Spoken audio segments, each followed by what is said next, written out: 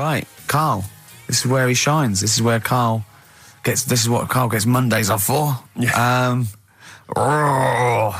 Okay, Karl. What is it? You want to explain this? It's the bit when I'm in a film and sort of edit me into it, so I'm like an actor in a major film. Yeah. We've done Kes, we've done One Flew Over the Cuckoo's Nest, Shining, stuff like that. This week, it's A Few Good Men.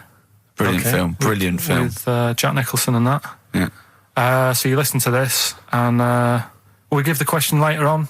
Probably. Let's give it after this. All right. Yeah, we'll give it after we've heard the clip. I haven't really got one sorted, but I'll think of one whilst it's on. So have a listen to this, take everything in, and then the question at the end. So it's a scene where it's the court case. Yeah.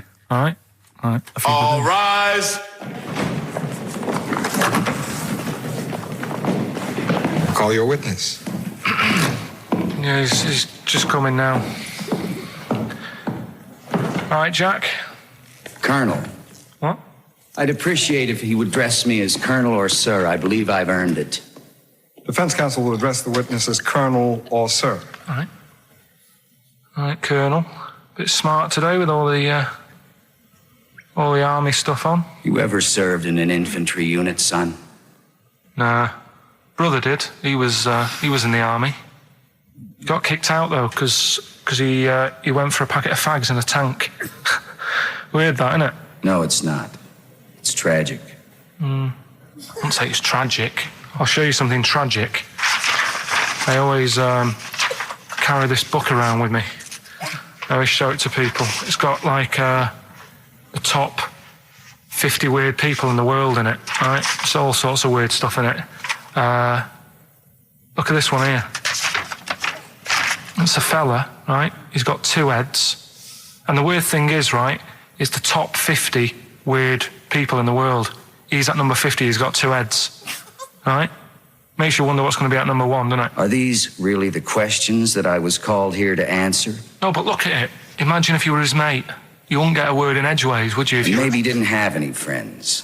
Probably right, they say, don't they? They say 2's company, 3's a crowd, so... Please tell me that you have something more, Lieutenant. Yeah, I got loads more. For this fella at number 36, look at him. 3 legs. Little fella with 3 legs, right? Guess what his job is? My answer is I don't have the first damn clue. Well, I'll tell you. He's a juggler. I beg your pardon? He's a juggler. This is ridiculous. I know it's ridiculous. You're probably thinking what I'm thinking. Why wasn't he a footballer? Be great at keepy-uppies and that. I'll answer the question.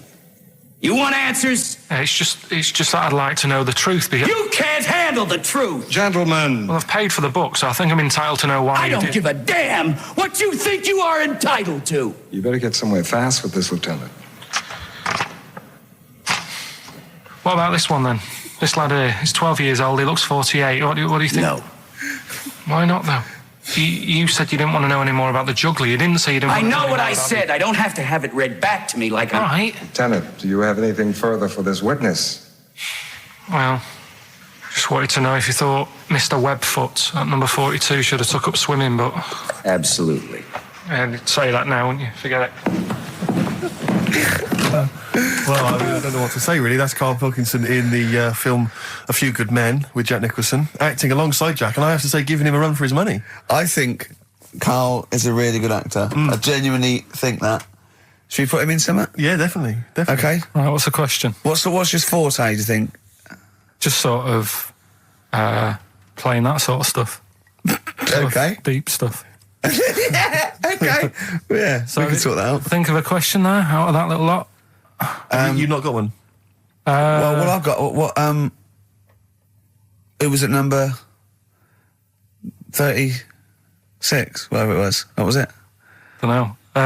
Let's. It was number 50. It was at number 50. Yeah, all right then. Okay. Yeah, who's number... what... Yeah. Well, yeah, what was odd about the guy who was at number 50 in the 50 weirdest people list? And just text in 83 XFM and put your address on there as well and that. What prizes are there, Karl? Loads of stuff. Yeah, let me just have a quick look. Oh, that's actually not bad. There's Lord of the Rings on there. Michael Palin's Around the World in 80 Days. If you've not had a chance to see that yet, it's been repeated about 80 times. Look Around You, which is an excellent show. That's really funny if you've seen that. There's some other good stuff. That's not too bad. And also the relatively poor stand-up DVD, Ricky Gervais's live Animals show, which is mediocre. Can't give him away. Yeah. All right. And you can win all those prizes if you can answer which question again? Who was the fella who was at number 50 in my book? What was up with him? Excellent. All right, so let's got to play Thorns. some Thorns. That's the most beautiful track. I can't get enough of this. You'll love it. You'll love this.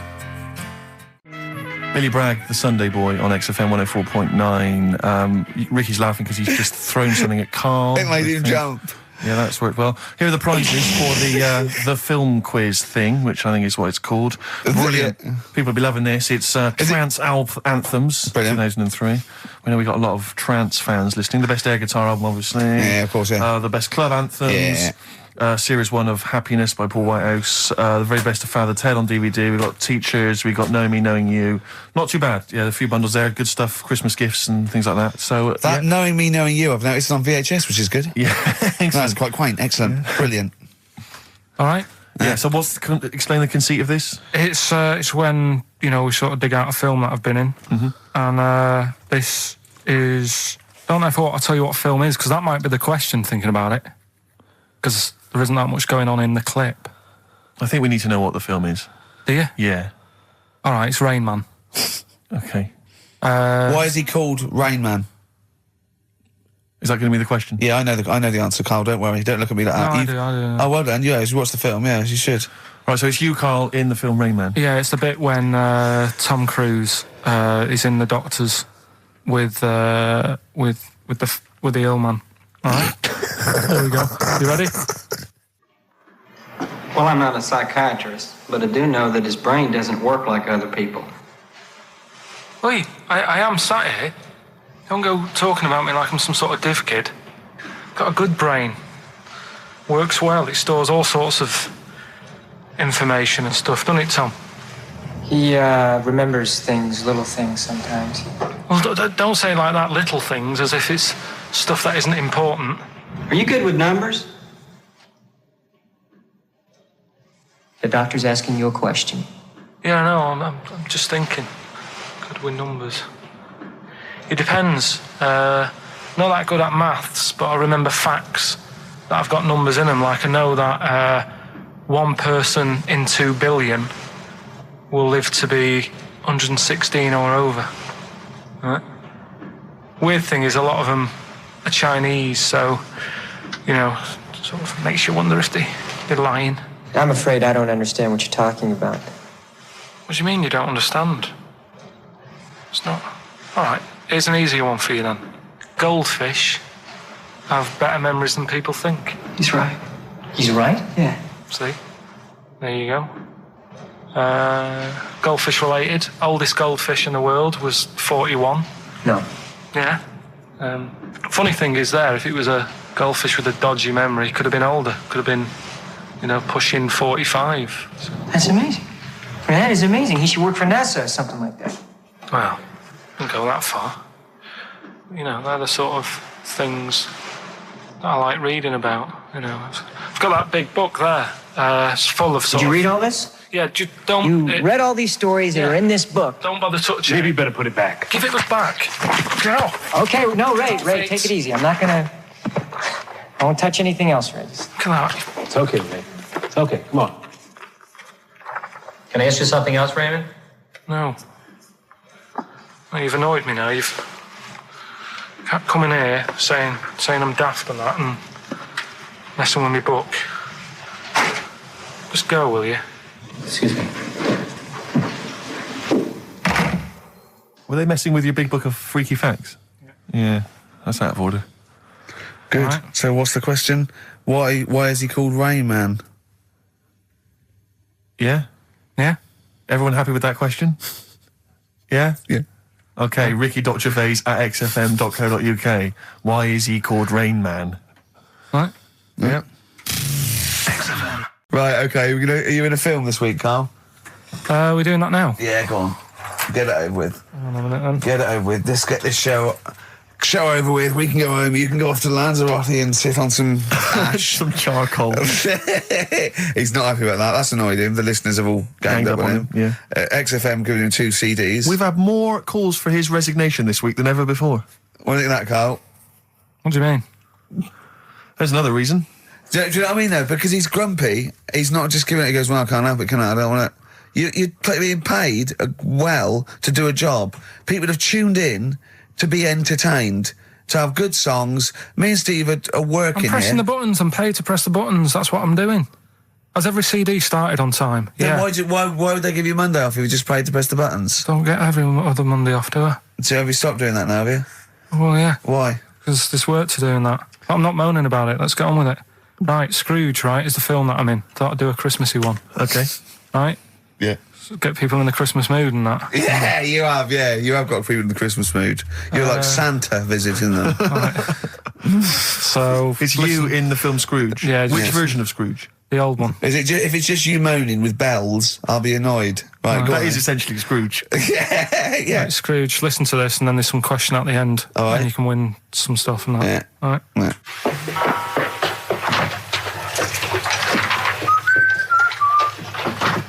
You're late. Only 20 minutes.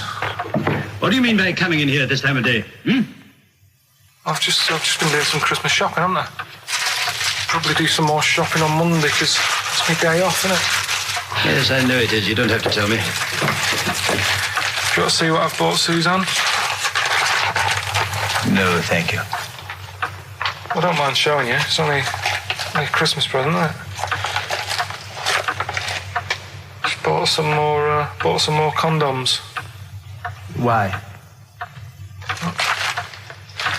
Well, I bought some last year. Got 2 boxes.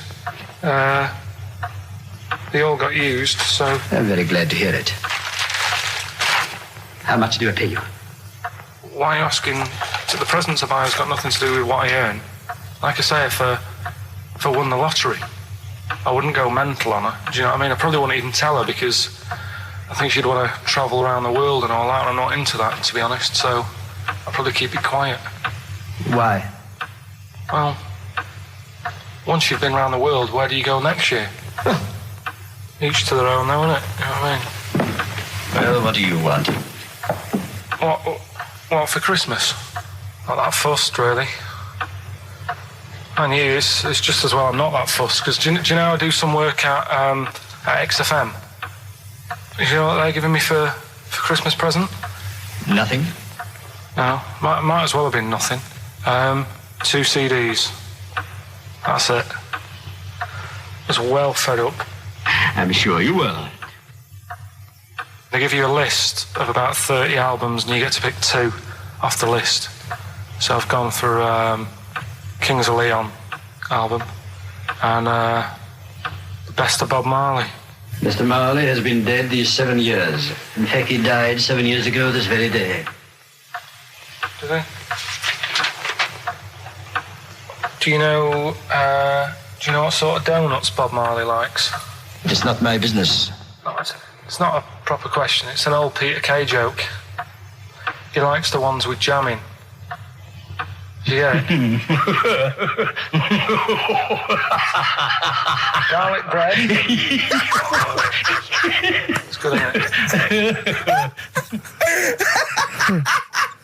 Excellent. Oh, Carl, well done. Carl in Scrooge there. The only man more mean and depressed generally than Ebenezer Scrooge. Oh dear. Oh. What's the question, Carl? Well, if people have been listening from the start, right? What albums am I getting? Yeah. Is that good? Mm-hmm. Good, yeah. What albums am I getting from for working for this place for 6 years? All right. Ricky.Gervais at xfm.co.uk. Another big moment here. We've had Rockbusters. Now we're going to have Carl's film quiz thing, isn't it? Yeah, it's a film quiz thing. I've done Planet of the Apes, right? Because one of the things we did in Lanzarote, went on this tour with sort of 3 northern blokes, and they didn't really know what they were talking about. Joking. You're joking. Northerners not knowing what they're talking about. You're having a laugh. No, they'd obviously sort of not had much luck here, right? And thought, let's go over to Lanzarote, buy some vans, right? Get people in it. We'll do a tour of the island. And whenever someone asks the question, like, what year did the volcano happen? They go, oh, we'll take you to the visitor centres. You can read about it there. So they never actually answered anything, right? So they were useless. But one of the things that they told us was that Planet of the Apes was filmed in Lanzarote. Right, okay. Right? That makes sense. A bit of it. Well, does it? Does it make sense? Well, what do you mean, well, maybe does it was, maybe it wasn't. Okay, anyway. No, I mean, if they wanted to show sort of an barren, sort of post-apocalyptic sort of subject, choose where you went on holiday. Yeah. Obviously. Yeah, but when we were there, he took us to this sort of beach, and I said, "Is this where they did it?" And he was like, "Yeah." I said, "What? Right there, yeah." And I watched it, and I couldn't see where I was. Yeah, you know that if you watch a film from 1968 and you've been to the same place, you're not going to feature. You're not going to see you in the back walking along the beach. It's a new one, new Planet of the Apes. Oh, the recent Planet of the Apes. Yeah, that's what they said. Yeah, right. So I thought I'd sort of. Now that sounds a little bit more far-fetched. I'd have thought that was probably a lot in Hollywood. Yeah. Well, anyway, is this the current Planet of the Apes or the old one you've done? Current Planet of the Apes. This is the recent one. All right, there'll be a question at the end of it, so listen on that. Is this entertaining to anyone, this? I mean, just take the last 4 minutes of conversation. But seriously, Rick, who cares? I don't. Do you? No. I don't. DVD's selling well. Exactly, what do I care? All right, come on then. All right, so Planet of the Apes, question at the end of it, listen and win some stuff, all right? Hey, where am I? What is this place? Hang on a minute, I'll have a look. According to the Lanzarote guide, we've been dropped off at the volcano bit. Apparently there's 36 volcanoes here to be seen. I hope you don't mind my saying, but this is a waste of time. I know what you mean. Don't know why they need 36 volcanoes. Just keep one. Fill the rest in. Like a car park or something. Excuse me, guide. Why's the bus dropped us off here? What's so special about this place? Well, according to our holy writings, that is where creation began, where the Almighty breathed life in the time before time. It's amazing, that, isn't it? All this has been stood here for years and years. What about the coffee shop there? Is that old, is it? Well, nothing. You're out to rip us off. I raised about £4 for a coffee there. Always ripping people off. That's what annoys me with these trips. You get us in the middle of nowhere, we die of thirst. Well, I've not to do without. The reason I've come here, I believe this is where they did Planet of the Apes, innit? Love monkeys. Especially the ones in Planet of the Apes, because they talk and that. Talking monkeys can't exist. Joking, aren't you? Of course they can. Getting up to all sorts of stuff. I read about a monkey the other day who worked on the railway. Right, there was another one about a chimp that did a bank job and went off to Spain to sort of... Shut up! Oh, yeah. What is that? Little monkey fella. It's come from that little coffee shop. It's been serving coffee. Now that is worth paying £4 for. No, you're teasing him. I'm not teasing it. It's working, isn't it? It's serving the... We want some coffee. Get us some coffee. I've heard about this. You can buy coffee that's been sort of hand-picked by monkeys. It's like Coffee Mate, except it's more sort of coffee primate. Yeah? Hello, little fella. We want coffee. What do you mean, we? You're gonna have a coffee, aren't you? What else are you gonna do? Go and look at another 35 volcanoes? I'm staying here. I'm having a monkey coffee. It's brilliant. You find this amusing? Jesus, it's a talking monkey. Right, mate. Have a couple of coffees. Don't start now. We're off duty. I'm starving. What do you mean you're off duty? Have you bananas later? Just get us a couple of coffees.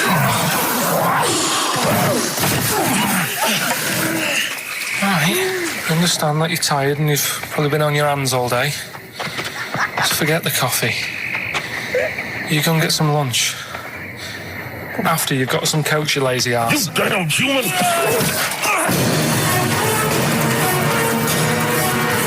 Powerful. Lovely. Excellent. So, what's the question? If you've been listening to the whole show, how many volcanoes do I think's on the island of Lanzarote? Okay. Yeah. I might have it wrong, what I've been saying, but it's roughly around that. Yeah, so what have you been saying? Yeah. Yeah. All Brilliant. right. ricky.gervais@xfm.co.uk. You're more likely to win the prize if you leave your address on the email. Yeah. Because otherwise we can't really be bothered to phone people or email them back. So, Good point. Put your address on there and you could win some crap. In a jiffy bag. And it's Ricky Gervais, Steve Merchant, Karl Pilkington hosting the final show. Exciting. Which means the last film quiz. Karl puts himself in a film. Claire's on next week, by the way, and then Adam and Joe. Sturgis, Adam and Joe, brilliant. Adam and Joe coming back. So that's Excellent. They're excellent. Right. Matt Lucas said he'd do a show. Give him a call, and maybe him and Dave Williams. Yeah. Big things with it. Might do that. Yeah, very good, wouldn't it? Yeah, it'd be all right. Yeah. Right. The film thing. This is when we get like a film, and I'm in it. Right. So I'm doing. We talked, a bit about gay fellas and that today. Yeah. So we're doing When Harry Met Barry. Okay. All right. Yeah. And listen to this, and then there'll be a question at the end, and you can win some more stuff. We've got DVDs. Some more shite. Some more good CDs and DVDs and that. All right, let's hear it. So When Harry Met Barry. All right. We've got 18 hours to kill before we hit New York. Oh yeah. Brought a few books just to kill a bit of time on the journey. When I buy a new book, I always read the last page first. That way, in case I die before I finish, I know how it ends. I read a book like that once. Not on purpose though, it's just that all the chapters have been put in the wrong order, so it's a bit annoying. Got to chapter 1 before I realised. Are you finished now? Yeah, I bought another copy of it and read it in Lanzarote. It was alright. Good read. Listen, we're only staying in New York for a couple of days, aren't we? Because the place does me head in a bit. Oh, really? Yeah, it stinks, doesn't it? It's a really dirty city. It's noisy. It's funny, the people who live there call it the city that never sleeps. I'm not surprised with all the noise. I couldn't agree more. Listen, I know you're gay in that, right? What is the attraction with New York for you lot? Because it is like the gay capital, isn't it? They all love it. Even that Rod Stewart song, that Killing of Georgie, that was set in New York, wasn't it? Yes, it was. Yeah, well, that song was about a gay fellow, wasn't it, who moved to New York and ended up getting beaten up. Not a great advert for the place. You keep going there. Weird. Actually, I know why you like it. It's because it's a city that never sleeps, isn't it? You lot like going out late. You sort of run your life at a different timetable to everyone else. Are you finished now? No, I'm not being funny. I'm just saying. Just don't think you should live your life like that. Why not? Don't start getting angry. I think I'm entitled to throw a little anger your way. Especially when I'm being told how to live my life. Yeah, you're right. It is your life. And that's what I'm saying. Don't be dragging me into it. What? Well, you know I'm not gay, so why did you buy me a butt plug for my birthday? I'm not going to use it. What do you want me to do about it? I take it back, okay? I take it back. Right. Want to spend the night in a motel? No. Why not? Because you're gay and I'm straight, that's why. Why aren't you seeing anyone? Well, I'm seeing Suzanne again. We only split up for a few weeks when she had that funny haircut that made her look like David out of Slade. It's grown again now. She looked weird, didn't she? Well, but forget that. Anyway, don't want to share a bed with you again, not after last time. Oh, geez, what are we supposed to do? Well, this isn't normal, mate. Pull over, forget it. All right, Forget don't it. you... I don't want to talk about it. How is that possible? Just pull over here. Fine, but let's just... There's nothing, eh? Get a B&B. And by that, I mean bed and breakfast. Not bum and bollocks, as you call it, right? Yeah, one thing straight. Not interested. See ya. Oh dear. Excellent. Oh, little Karl Pilkington. When Harry Met Barry. It's a classic film. What's the what? What song was I talking about? That, Yeah, we know. New York What song? and stuff. Yeah, what song? Yeah, okay. Artist will do, or the song title, whatever. Yeah, okay. Email only ricky.gervais@xfm.co.uk. We can squeeze in a tune and then I hope... Monkey final News. Monkey News. Oh, what tune have we got? How long is it? 3 minutes. It's a nice one, though. Brilliant. Bit of Amy Man. Fantastic.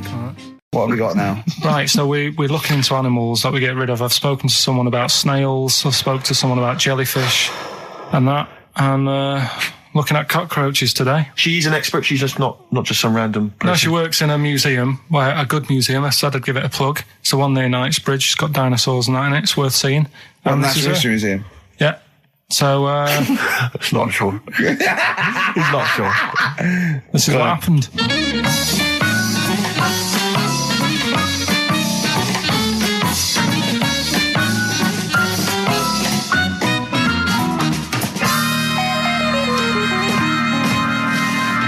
Now, what I'll do, I'll tell you as much as I know, and then you can fill me in if I'm right or wrong.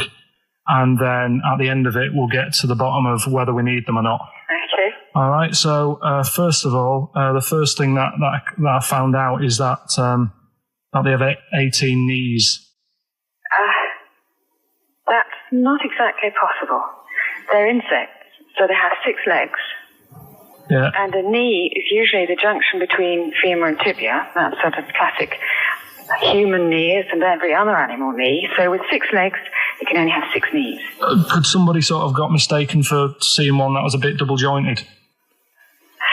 I think you're grasping at straws or something. All right. Well, we might have to come back to that one then. Okay. They can hold the breath for 40 minutes. Well, they don't do that because they don't breathe in the same way as us. They breathe through little spiracles holes down the side of the body. So, no, they're not a very apt simile because the method of breathing is so different. What do you mean? Because insects have a totally different system. They don't have lungs in the way that we do, just breathing through one part of the body. They're actually breathing through every segment of the body all of the time. So even though they've got their mouth shut, they might be able to slide. Nothing to do with breathing. So only just feeding. So you see, maybe that's where someone's gone wrong. Someone's got hold of one and sort of taped its mouth up or something and got bored after 40 minutes and said, well, we'll call it right. That's a pretty unkind thing to do to an insect, even to a cockroach. Yeah, but it's all... You can't do that. Yeah, but... No. Pretty unkind thing to do anything, even a cockroach. Something else I found out. Yeah. They can live for a week without an head. Well, that's true if they don't bleed to death in the process. But the weird thing is, when I told you that they had 18 knees, you seemed a bit sort of like, don't talk ridiculous. But then we're talking about an animal that can live without an head. So there's a little bit of truth in that one, yeah? Yes. Why, when it was invented, has it got that facility? Say if someone said to humans, we could do that with humans, and, you know, if you lose your head in some accident, it gives you a bit of time to sort of go back to your family and maybe write them a note. You won't be able to have a chat, but write them a note saying, it was my own fault, and it was nice knowing you. Well, that would be a useful facility, I agree. But cockroaches are great survivors. I mean, they've been around for over 300 million years. They're one of the most primitive insects. All right. Well, I've also... is it true that they do a lot of resting? Apparently they can sort of rest for 75% of the time. Rest? Yeah, they just sit about doing nothing. It's probably true of a vast proportion of the world's fauna. Well, I mean, maybe the 25% that they are working, they're really giving it some, so it might make up. They're probably searching out food and, they can slow down considerably. You can chill insects in the fridge and they'll become very, very quiet. You might think they're dead. Yeah, but I'm sure, you know, if we were sat in a fridge, you know, we'd go a bit quiet, wouldn't we, you know? Well, you might not know much about it, of course. Yeah, but... You're not quite reading the right sources. Well, I've been using the internet. I'm sure there are many useful sources that you could find there, but some of those seem to have been a little misleading to you. So you don't agree with a lot of what I've told you there? No. So cockroaches, can we get rid of them? No. So we're keeping them then? I would say so, yeah.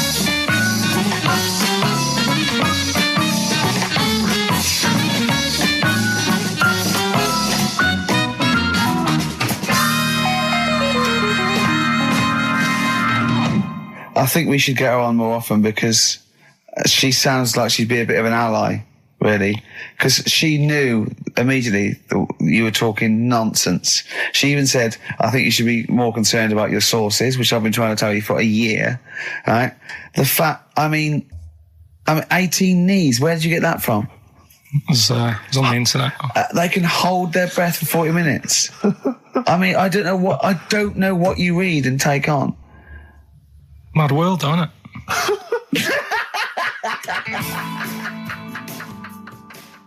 Cheeky freak. Controversial cheeky freak of the week, where Karl finds a human being with some sort of congenital or imposed deformity, or So and we talk about that in a wry way. Do you think that's big and clever? No, but that's just it. It's never about taking the mickey out of someone, right? It's to make you think. I'll tell you what isn't big and clever. How lucky you are. A dwarf with learning difficulties. Nice. Yeah. Well, we'll explain it to you.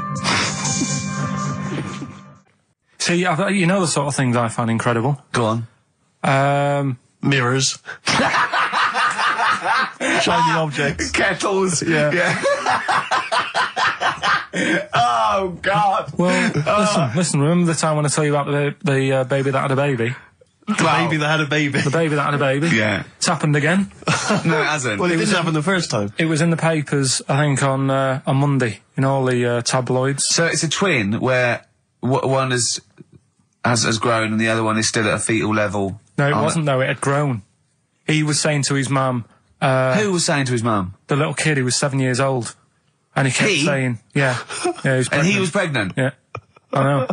What do you mean? And he was saying to his mum, oh, God, I don't feel well. And, his belly was all swollen, and they thought he'd just been eating cake or whatever. And he was saying, I can feel something moving about. And they were like, stop messing about. There's nothing wrong with you. Eventually, I think he was in gym at school. In gym? What, Jim was pregnant with him? Oh, no, it was like a Russian doll. He was at school, right? Just about to do sit-ups or whatever they do at school. Yeah. Right? And flew out across the room. Teacher goes, you're a bit fat. You look a bit pregnant. And so best to the doctors took him, said, you're 7 years pregnant or something like that. What? What? Or something like that? You're 7 years pregnant. Or something like that. You say to the doctor, Carl, why don't you think about what you say before you say it? See the reaction I get. Now, the gazelle, I didn't get excited like that. 7 years pregnant. Send it in. If someone's online at the moment, just having a look around, it happened on Monday or Tuesday. Because I told you at the pub quiz, didn't I, Steve? I said to you, I know the baby's had a baby. Yeah. And you were like, yeah, whatever. Well, I just thought you were talking nonsense as ever. Well, we'll find out. You're 7 years pregnant. Yeah. You're a fool. Play a record. Well, we've still got stuff coming up. Monkey News? Rockbusters answers. We'll have to get that out of the way soon, because we've got to get out of it. Have we got a cheeky freak of the week? Yeah. Brilliant. America by Simon and Garfunkel on XFM 104.9. I'm Ricky Gervais, and I understand I'm about to eat my words, Steve. Well, once again, there's always someone, and it looks like it's Mike Lamb who has come to Carl's rescue. Lambo's let me down then. Doctors have removed a 4-pound baby boy from the stomach of his 7-year-old twin brother. Yeah. Alan Jan Niamatilev was born with the freak fetus growing inside him. For 7 years, it lived like a parasite until a school doctor became alarmed about Alan Jan's bulging tummy and took him to hospital. Surgeons who gave him a scan operated immediately, unaware that the baby was attached to the boy's blood vessels and still alive. They saved Alan Jan from certain death, but knew the 8-inch fetus was doomed. So there we are. Boy pregnant with his own twin brother by Barbara Davis. That was in the Mirror, apparently. So I've read on, and all the facts are right. They took him to the school. The parents didn't realise. And that isn't even this week's Freak of the Week. I mean, that's you got that for free. You got that. You can have that. That's the free freak of the week. Free freak. That's giveaway. That's like 13.5% extra. Yeah. You know what I mean? That you might get with hairspray or something. So that, I mean, if that's just the throwaway freak of the week, there are 2 freaks of the weeks there. If those 2 freak, I can't wait to see what the actual freak of the week is that people are paying for. Is it incredible, Carl? I tell you what, something else you can have for free. Go on. Another sort of freaky thing, right? I was watching this programme in the week. Right? What? I don't know what it was. But it was about, I just saw this little fella on it, right? What do you mean, little fella? He was doing this history thing. Oh. Right? Yeah, I know what you mean. So, is this he's found out that a Viking was a bit like him? Yeah, that's it, yeah. He was boneless or something, or he's... Well, that's the weird thing. What do you think of that, Steve? He's what? He's boneless? No, he was called Harry the Boneless or something. Yeah, but you know what you're going to get there, don't you? That's what I mean. Always have a name, Elephant Man, you know. Harry the Boneless. Where is he? You know what I mean? I'm meeting someone, waiter, what's his name? He's called Harry the Boneless. He's over there flapping around. Yeah. He's over there in the bucket, having noodles. That's what I mean. But, do you reckon you could do that? Do you reckon you could have your bones taken out? Talking to him! He's brilliant! It's like talking to a 5-year-old. I was asking Suzanne when she was watching it, and she was like, ask me later. Yeah, brilliant. She wanted to know about, What did you said? You were watching this programme about history, right? About Vikings. Like you turned to your girlfriend and said, do you reckon you could have your bones taken out? Yeah. I love that. I mean, that is why you are my favourite. What do you mean you think you can have your bones taken out? Firstly, why would you have your bones taken out? If you've only got a small flat or something, and there isn't much room. Yeah. Right? And what I mean is, would all your organs still do the stuff? No, they wouldn't. You'd just be mush. Listen, I'll teach you something now, right? The skeleton, right? Spam. Yeah? Support, movement, anchorage. No, support, protection, anchorage, movement. Spam. That's what the bones do. Yeah? You couldn't stand up. You wouldn't be protected because they protect his rib cage, skull, of course. Anchorage, everything holds onto it. Every muscle is tethered to pull against something, like a crane, a pulley system, so you wouldn't be able to move at all. Do you know what I mean? So you'd be in a bucket. There'd be nothing. Well, you'd die immediately, obviously. No, you can't have your bones taken out, Carl. I mean, why do you need to ask that question? Sorry, but Boneless Bob, or whatever his name was. Harry the Boneless. he presumably didn't have any bones. I mean, that's why he had that name, obviously. No, he did. No, he's got the name. Yeah, exactly. No, he was just... I've had an email here from Graham, Old Kent Road. He just says, I had a dream about Carl last night. Can I sue? I've no idea what he looks like, apart from the boldness, and yet he turns up in the middle of my dream. I don't need this, it's harassment. Yeah. But people are having dreams about you now, Carl. You actually, it's like you're one of something that was created by the Brothers Grimm. So, Carl, so this little Harry the Boneless, what was your point? Was that really your point? You wondered if you could live without bones? Yeah, I saw the little fella on this programme, and the presenter. Yeah, and he was a small fella, and he was talking about Harry the Boneless, and I thought, that's interesting little bit of science stuff. Yeah. Yeah. Well, yeah, that's about it on him, really. All right, well, that's just another bonus cheeky freak of the week, isn't it? That's not even the freak of the week either. No.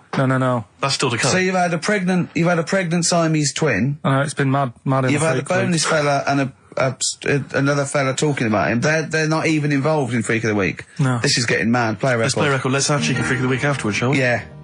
Current single from Nick Cave. Can we do Monkey News first? I'd rather have a cheeky freak of the week. So, Carl, off you go.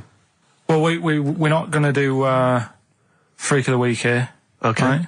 Because we've done quite a bit of that in the last 20 minutes. We've right? OD'd on freaks, you think? Yeah, sure. We'll just shift it a little bit. Okay. And I don't, like I keep saying, don't want people to be thinking we're sort of taking the mick out of anyone. No. Right? Because we're not about that. I feel like I can do a little bit of it because I work with you, Steve. Yeah. Right? Sure. It gives me that right. It's like a care worker. Yeah, I understand. Well, it's like that thing of you can't be homophobic because I've got a couple of gay mates and stuff. Sure. I think it sort of gives me that edge. Yeah. Right? So you're not freakophobic because you work with Steve? Yeah, that's right, yeah. So, yeah. Okay. Well, by that token, I should be able to sort of slag off, the mentally ill. Or at least mentally handicapped. Now, there's a term you don't hear very often. In 2003, there was the mentally handicapped. Isn't that what it was? I don't know where to start. But I'd like to apologise for the Lady Diana stuff, the term mentally handicapped, and any inadvertent racism that we may have stumbled over. What's the actual term then? Is it retarded? Right, come on now. Oh, chimpanzee that! Monkey News, earlier than usual. Getting excited because it's a special time of the week where we get to talk about a cheeky freak of the week. Freak of the week's coming up now. Oh, cheeky freak of the week. Right, well, we've had some interesting things we've been looking at.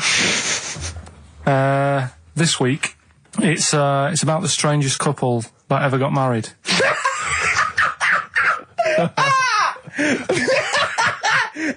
And we've had 2 sets of chimps, so it's stranger than that. Oh, it's not Dale Winton and Nell McAndrew, is it? It's not your parents, is it? Well, we're going back again to about, I think this is about 19... something like that. 1940. Yeah, whatever. Yeah, whatever. Yeah. Strangest couple, a fella, right? He had skin of a lizard. He had the skin of a lizard, okay. And the woman who he Which married... he used as a condom. The woman who he married. Yeah. Airiest woman ever. Right. And that was their act. They used to tour the world, and they'd say, you know, it's like, you know, a couple who've met, they're having a great life. Let's get them out on stage, here they are.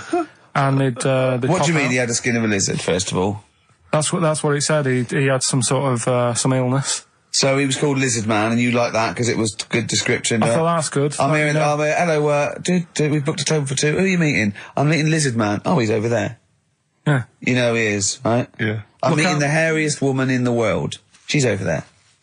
Yeah. Yeah. So what did they do for their act?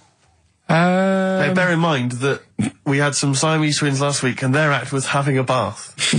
Yeah. So I hope it's an improvement on that. What did Lizard Man? He came out and ate some flies, did he? I don't really know. I just think they stood there and that. Yeah, when you read this and it goes the most interesting fact ever, Lizard Man, and you go, that's enough. That's enough. I can extrapolate from that. Well, straight away I start thinking. I'm thinking, right. I wonder if they got the wedding photos. Right?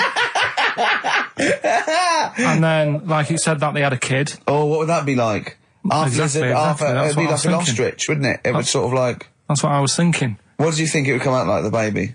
I didn't think what that looked like. I just was thinking, parents' evening. You wouldn't want them coming up to the school, would you? So little Johnny, who starts off relatively normal, he's quite good at, he's good at nature, isn't he? And his mum and dad come into the room and they'd be looking around, wouldn't they?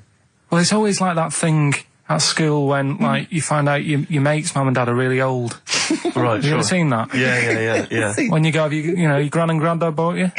Yeah. No, mum and dad. Yeah. And you go, It is weird. What's that we're talking about? He calls him mum. What was that? Oh, sorry. Do you know what I mean? Yeah, and that's always strange. But if you had Godzilla and King Kong as your parents, and it was they're always fighting. They're always fighting, and like you say, if you're in a school play or something, you wouldn't tell them, would you? You wouldn't want them coming up with a video camera. He didn't tell his parents he was in the... Well, exactly. You did Little Donkey, you didn't tell your dad, did you? And he came along and videoed it. Yeah. Kept it quiet, don't want them to know anything. But you didn't... What was it was meant to be playing? You had a little drum, didn't you? Yeah, I was doing... I had a little drum. I think it was meant to be playing We Three Kings. Yeah. But we started doing Little Donkey and I thought I can add a touch to this. Sure, you improvise. Started playing along. It was like the first remix, wasn't it? It went down well. But yeah, that's all I was thinking with the Freak of the Week this week. That's what I'm saying about Freak of the Week. It's to get people thinking, right? Thinking how lucky they are. That, they don't have to... comb their face. What are you talking about? What do you mean Freak of the Week is to let people know how lucky they are? Just... What about the little freak you're talking about? What are they thinking? They're going, oh, he's talking about me. I'm a little hairy lizard man on a stick. Pop in, give us a call. I thought, that's what I'd like to do on a TV programme. That's what I want to do. I want to go and, meet these people and say, right, let's just go shopping. Let's, we'll film what your normal day's like. Yeah. Let's pop out. Nip into Sainsbury's or whatever. Yeah. Buy a comb. Park right up close to it. You know what I mean? Yeah. So what you're saying is you just want to get a little message out there, which is that there's always someone worse off than you. Well, there's proof of that in this room. You know what I mean? Oh, Carl, when's your train? In a minute, I'm going to get going now. I'll see you later. Thanks, Carl. Brilliant. What are you playing? You going to play a song? Kirsty MacColl. Yeah. I'll see you later. Kirsty MacColl, New England. Karl Pilkington has left the building. He's rushed away. He's on his way down to Cornwall. And we're left by ourselves. Indeed. In the room. See, if we can do this... If we can press all the buttons and not make any mistakes, strictly speaking, there's no need for Carl. I don't mind if we make mistakes. Well, no, exactly. We never were in the old days, No, did we? sure. I think Karl is going to love Cornwall. Because I think, one, the mayor is probably an animal. Yes. And I imagine the townsfolk think like Karl. Yeah. Do you know what I mean? I imagine he'll stay there. He'll be made king. Have you ever seen Return of the Jedi?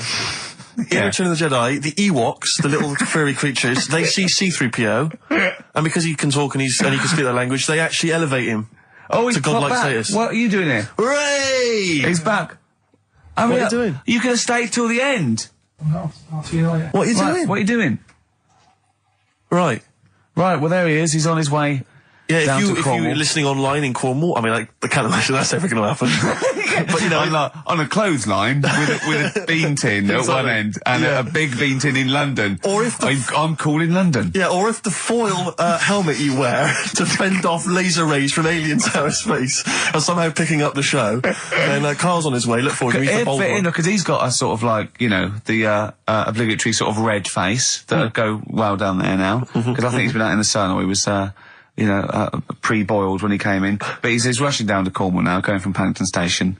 So, you know... If you're in the Paddington Station area, you want to pop down there and sort of wave him off, then do. Yeah. Don't be afraid. That's not a dirty sexual act.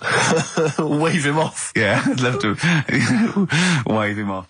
Did you have a good holiday, Karl? Yeah, it was alright. It's alright. Went down to Cornwall. Now you're going to the monkey some odd people down there, Steve. Well, don't look at me, I'm not from Cornwall. Well, you're from that sort of area. Well, not really, but never genetically means. Right. They're weird. Well, you must have slotted right in. What are they weird? What do they look like? Just all sort of odd people. A lot of old people, but not just old, sort of messed up old. What do you mean messed up old? You can't just say that. There was a woman with a funny neck. Okay, in what way was it funny? What did she have a funny neck? If you were writing an essay, you wouldn't say there was this woman with a funny neck. How would you describe it? She sort of had her head like pointed down all the time. Like don't do it. It's his radio. No, but just for you, I do like that. Walking about like that. Yeah. Okay. Right. So brilliant. I don't know. I was saying to Suzanne, what happened? You know, what do you think? Because Suzanne knows everything. That's the good thing about her being with you. You just ask her what happened to her, and Suzanne goes, "Karl, I don't know. Yeah. I haven't been here before." Suzanne, your girlfriend, or mummy as you call her. Oh, sparks are flying. Yeah. I got a little bit of chocolate. Can you just lick a tissue and wipe it off? Oh. Well, she said it might have been like, because back in the olden days, they carried stuff on the... The olden days? What do you mean the olden days? This woman was probably, what, 50? No, she looked about 70. Yeah. But like I do on Cheeky Freak of the Week, right? I always turn it round and we get, like, something good out of it. Something positive, yeah. I said to Suzanne, I bet she finds a lot of money. Yeah! Always staring at the ground, yeah. Oh, dear. It was always good. So, maybe she just had new shoes and she was admiring them. Yeah. Did you think of that? Before you point the finger and judge? Or a necklace was too heavy. Exactly. So, you're back refreshed. Right, come on, Karl, we've got a lot to fit in now. We've insulted a lot of people. Only about 25 minutes to go. We've got monkey news, we've got rockbusters. Have we got a Cheeky Freak of the Week this week? Could cram it in, see how we do. Do we want it? Well, me and Karl got a joint favourite lyric now. I love you like a fat kid loves cake. Yeah. That's great, isn't it?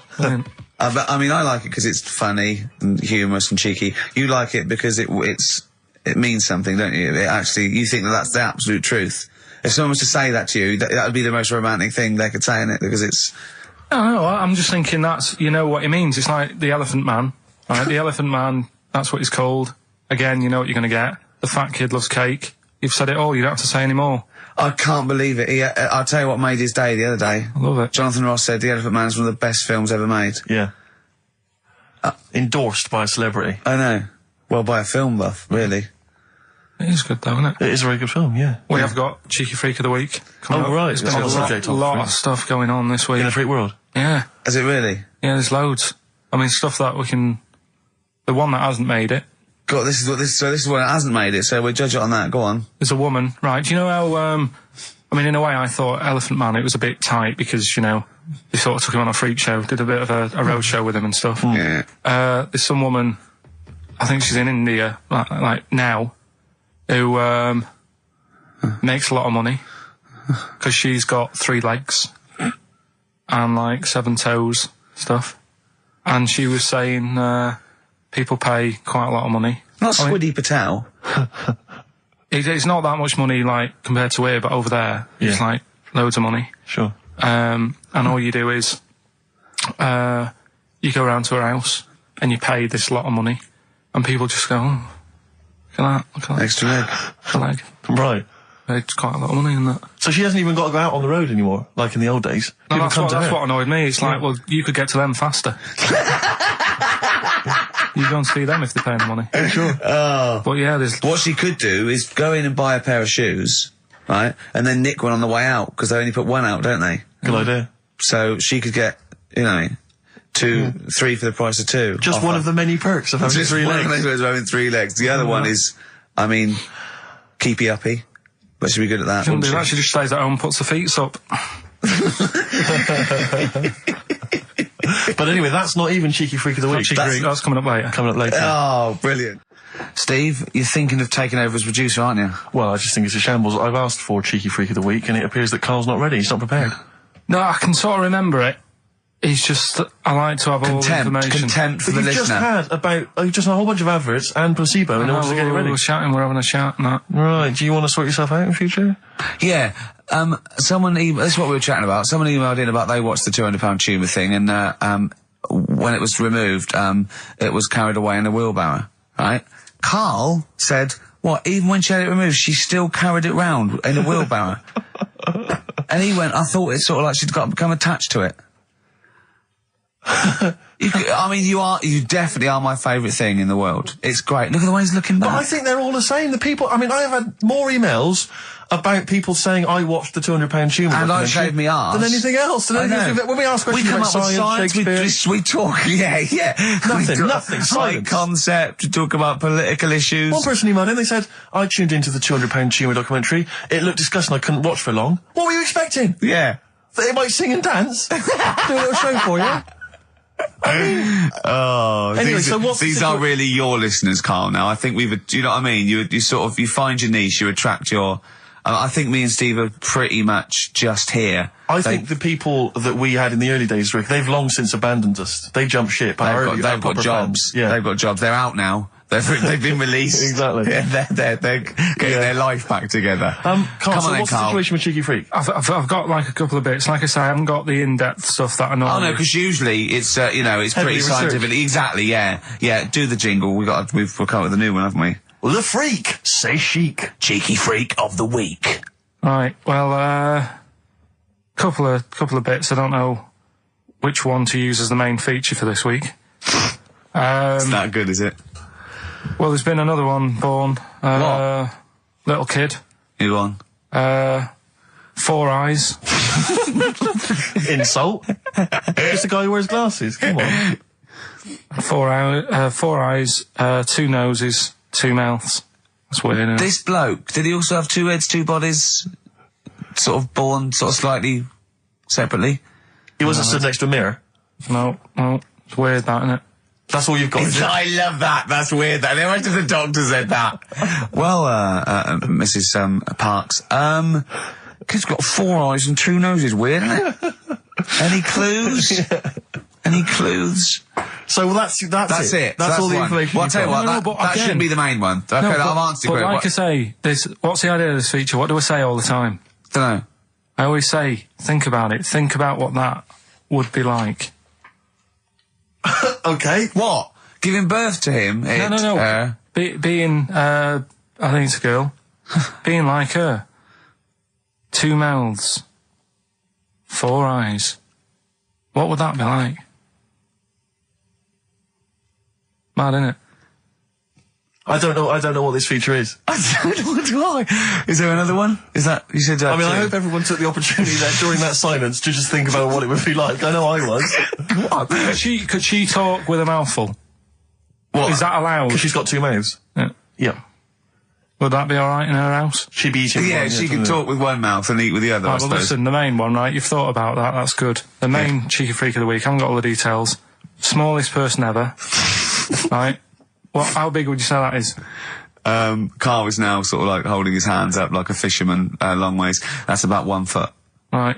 Smallest man in the world. I printed the thing off and I can't find it. There's a little picture of him. Right? The odd thing was, But why have you asked me how did it say, or was it a picture of him? I didn't really read it. Of course you didn't. Of course you didn't. Jesus. I just saw it and thought, oh, that's... What, you straight away assumed it was natural size? No, it was that big. But what do you mean it was that big? Little fella, like that. But why are you doing that? What? It was a page with a little fella. How do you know that was natural size? No, it was, because he said it's world's smallest man. And the funny thing is, I've read the first line, I always read the first line, it said world's smallest man. Well done. The weird thing is, he got an head like a light bulb. The shape of it, apparently. I don't know if that's got anything to do with his shape and size. God. That big. His name's Mr. Watts. And the annoying thing is, what got me is, if you're that big, right, don't have your picture taken next to a fruit bowl. Why was he having his photo taken next to a fruit bowl? Don't know. Whoever the photographer was, obviously having a bit of a laugh. Yeah. At his expense. Because you would just stand in the middle of nowhere, you'd look normal and that, but he was stood there, just leaning on an apple. Leaning on an apple? What is this? In what world do you inhabit? This was on the internet. Leaning on an apple? Was it Tom Thumb? What is this? Are you sure it wasn't some sort of sci-fi show they're advertising? No, it was leaning on it. Can you just lean on the apple? Just lean on the apple there. Do me a favour, you stand next to my chihuahua. You're not taking the piss, are you? No, not at all, no. Would you mind leaning on this matchbox? Yeah.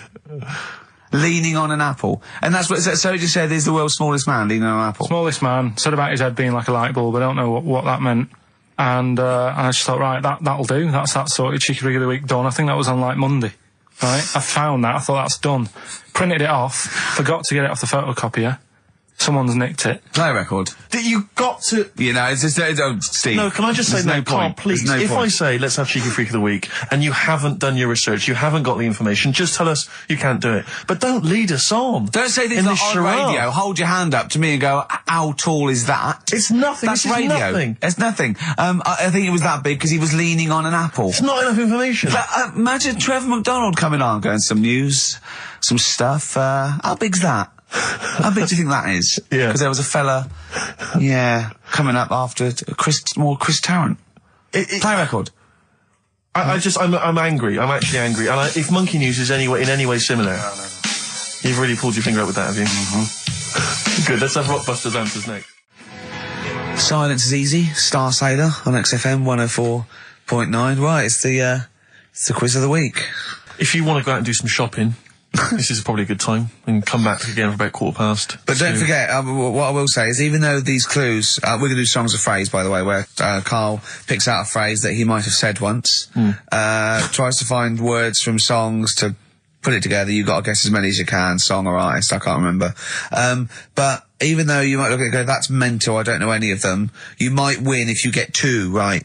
I mean, I think the winner last week got about 3 out of 3 Well, or I have 7. to be honest with you, I mean, last week, Rockbusters, surprisingly, was a very, very popular quiz. Yeah. It just happened to be awful. Yeah. This one is pitiful. I mean, it's truly atrocious. Yeah. And it really doesn't even have a fan base. I mean, there's no one championing this one, Carl. Last week, seriously, mate, I got about Carl's face. 7 or 8 replies. Oh, God, that's terrible. That was like when you told a kid that you couldn't afford a Christmas present this year. Look at his face. Yeah, he is a bit distraught. Carl, I suppose it's like Chris Evans' face when they said they were cancelling Girls and Boys. It's like, but I can come up with great TV game shows like that. No, you can't, Chris. Not anymore. Oh, his little glasses slid down his nose. I'm the guy who don't forget your toothbrush. Yeah. All that money you owe me. No, you owe us. Oh, believe it. All right. So, will I just play it to you and whatever, Carl? Try and work out what the phrase is? Sorry, it's a phrase that might have once been uttered on this show. It was said last week. Oh, right. All right, okay, brilliant. All right. Here we go. I know you're just 16, but looking all of 21.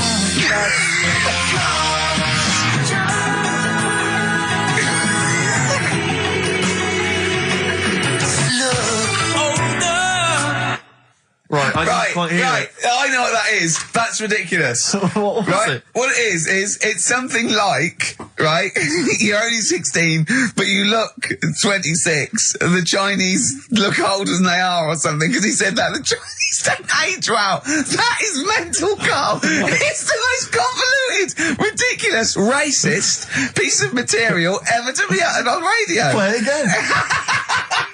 I know you're just 16, but looking all of 21.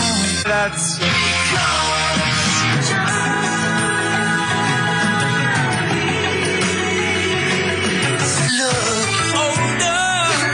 Okay, you're just 16 and looking all 21. That's because the Chinese look older. Carl, you've gone mental. All right. Oh, that is amazing. So, there you go, the well-known phrase. You're 16, looking all of 21. That's because the Chinese look older. Well-known phrase there, sweeping the nation. That'll be up there with "was up" and "shut that door." If they do a poll, right? Okay, Flat. Well, we're after the artists. Just the artists. Yeah. I know you're just 16, but looking all of 21. That's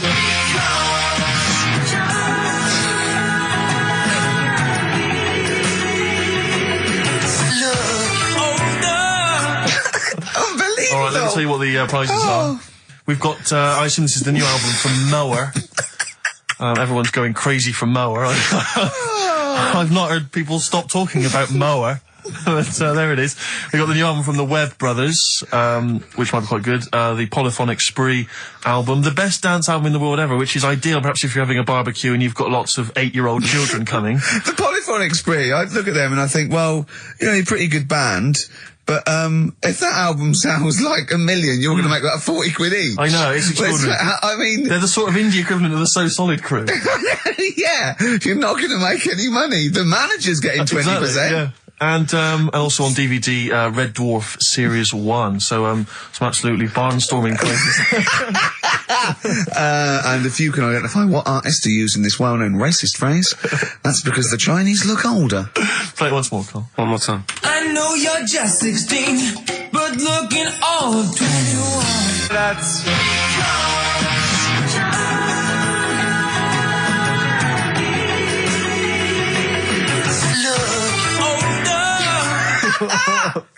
Oh, Ricky.Gervais at XFM.co.uk. Play a record. This is radio. Panic, the Smiths on XFM 104.9. Well, we've done the first half hour, which is mainly genital related. Then we've kicked in with some racism. You have to guess what artist. It seems just a couple of emails just to update you on what's coming in here. Go on. Natasha has emailed us. She says that she's of Chinese origin, and at 27 she often got mistaken for 24. So your notion that Chinese people don't age well is obviously factually incorrect. Yeah, well, we didn't need... Thank you for phoning, but I mean, honestly, trust us, Natasha, we didn't need you to tell us that. We know Carl is talking absolute nonsense. Wait till you get to 30. Oh dear, now this is quite a nice email from Paul. He says, let Carl know that I have a Chinese friend called Oi. Imagine the confusing and amusing situations we get into. We're out and about in busy Soho. Does his surname come here? Lightning wit from Carl. Wait That's nice. till you're 30. Yeah, I know. Brilliant. But no, actually, we've had a surprising response to Songs of Phrase this week. Despite the fact everyone has agreed that it's a racialist, they've nevertheless had a go. So keep your answers coming in, because we may as well. You're a hit, Carl. You're a hit. What, have we still got monkey news? Yeah, I don't want to go. Oh no, we got to do, look, play a record, we got to do the results, and then we got to do monkey news. Could we quickly do the results? Well, you say we've got to do the results. There's not people hanging on for them. Let's do it and just knock it out there before let's play a tune, let's come out and do it. Eddie Hot Rods, yeah, surely.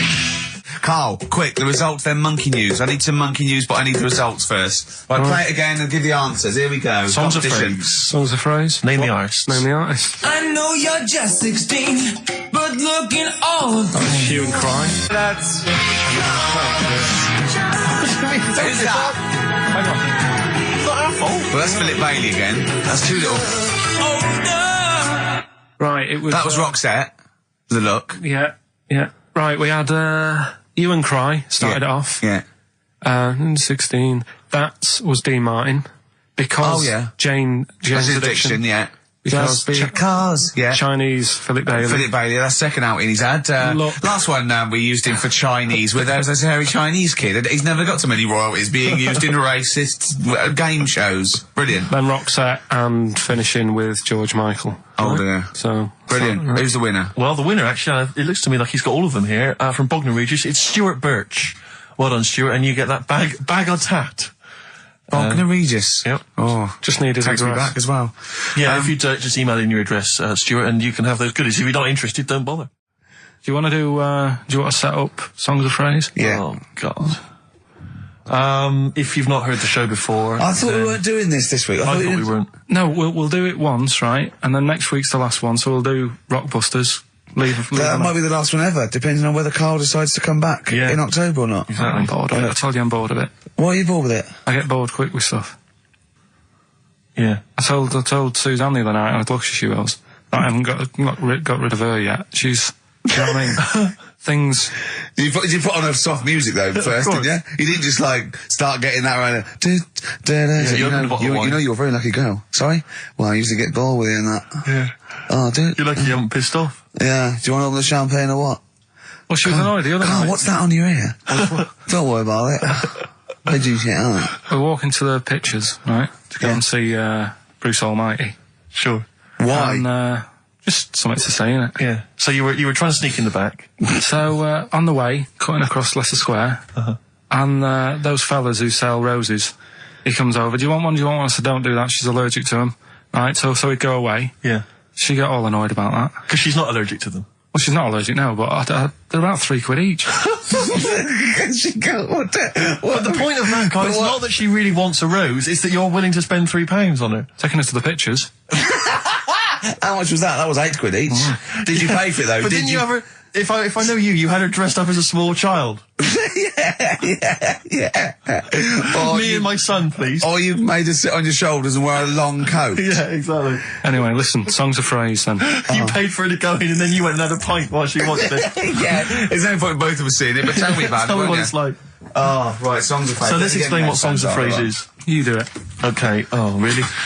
If you think that Karl is bored with life, then you will be even more bored once you have heard this particular quiz. The gist of it is that Karl has taken a well-known phrase... Well, no, I'll stop you there. Not a well-known phrase. Something that he said once. On this show. Yeah, probably. And he's somehow compiled together a number of different songs which have somehow built up that particular phrase or sentence. If it's anything about Chinese people, Philip Bailey will be involved. That's all I can say. Okay, let's hear it then, Karl.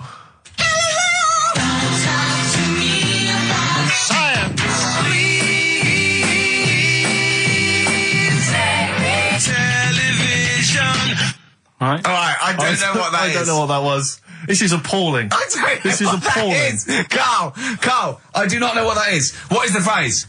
I just was saying last week about everyone's raving about Galileo. No, they're not. No, they're not. No, they're not. No, that sounds like a sort of B-side from the Buggles. Everyone's raving about Beyonce and Robbie Williams. Yeah. They're not. People going, pop idol. What are you into? Galileo's good. Yeah. Forget it. No!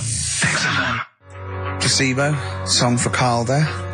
That's Special Needs on XFM 104.9. I'm Ricky Gervais with me, Steve Merchant, Karl Pilkington. We were doing Songs of Phrase. Oh yeah, I forgot about that. Yeah. Oh god. So what is this phrase? What is the phrase, Karl? Last week we were talking about Galileo. Right. And I just was saying, years ago, I can't remember now, when was it? When was he doing his thing? End of the 16th century, I think. Right. And he was messing about, trying to find out about speed of light or something, is it? No, he did lots of stuff, Galileo. All I was saying is, Gravity, back then, surely everyone was saying, stop messing with that, make us a telly. You know what I mean? There was other things that people would have been happier with, sure, back then. So the phrase exactly is what? The well-known phrase is what? Galileo, it goes like this, doesn't it?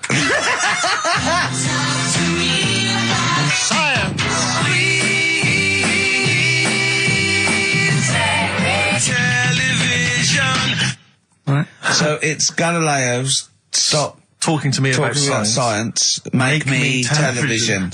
Make me television. Yeah. So you email in with the bands and that. Brilliant. Right. Let's that is rock bottom. I mean, the well-known phrase being Galileo, stop talking to me about science, make me television. As a well-known phrase, is one of the weirdest things I've... Forget jizz out of windows and things like that. That is the weirdest thing I've heard on radio as a competition. Can we have that one next week? Okay, well, here are the prizes. If you think, Rick, if you think the quiz has hit rock bottom, wait till I tell you these prizes. No, brilliant.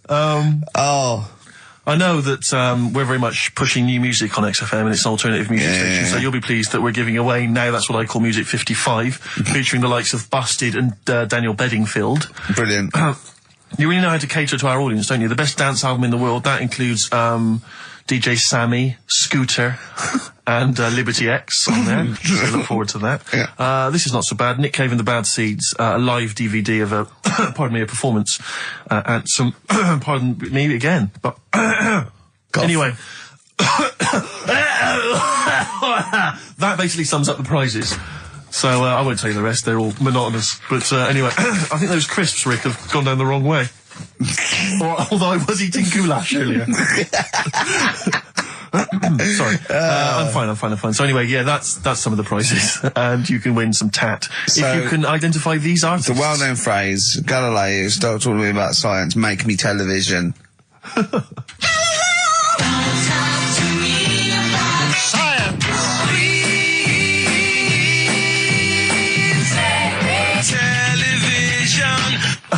Just appalling. But easy this week, I think.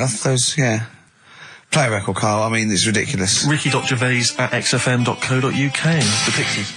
Answers rushing in, we should point out, for the quiz. Most of them agreeing that it's pointless. Some people have called it... It's songs of phrase, of course. Some people are referring to it now as songs of arse.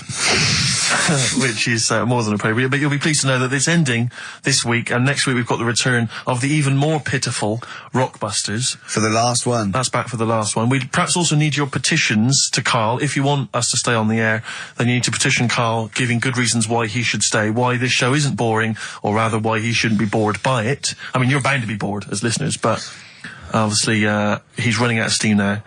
What are you fed up with? You're just fed up with, in general, are you? I mean, you want your Saturdays back, do you? Just want a bit of a life back, that's all. But you don't do anything with your life when you've got it. Why don't you do this instead of, like, your day job? Can't. It's more important than my day job, innit? That's what earns the company money and that. Know what I mean? Well. So... Why don't you do a regular show then? Sack someone who's, quite frankly not putting in the way. I've done that. I did that years ago. What do you mean? Done it. Told you, I've done a lot of stuff. Boxing, done. Tick. Dancing, done. No, you turned up, the place was shut. Yeah, but... Dancing? When did you do dancing? That's when he went and said, I want to do dancing, and he went along to the place, and it was shut, and that was it. And he said, I didn't do it anymore. That's not doing it, is it? Boxing, he had a fight with one lad, then the lad beat him up, and he didn't go again. Oh dear, it's pathetic. Well, anyway, yeah, so this is basically our penultimate show. Next week's the final, and we're all looking forward to that enormously. Yeah. But that may be it forever then, and this all for one, one for all for one. The Three Musketeers, gone forever. Yeah. I, for one, will be pleased. Oh, I have to get some of these taped, because I like coming in and sort of, Incidentally, Rick, don't be afraid to nick as many CDs as you see fit on that last show. People have already nicked them. No, I know, but just take whatever you want. If that 4 Non-Blondes is still there, isn't it? I think it's still there. Because I don't want that to be nicked. Yeah.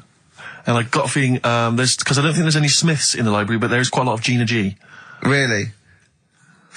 What? What was that sigh for? Nothing. What? Ooh. Play a record. Monkey News is on the way, plus the results. This isn't radio. You've got to keep talking or playing music. Play some music? Yeah. I was going to say the winner. I don't think anyone cares. Oh, come on. Someone got all of them, didn't they? Well, okay, play it again then. This was Songs of Phrase. You did this. The well-known phrase is Galileo, stop talking about science, make me television.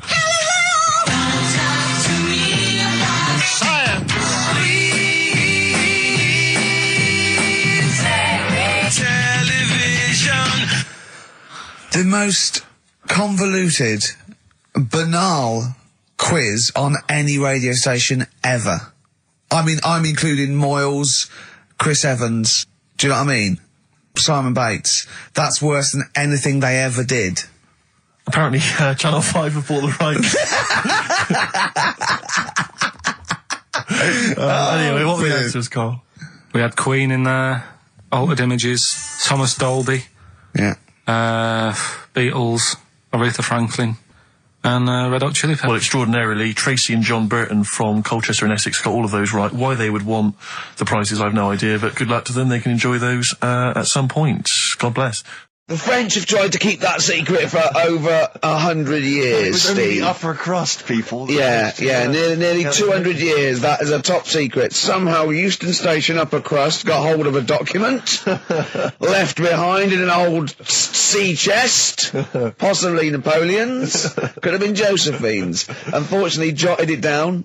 He's kicking himself now. Oh, Secretary, I cannot believe I left a note. If he talked like that. He did. He did that, yeah, he talked English, but in a very funny French accent. Do you remember, there was one thing that, talking about funny French accents. It's the Ricky Gervais Show, with Steve Merchant.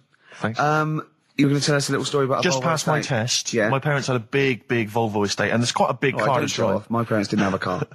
But I know you don't drive cars, Rick, but it's got a big car to drive if you just passed your test. It's safe though, isn't it? It is very safe, that was the thing. Yeah. And I come from the West Country, obviously, there's quite a lot of windy lanes around there. You're joking, do you? They have cars there. Well, here he comes.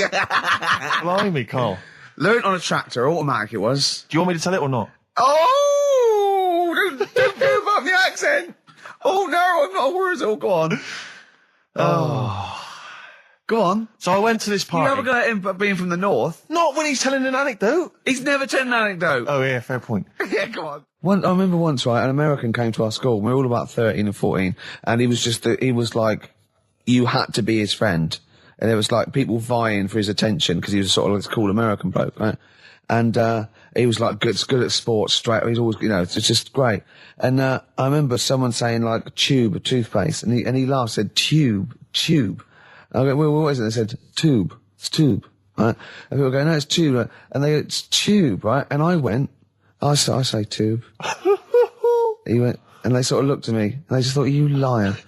And I went, no, I say, let me think. No, I say tube. Oh. When you're a kid, like, any American you ever meet is the coolest thing. It doesn't matter if it's a huge, fat bloke wearing Bermuda shorts and a camera on his neck. It's cool, because they speak with an American accent. Well, that is cool. And they say... Being a huge fat bloke in Bermuda shorts is cool. Sure. Yeah. That's what you keep telling yourself. Yeah. I'm growing into that look, says Rick. 40. Again, most of my knowledge of the sort of Tsarist Russia comes from Rasputin by Boney M. Well, listen. Yeah, he was the lover of the Russian queen. They put some poison into his wine. Yeah. They shot him till he was dead. Yeah, which is, go on. Right, well, this. Oh, those Russians. Loch Ness, the monster. Yep, sure. Probably doesn't exist. Okay. What it is. Interesting. Hold on, interesting. Oh, interesting.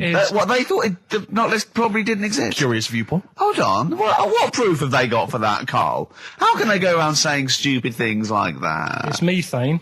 Right. Again, in Loch Ness. And people have seen, what's the lake it's in? Loch Ness. Yeah. It being the Loch Ness Monster. Yeah. That's where it lives. That's how it finds its way home. That's certainly the clue. Yeah, if you get again, Carl, that's the clue. Yeah, it's the clue. And if it's out wandering, it goes, excuse me, would you know where I'm being the Loch Ness Monster? Where would I be gone? Oh, you'd be going to the Loch Ness if that's your home.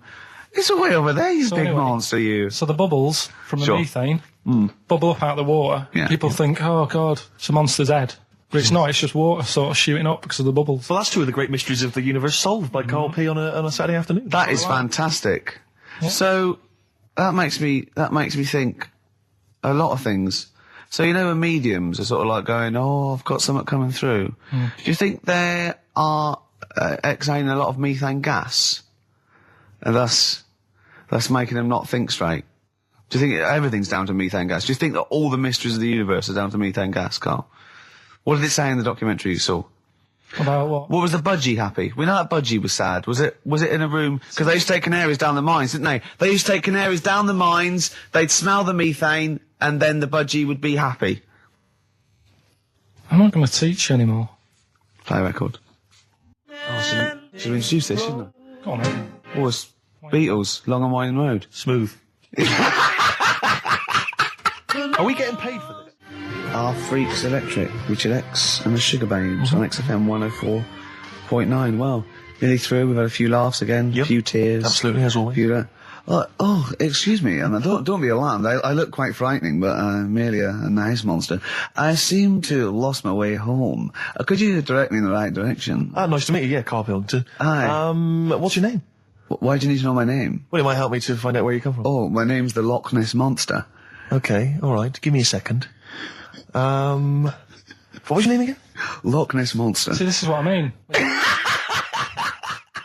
I just run this one past you just on the off chance. Yeah. Because it may be that you change your opinion slightly. Yeah. Feng Shui teaches you to use your environment wisely. Sure. If your land and the surrounding area is undulating, it's said to house auspicious dragons. When land is flat and featureless, the dragon is missing and the land is said to be less auspicious. Excuse me, they call me the Brixton Dragon. Sure. I seem to have lost my way. I know it's South London somewhere, but could you help me find my home? What's your name? Well, they call me the Brixton Dragon. Right, where are you from? I see what you mean. I see what you mean, aye. Oh, okay, man. So does that make you query it at all, the dragon? I'm not into it that much. Right, I'm just saying that if you have your head at one end of the bed rather than the other, it might make a difference to your night's sleep. Listen, we were talking earlier about the fact that Bruce Lee, and it's a well-known fact, he faked his own death so he could continue his undercover police work, as opposed to being because no one would, he doesn't look different to anyone else. I was talking to someone as well recently who utterly convinced, and you get this quite a lot, don't you, especially Americans, that Elvis Presley's still alive. Yeah. And I think, wasn't there some statistic, like more people believed Elvis was alive than believed evolution? Was that right? Yes. Something like that? No, it's something worse than that. It could be something. It was something like that. It's something like, I don't know, it's something like 42% of Americans believe that Elvis Presley has faked his own death and is still alive, right? Yeah. And there's this whole book that's been written about it, because, Karl, you might be interested in this. I know you're always fascinated by things that have been written down and therefore a gospel. Yeah. And that you don't have to revise yourself. You just learn off Ian Wright. Yeah. But apparently, the reason that Elvis is still alive, is that there's a number of sort of pieces of evidence. One is that none of his family could agree which colour pyjamas he was wearing when he died. That's evidence, apparently. Apparently, he was an honorary member of the FBI. Well, apparently his signature appears on FBI documents well into the 80s, long after he should have died. Apparently no one can agree. There was sums of money a lot of fat people in dungarees have seen him. Yeah. There's a number of sums of money which apparently only he could have given authority to have transferred to other bank accounts. They've moved. Yeah. So this is all evidence that Elvis is still alive. And a lot of people, I was talking to this guy and he was saying, well, of course, the thing is, the pressures of fame were too much for him. That he faked his own death so that he no longer had to be this huge icon. He could live an ordinary life. And my query has always been this. If Elvis faked his own death, do you think the method he'd have chosen is to have shat himself to death whilst on the toilet? Yeah. Yeah, but because he picked that, nobody will doubt it. Right. So Elvis went to the FBI. Yeah. What do you make of it? Well, exactly. So what we're saying, Karl, is that there was lots of methods open to him. You know what I mean? It's all like, he didn't go to his secret police and go, "Oh, I'm fed up. I want to fake my own death." You know what I mean? And they go, yeah. What methods have you got? I like to be found shit myself down the toilet. You like to do what? I want to be a big fat on the toilet, just shitting myself to death. Right, on my ankles. Elvis is a good idea. I'm just wondering if there's maybe something a little bit more glamorous if you're favourite death. I mean, you could take a bullet for the president. What? Shit all over him? Just shit? No, we know crap at all. No, you just take a bullet for him, or you could. There has to be shit involved. Why has it got to be? There has to be shit involved. Why has it got to be crap? I want it this way. Make it happen. Yeah, it's probably Karl, head in hand, look. Yeah. He's worried about the things we say. Yeah. Jeez. We haven't offended 1.2 billion people. Yeah. A fifth of the planet. So, Karl, what do you make of it then? Are you convinced Elvis is still alive? Am I getting him mixed up with someone else? Because all Elvises look alike. Because... that is true. A lot of Elvises do look alike. That's safe. On his gravestone, didn't they get his name wrong? Or is that his brother? Who's his brother? Aaron. That's his middle name. Yeah. You're not an Elvis kind of expert, are you? Hold on, wasn't Elvis one of a twin that died? That died, and I'm sure they got his name wrong on a grave or something. Oh, I don't know. But that's consequently that's proof he's still alive. No, the thing with the still alive thing, like I say, he picked that awkward death because nobody would be saying, hang on a minute, going round upsetting the family, wanting to talk about it because they'd be embarrassed to be saying he was found sort of in a pile of mess. Weighing 25 stone. Yeah.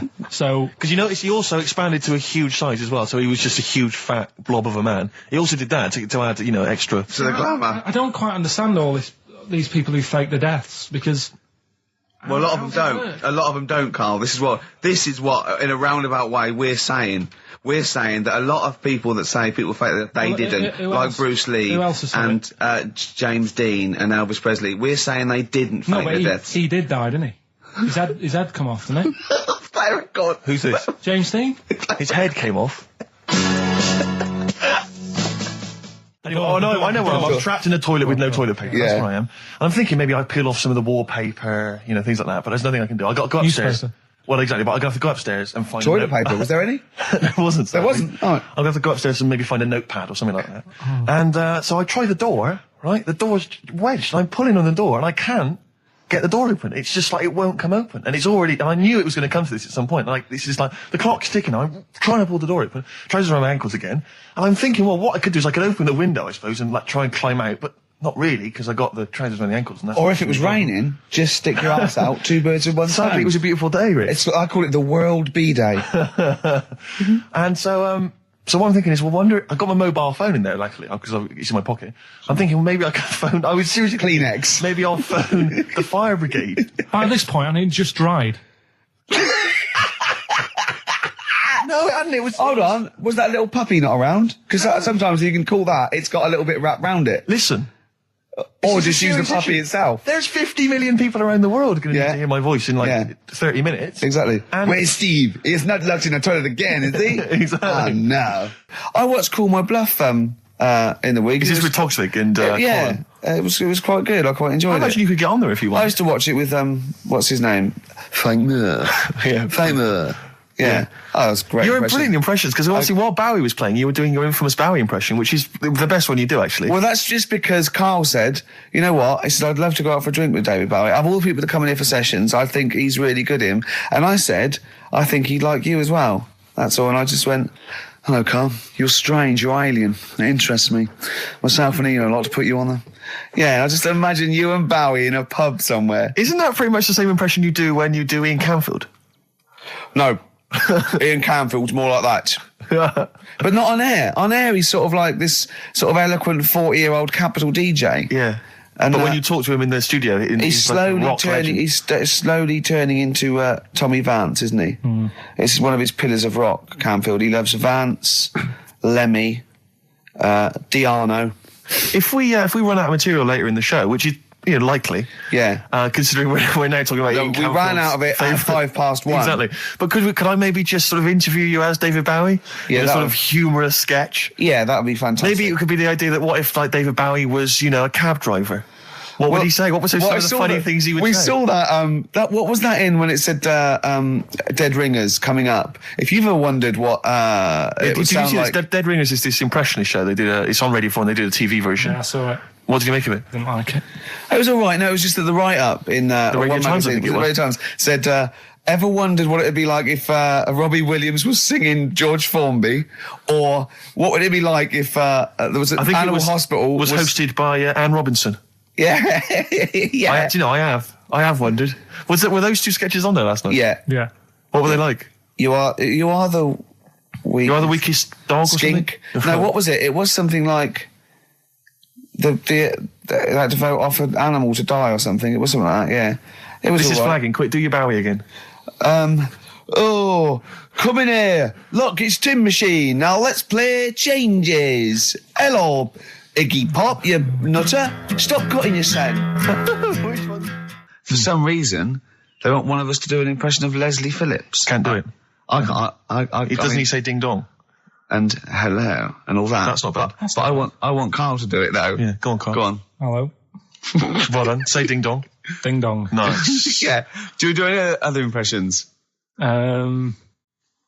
Go. Hello. Do that. Hello. Yeah. You look like a ventriloquist dummy. Hello. Brilliant. Oh, God. Do My Name is Bond, James Bond, as though it was Sean Connery. My name's Bond, James Bond. Do that, go on. My name's Bond. No, do it as though you were doing an impression. Sean. So I'm trying to be Scottish? Well, yeah. Well, yeah, sort of. Perhaps a bit more specific than that. Sean Connery. My name's Bond. Keep going. My name's Bond, James Bond. It's like Jimmy Stewart. It's not like this is the best fun. It's like having your very own Fisher-Price toy for 2 hours a week. It's great. Roger Moore. Do that. Roger Moore. Phyllis Pierce, Percy Sugden. I'm licensed to kill. Anyway, she just said. No, this is a great game. No, we'll come back to this another time. Yeah, anything you want Carl to do. There was a kid I remember at our school, Mark Johnson, when we were like 10 or something, and we were talking about Guinness Book of Records, and Mark Johnson went, "Yeah, I'm in the Guinness Book of Records." I thought, I'm intrigued. You're a 10-year-old. I said, go on. He went, no, I don't. Does this qualify? He claimed that he was in America once, and he went to see a baseball game, and supposedly that game was the world record for the number of people in an audience for a baseball game. It was like some massive stadium, and this was the most people ever. I'll tell you what it doesn't count. And he claims he was there. I don't reckon it was listed. Well, I don't reckon Mark Johnson got his name on that list. Exactly. Ross McWhirter would be going, but that's the whole book. But I think I remember him looking it up and going, there it is, I was there. Yeah. Does that count? I mean, no, I don't. So this shadow is moving about and independently of an object. Yeah, and the local mayor and that is like, yeah, it's a bit weird, but it's not harming anyone. The mayor involved. Was he elected to that post? Hey, Mayor, we got a problem down here. Seems like a shadow.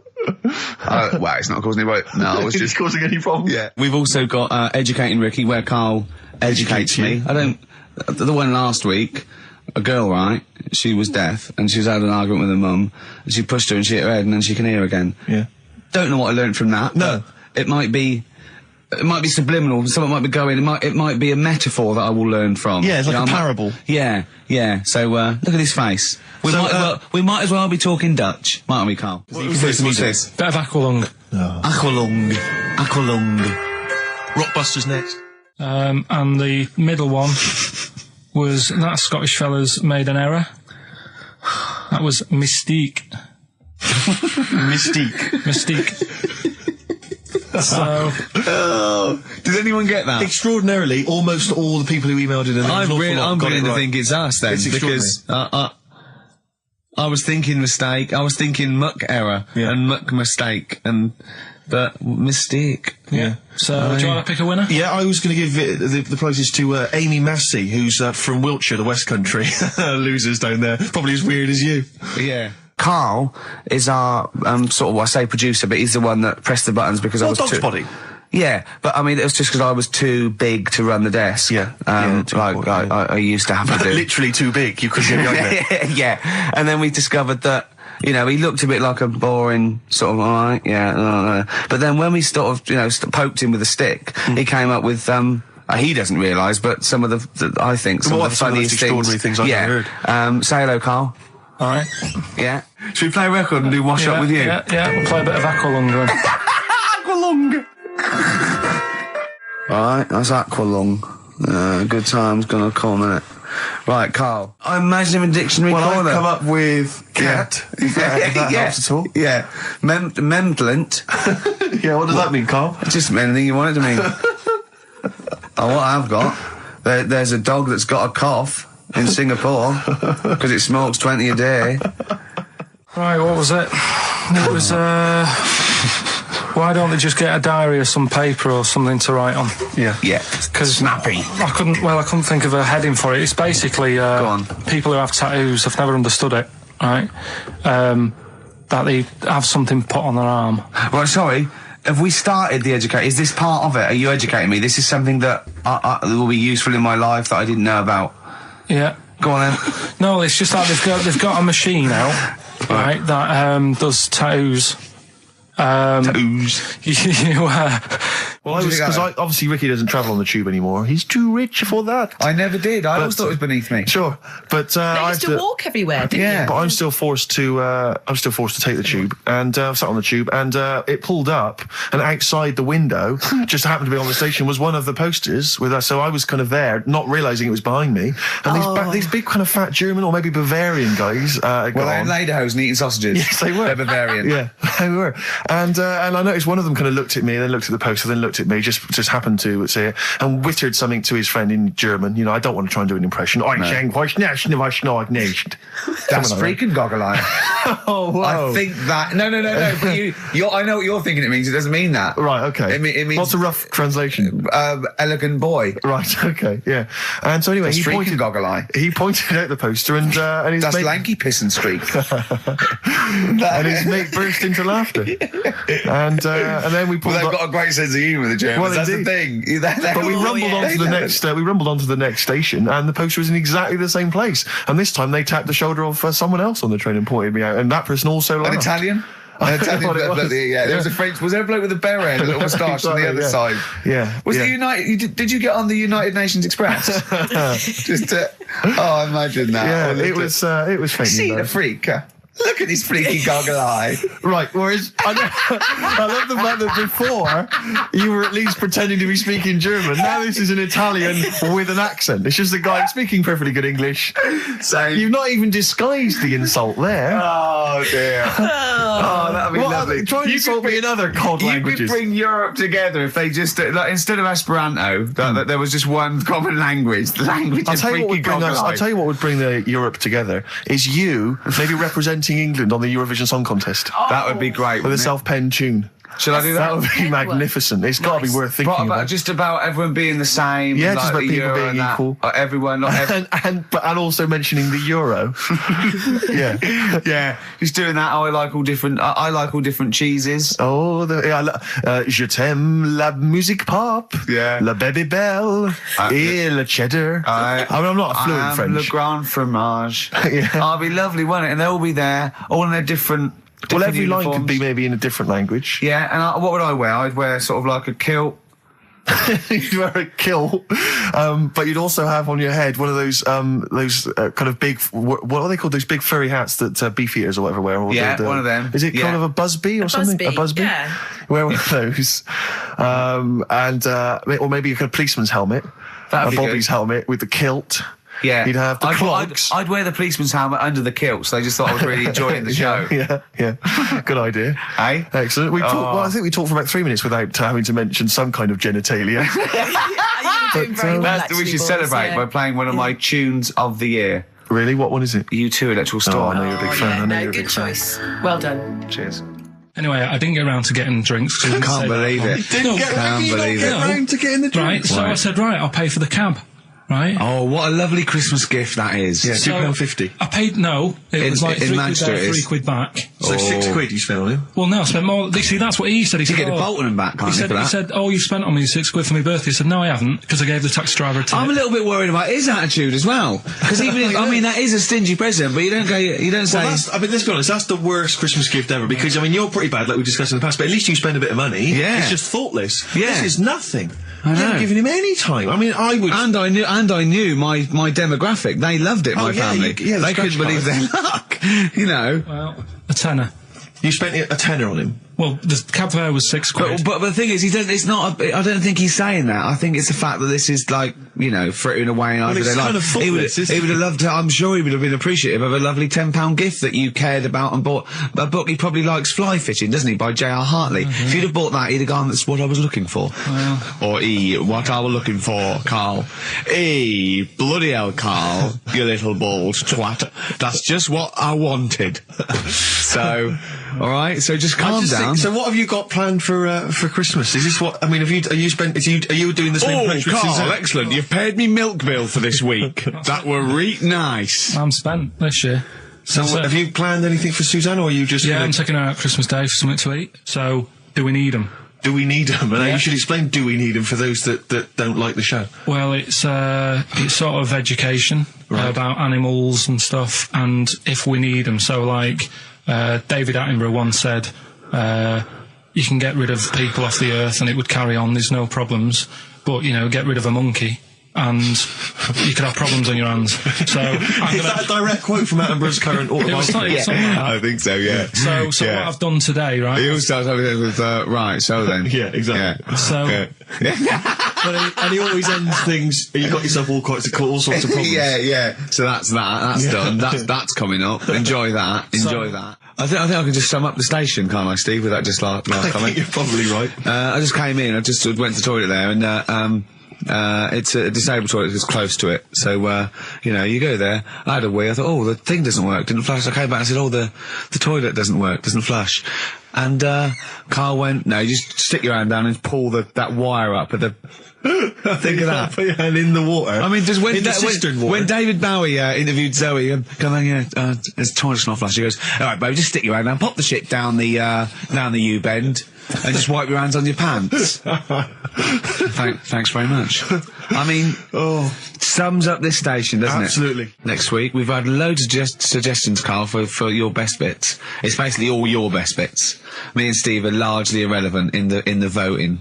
Yeah. So, you can compile your best bits next week, and they'll be loving it. We had a request for the little Chinese fellow in his pants, a horse in the house, cutting your hair on the railway station. If you haven't heard those stories, what does that mean? The little Chinaman in your pants, you've got to be tuning in next week to find out what that is. The only thing is, the old horse in the house was in the last best of. Was it? Yeah. Well, that doesn't stop... What's his name? If you're one of those people that want to see these clips again, tune in. Is it long over Christmas? It'll be alright on the night, 84. Yeah. Someone kill me. I think I'm going to live forever. Well, it's like we said before, who goes to the recording of one of those? There's people in the audience. Yeah. I don't even know why she even gave you that interview. When you start off with, trying to find out if I need you, but what did you tell her to get her to talk to you?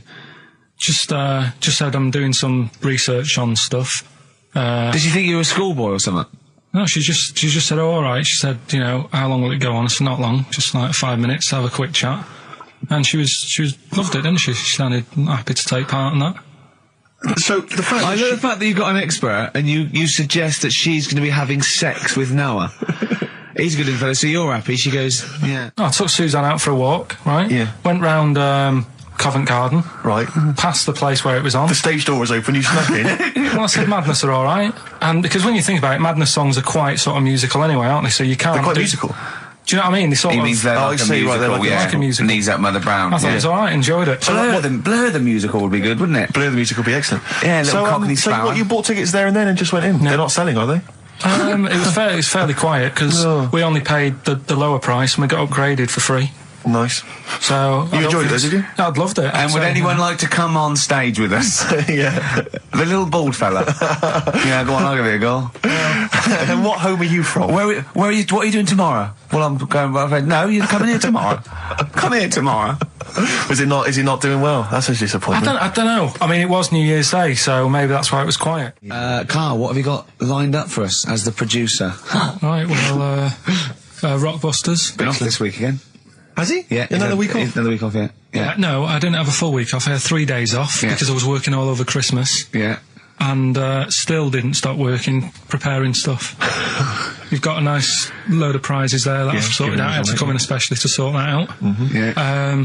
Rockbusters. Did you rifle through the drawers at Capital Gold instead of down here? Yeah. Rockbusters, we're still doing that. Yeah, you're bigging it up. Yeah, he's bigging it up. Yeah, still doing that. We've got that. We talked a lot about hairy kids. We have discussed that a lot. I love the fact that Simon Sharma has never started a programme like that. The Jacobites. We've talked a lot about hairy kids. Go on. It's a little bit. I mean, it's not your traditional science stuff, but it's still interesting, and it's a little bit. You know, it's still. Yeah, we talk about hairy kids. We have disproportionately, honestly. I think this show's talked about hairy kids more than any other radio show. He said talking about Time Out. I said something about in Time Out, and he went, yeah, do you read that? I went, yeah, I read it, get it every week, yeah. He went, there's no point though, is there? Because it's like a telephone directory. You know, if you want to look something up, you look it up, but you'd never sort of browse the telephone directory. And I went, that's an interesting point. He went, although I did. when I was in Scotland, I just looked up how many Macs there were, and there was 42 pages of them. How bored are you in your hotel room in Scotland to suddenly start working out how many people start with Mac? What would you do if you got loads of phone calls, right, from women going, Karl, whenever you're on the radio, I just have to do it. I just have to do it. Your voice makes me... I say, right, well, you know, it's all right. I'd be happy with that. Would you? Yeah. I mean, just in case anyone is doing that. What would you do to sort of like egg them on a little bit to help them out? What do you think? What sexy things would you say? What do you think is your quality? What do you think people would find, you know, pretty horny about you? Is it your sort of mank wine? Do you think that? Just say this, London shit, innit? I think say that, but you know, London, it's not that good, is it? Like I think you've done it there. So that's say something quite sort of sexy though. Say something like, you know, well, I love to love you. Say something sexy. Say that. No, say something sexy. If Susan says to me, you know, do you love me? I go, yeah, you're all right. Where I went wrong with this one, the Jamaican fella, he had to have some aspirin. Why? It's my fault. You know, I'm not cutting. There's no point passing the buck or anything. I said FD. A lot of people were saying Fred Durst, like forehead hurts, which is a good one. Yeah, which would have been as good as any of yours. But I made an error, so we'll roll it over. No. What is the answer? What is the answer? Jamaican fella, what? Add some aspirin. Why do that? What's the thing? FP. It was Frida Payne. Frida Payne. Frida Payne. Frida Payne. Frida Payne. That's awful. You've got to write these down next week. This is I'm right. sorry, You're the producer. I know, but I've had a busy week, haven't I? That's not an excuse. Have you not had the point of a rollover is you've got to add to it. That's the excitement. Yeah, there's a couple of albums that were... Okay, well, there's also the Fools and Horses video with the free... I don't think... I'm bloody jealous of that. I like that little yellow thing. It's a little... there's a little kind of model three-wheeled van. Rodney, you plonker. Oh, dear. What's that? This is what looks to be some kind of best of the stereo MCs. Don't call me a plonker, you wanker. The David Attenborough DVD collection. Oh, shit himself again. Oh, yeah, the big prize that we tried to give away then.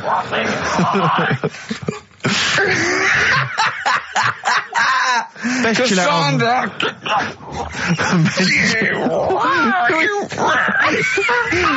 Who is that supposed to be an impression of? Which member of the cast is that? Is that Cheeky Dell? I don't know. Best chill out album ever, the best air guitar volume 2, and of course for all our fans, Doctor Who, The Aztecs. That's on DVD, and that's one of the William Hartnell Doctor Who. All right, that's the worst impression I've ever heard. That's brilliant. Right, then. Right, three cryptic stuff. Oh, come on. Right, Rodney, three. I can't do it. No, come on. So I'll give you a little taster. But we were having a pizza in a pizza establishment. When was it? Wednesday or Thursday? Yeah. And he was going, I'm a good organiser. I'm a good problem solver. Give me any scenario, right? Obviously he didn't say scenario. And I went, okay then, so you're the manager of this place, and there's a couple there, elderly couple, they're about 60. They've had a lovely meal. He went, yeah, right. I went, but the gentleman, he's got a little bit of a heart condition. He takes a pill after his meal, as he should, after meals. He's only taken Viagra. Oh. And now he's stuck in. Wedged in. It's gone, and it's stopping him getting out from the table. Yeah. So what would you do? He went, what? He's stuck in because of his dick. I went, yeah. He went, right. He said, I'd use the situation. I'd make cash. I said, you're not going anywhere. Do you want a pudding? Entrepreneurial. Yeah. I like it, Karl. And he went, so that's that sorted. I've got the job on that. Next. I went, okay. You won't believe it. Next day, there's a little problem in the toilets. Two gay men were having sex and they got stuck in each other. Yeah. He went, right. I'd say, is it the same fella as yesterday with the Viagra? If so, why was he let in again? He was on the door. Yeah. I went, it's not. It's too different. He goes, right. Does his wife know he's cheating on him? Yeah. He went, right, I'd go down. I'd go, and then he went, I'd say this isn't a restaurant problem. Call an ambulance. Strictly speaking, not a restaurant problem, no. But am I right? Huh? Am I right? Well, I don't know. Would you give me the job if say, like, you were the boss of that restaurant and you... do you know what I like about this? At no point did he say, Gervais, why are you being so mental? Yeah. Why would someone get stuck because they took Viagra by mistake and two people get stuck in each other? But you've heard the stories from his past. That is a perfectly legitimate situation to find yourself in. You grew up in his part of What Manchester. would you do if there was two fellas with big heads and webbed feet and they had a horse in a... Well, what I'd do is... What would you do? What did you do when you first saw him? The dancing. Brilliant. Right. That's that solved. Brilliant. I wanted to be a dancer. After I did the boxing, right, I joined a dancing thing just near Man United's ground, right, called Twiggy's. Went along, I wanted to learn some moves. How old were you? Well, it was when Michael Jackson was, like, pretty big, so about 83, 84, 85, something like that, around there. Wanted to do it. When I went, it was shut, and it had become like a warehouse for toilet rolls. So in a way, I wonder what would have happened. Sorry, how is that an anecdote about you going through dancing? You've told me before, you did boxing for a while, you did dancing for a while. You had a true fight in the boxing, you didn't even get in the... That's not an... Imagine if that was a film! This is a boy's dreams of becoming a dancer. Oh, it's shut. Next on. I mean, how is that a story? Yeah, that was Billy Elliot. Do you think it would have won quite as many awards? Yeah, brilliant. Footloose. All right? Yeah. I'm fed up they banned it. Let's go. Oh, it's shut. Flash dance. First, there was... it's a warehouse. Never mind. I'm just saying, you'll find something else. I think I got a go-kart after that. I bought a motorised go-kart and kept myself busy with that. So... There's always other things. Just think, Alan Bennett has to sit down and really sweat over his stories. Yeah. He just opens his mouth. You are a living Alan Bennett character. So that's solved. Well, Jay, don't worry about that. There's no emotional problems I can foresee if you follow that advice. So the advice there is do an arranged marriage. If she's not ugly. minging, she's not completely minging. Yeah. And don't worry about dancing. Get a go-kart. Cheers. Great. Keep your problems coming in. Badly drawn boy. Born again on XFM 104.9. Here we are then. Ricky Gervais with me, Steve Merchant and Karl Pilkington. Raring to go. He's a bit grumpy, Karl. Woken up at 8 o'clock. Because he's from the north. Yeah, because he's in London. Yeah. And London's rubbish, right, isn't it? Where can you can't even get a Band-Aid in London, can you? Or grouting. In Manchester, I could walk to the next shop and definitely get some Flash or maybe some Vim. You can't get it down here. You got to go to a trendy bistro, haven't you? Karl, why are you grumpy? I told you before, I'm just a little bit tired today. Because he had to get up, but the builders next door woke him up. No. He's always going about his hours. Those builders probably got up at 6. Yeah, but I can understand builders who get up early because they're building outside and they've got to get the job done before it gets dark. But he's working in someone's lounge. If it gets dark, put the light on. It's not a problem. So why is he starting work at like 7 o'clock in the morning? Well, because the builders get paid by the day. And if you get a builder there and go, I'll just do 11 till 3, he's not going to go, I'll tell you what, love, just give me 40 quid. I didn't do a whole day. It's a day's work, isn't it? So you want to get the most out of them, don't you? Plus, he probably wants to finish early so he can have a good night out. Yeah, it's a Saturday night, you know what I mean? He wants to... Yeah, he wants to get at least 15 pints in. And he was cheery, I bet he was whistling and, dancing around and tapping, so I don't know how you can be annoyed at that. And so the Iceman, why does that amaze you? What's like, ooh... Well, they found some part of our preserved past. It's interesting. Again, I'm amazed by anthropology and evolution. Yeah, it's just that line on its own like that. They found an Iceman is great, but then it went on, and it's going on about they've had to get different people involved to find out how old it was. Because first of all, the story started off right. An old fellow on holiday somewhere. Where did they find it? In Sweden or something? And he was walking in the hills. And he was walking? In the hills. In heels? Was he a transvestite? In the mountains. Oh, right. In the hills. Yeah. Yeah. So he's walking about and he sees this body in the snow and he thinks, oh. So he calls the police up and they come and have a look and he goes, oh yeah, it's probably a murder. So then they dig it up and find out he's got hold of a spear in his hand. Right, and he's dressed like Fred Flintstone. Yeah. Right. And they realise it's probably not a recent murder.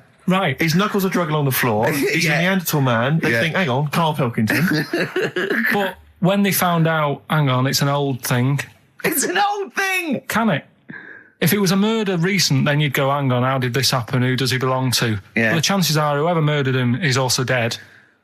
5,000 years ago, probably, yeah. So leave it. Just bury it. I don't think it's a murder investigation. No, but they are. It's not Quincy going, this was before my time. It's not a murder investigation. Yeah, just one thing bothers me, sir. Just one final thing. My wife loves you, but this guy. That's how they were Why treated. would he have a spear and a leopard skin? I just can't. I can't get over this. What are you talking about? Ash, and sometimes on XFM 104.9, I'm looking Gervais with me, Steve Merchant and Karl Pilkington. Right. We've got so much to get through. All right. London's shit, innit? Sorry, I shouldn't swear on air, my studio. Never swear on an on-air studio. Yeah.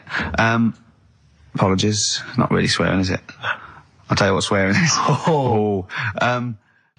Yeah, Graduate. You're going to play that again and give a winner. Give a winner. Well, let's hear it. So it's Karl Pilkington featuring in The Graduate. Yeah. No, there's this lad who called Mark, right, who I used to go to school with, who used to call me that. And his mum, right, was like obsessed with cleaning. And I was never allowed in their flat. He makes the place look untidy. So she used to, I don't know if it was just me or all his mates, but I used to turn up and she goes, yeah, he is in, but you know what you've got to do? And I used to have to go round the side of his flat, and he had a computer, right, which I used to play. I didn't have one at that point, but he had one.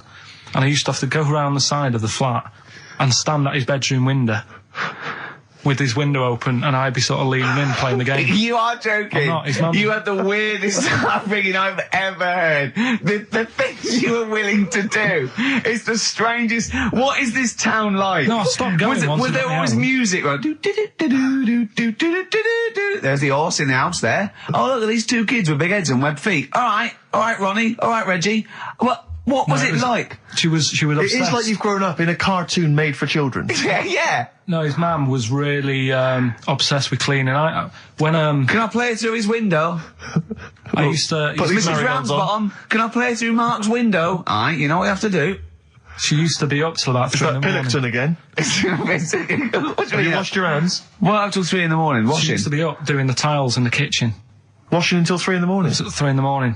And for ages and ages, that saying that out on the tiles, I used to think that came from, like, his mum. Because she was out, like, cleaning them late. So, till I was about 13, I thought that saying, out late, on the tiles, was... And now you're not confused by anything. XFM 104.9, what do you want to know? Funny thing happened to me on the way here. Okay. Actually, it was about Wednesday or Thursday. I was walking along Charing Cross Road. I was on my way here, actually, to meet Karl for a drink. And this little fella came up to me. I think it was an overseas student. He's sort of like a student type, but he had an accent. And he came up to me and went, excuse me, are you one from the office? And I went, yeah. He went, would you sign a script book of the office for me? I went, yeah, by all means, yeah. He went, can you come to the bookshop? And I went, what, you haven't got it on you? He went, no, but if you come, I will buy one for you to sign. And I went, I can't really. He went, were you going to pass one? I went, I'm not, no, I can't. He went, oh, I was just in Waterstones earlier. I didn't go. I went, oh, sorry. He went, you could just, I went, I can't. He went, okay. I went, I'll sign something else. Have you got something else I can sign? He went, of course. And I signed a pamphlet or a brochure or something for him. But I love the idea. Imagine me going with him and queuing up, and I'm in the queue. He's going, you're going, yeah, fine. Can you just hurry up? And he gets there, and his switch doesn't work, and he goes, can you lend me £10? Yeah. I mean, imagine that. I'm a little bit annoyed you didn't go with him, frankly, because that would have been a sale of our book, and I get a little cut from that. Well, behind him was Salman Rushdie going, can we hurry up? Because I shouldn't be out. I'm getting a lot of funny looks. Now, a lot of them obviously doing good work. There was one fella, I think you'd have appreciated it, because I know you are very politically active, and I think this guy has really studied hard, and he's realised the best way to make his voice heard on the international political stage is to ride around on a tricycle wearing a jester's hat. He was really shaking up the bloody government. I wouldn't want to be George W. Bush about now. Not indeed. Once he sees that. Once he sees that guy. Imagine his aides rushing in and going, George W., look at this guy. Where's that? That's in London, England. Okay, call off the forces. Is that a large tricycle? Yeah. Is he wearing a nappy? Get me Colin Powell. Why'd you call him Colin, not Colin? It's the way he likes it. Don't about. Just call off the troops. There's a in a jester's hat. Call the troops off. Just bleep some of those bits.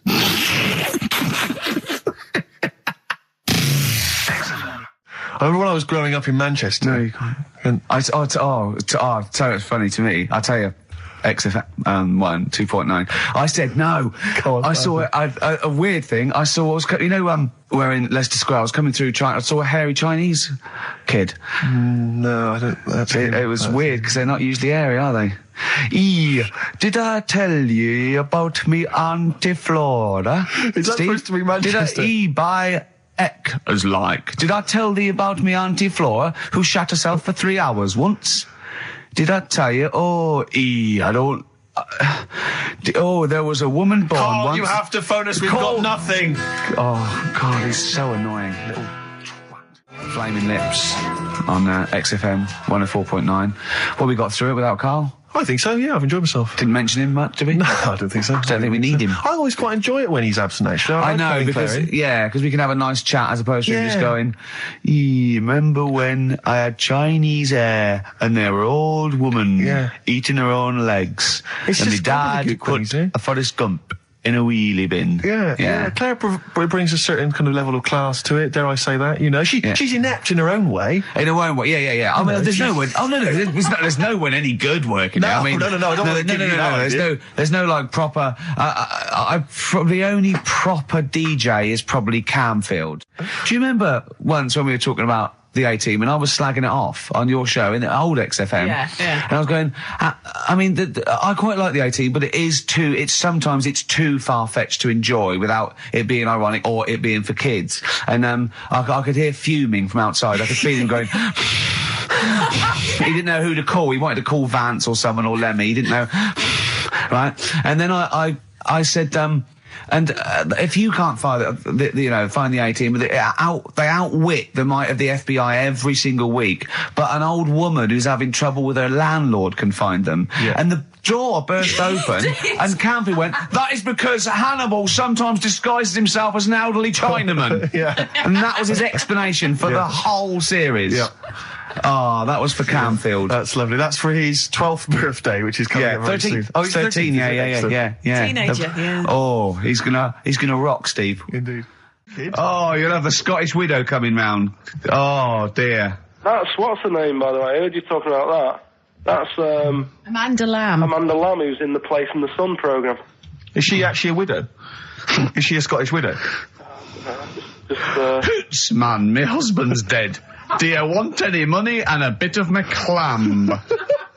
Brilliant. All right. That's the sort of quality you've missed out on today. Well, anyway, you're going to be back next week. We need you back next week. Yeah. Well, do you know? Also, how did you know you were going to be ill today? Because you phoned and arranged this yesterday. Convenient. And I spoke to you yesterday and you didn't sound very ill. I felt ropey yesterday. You've got a bit of a bunged up nose. Even though I have a bit of a bunged up nose. I was ill, I still sorted it out. I'm a little bit sweaty. Carl, sorting it out does not mean you phone up Sturgis and send her down. That's not sorting it out. That's making things worse. Have you learnt nothing?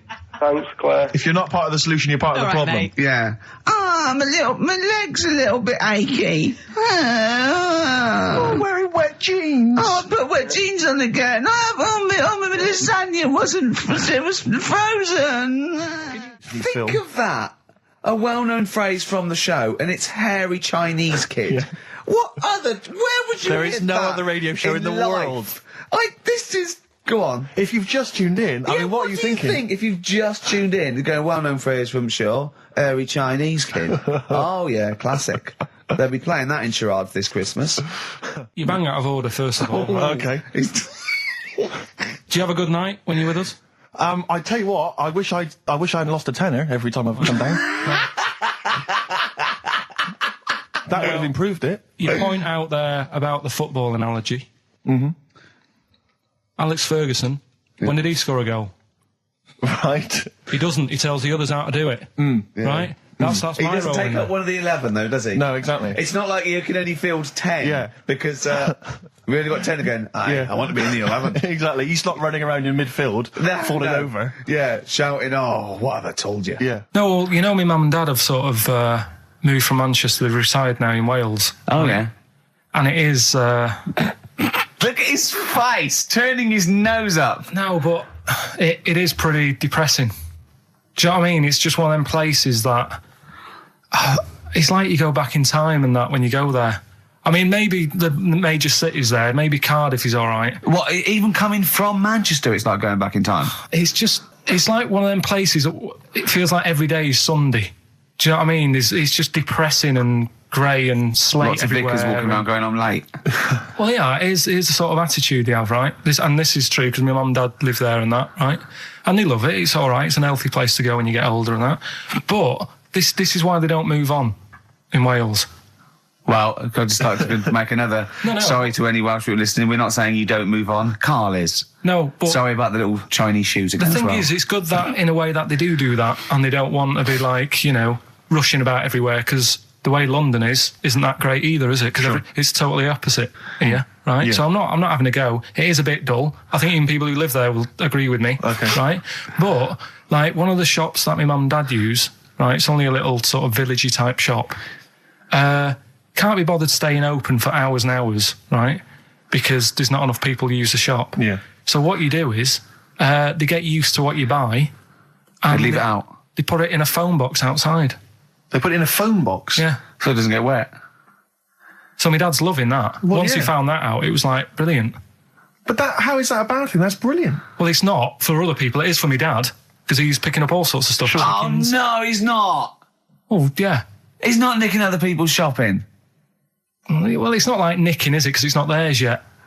Oh, and you've stitched him up on radio. Well, of course, because they're going to think, who is there in town with a Manc accent who hangs around a lot? Who keeps making phone calls and is getting fatter. Yeah. That's You've stitched him I right love up that. there, I Carl. love that your dad was excited when he found out. I can't believe that he's moved there. He's retired to this little village where it's based on trust and community, and he is abusing it. He's using his scally Manc ways. Bloody hell, Lakers. There's no bread again.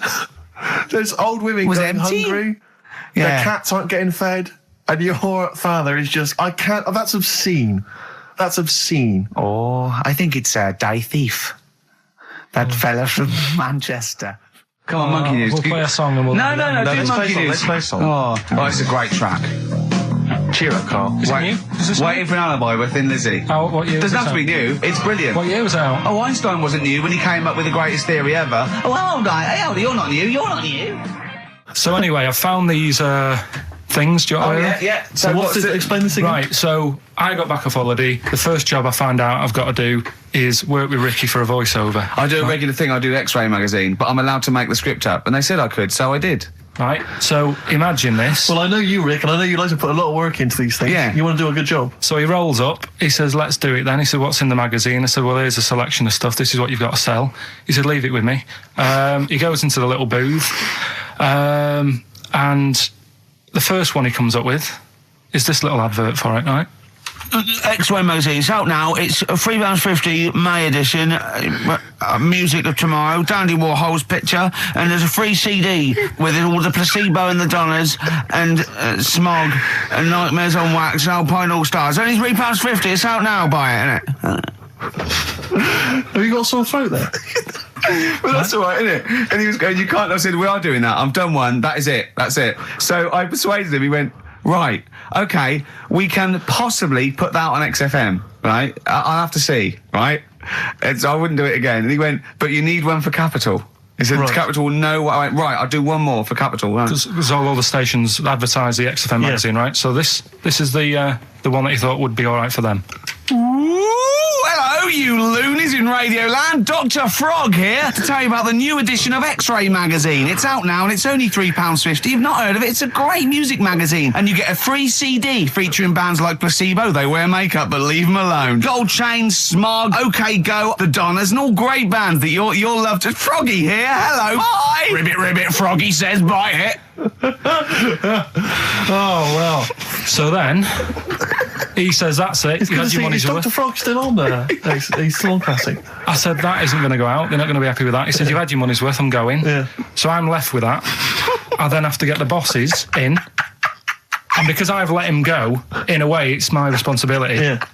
So I've obviously thought I've got what I need. I had to play them to the MD. What did he say? And justify... Well, I was sort of thinking if I laugh, he might go, well, I don't get it, but he finds it funny. Oh, brilliant. Well done. So I was laughing, he was sort of thinking, you know... Excellent. Is that it? Brilliant. When do they go out then? I think one of them's going out at the moment. Excellent. I think the first one's going out. Brilliant. Well, let's play a great track then. Is it Dr. Frog? I'd like to see Dr. Frog feature maybe on our show more often. Okay. We should go in a competition. Who's the tastiest cartoon ever? Well, actually, I threw up Cheetara. I threw up Jessica Rabbit. I've had some people contribute here on the email. We've got someone here. Dom has emailed us. He's told us that for him, Daphne from Scooby-Doo. Yeah, popular choice. And obviously, this is one I've never quite understood. Wilma from the Flintstones. I've actually always felt that Wilma. I don't know. I just thought she was a bit. No, not Wilma. Hungry. Betty, surely. Yeah, Betty. Well, this is what I'm saying. Wilma. I mean, yeah, Betty, surely, but Wilma. No, I mean, she's quite homely. Betty, come on, Steve. You wouldn't say no to Wilma. No, I suppose not. If it was on, I'd be worried about Fred if he found out. I'd hate to do it, you know. I don't want to do it to Fred. He's a good guy. He is, isn't he? He's a bit of a jump. Whereas Barney, to be honest, I don't think he deserves Betty. Do they both work in the quarry? Because, I mean, let's be honest, Fred, not a smart man. I mean, he obviously didn't come out of rock school with anything other than a couple of basic O-levels. I know, but he's a hard-working, sound sort of guy. They got a big house, they got like a TV, they got that bird thing. Yeah. I be honest, if I was Fred, I would be a little bit disappointed that my kid does nothing, whereas Barney's can lift up sort of tall buildings. Sure. Bam, bam. He's a very strong... You know. I mean, interestingly, Fred loves his job. He's always yabba-dabba doing at the end of the day. He does yabba-dabba. He spent the whole day lifting rocks from one place to another. I'll tell you what, I wouldn't take that from that cat, though. I would. If a cat picked me up by the scruff neck and put me out, right, on the doorstep, I'd go mental. I'd get rid of it. It is a saber-toothed tiger, though, Carl, so it could rip him to shreds. It's not like a normal domestic cat you have nowadays. You know when they go to the drive-in at the beginning? Yeah. And they order, maybe some ribs. Yeah, that huge rib, and it tips the car over. Yeah. Was that her first day on the job?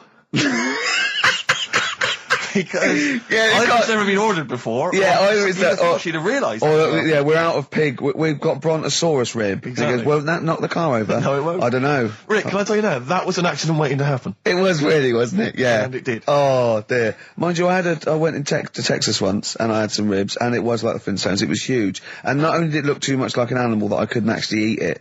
I don't know who could eat it. I mean, seriously, it was 2 foot long. Yeah. And it was like half a rib cage.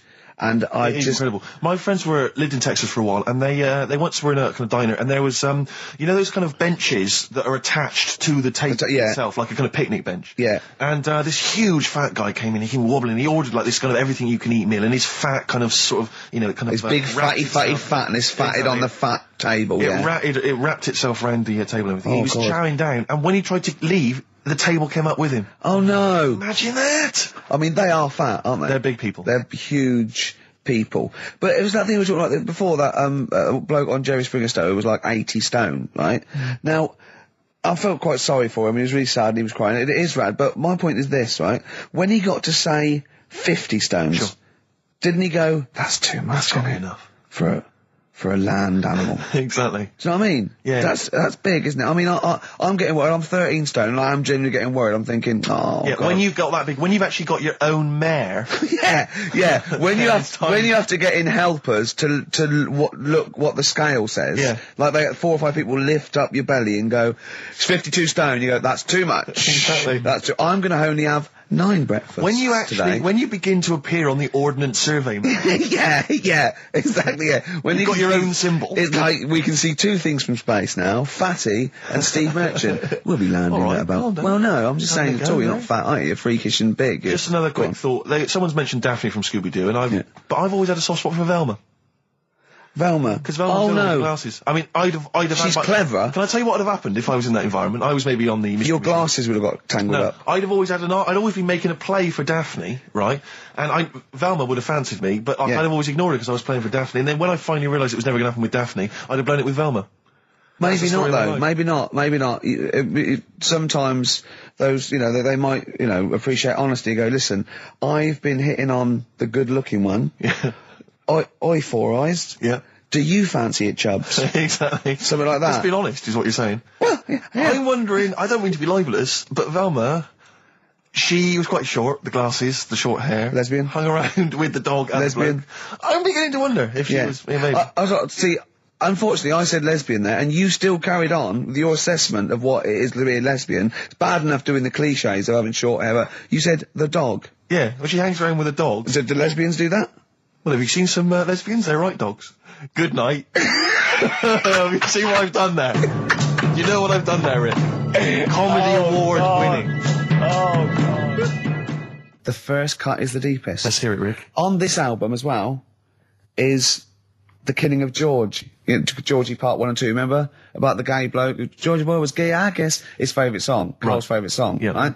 And I was going, oh yeah, I remember that, yeah. I said about, and I said, did not intend to take his life. He just pushed it when he gets mugged and killed. Do you know what he said? I was sitting outside, I was singing, he went, well, as I said, they go out too late.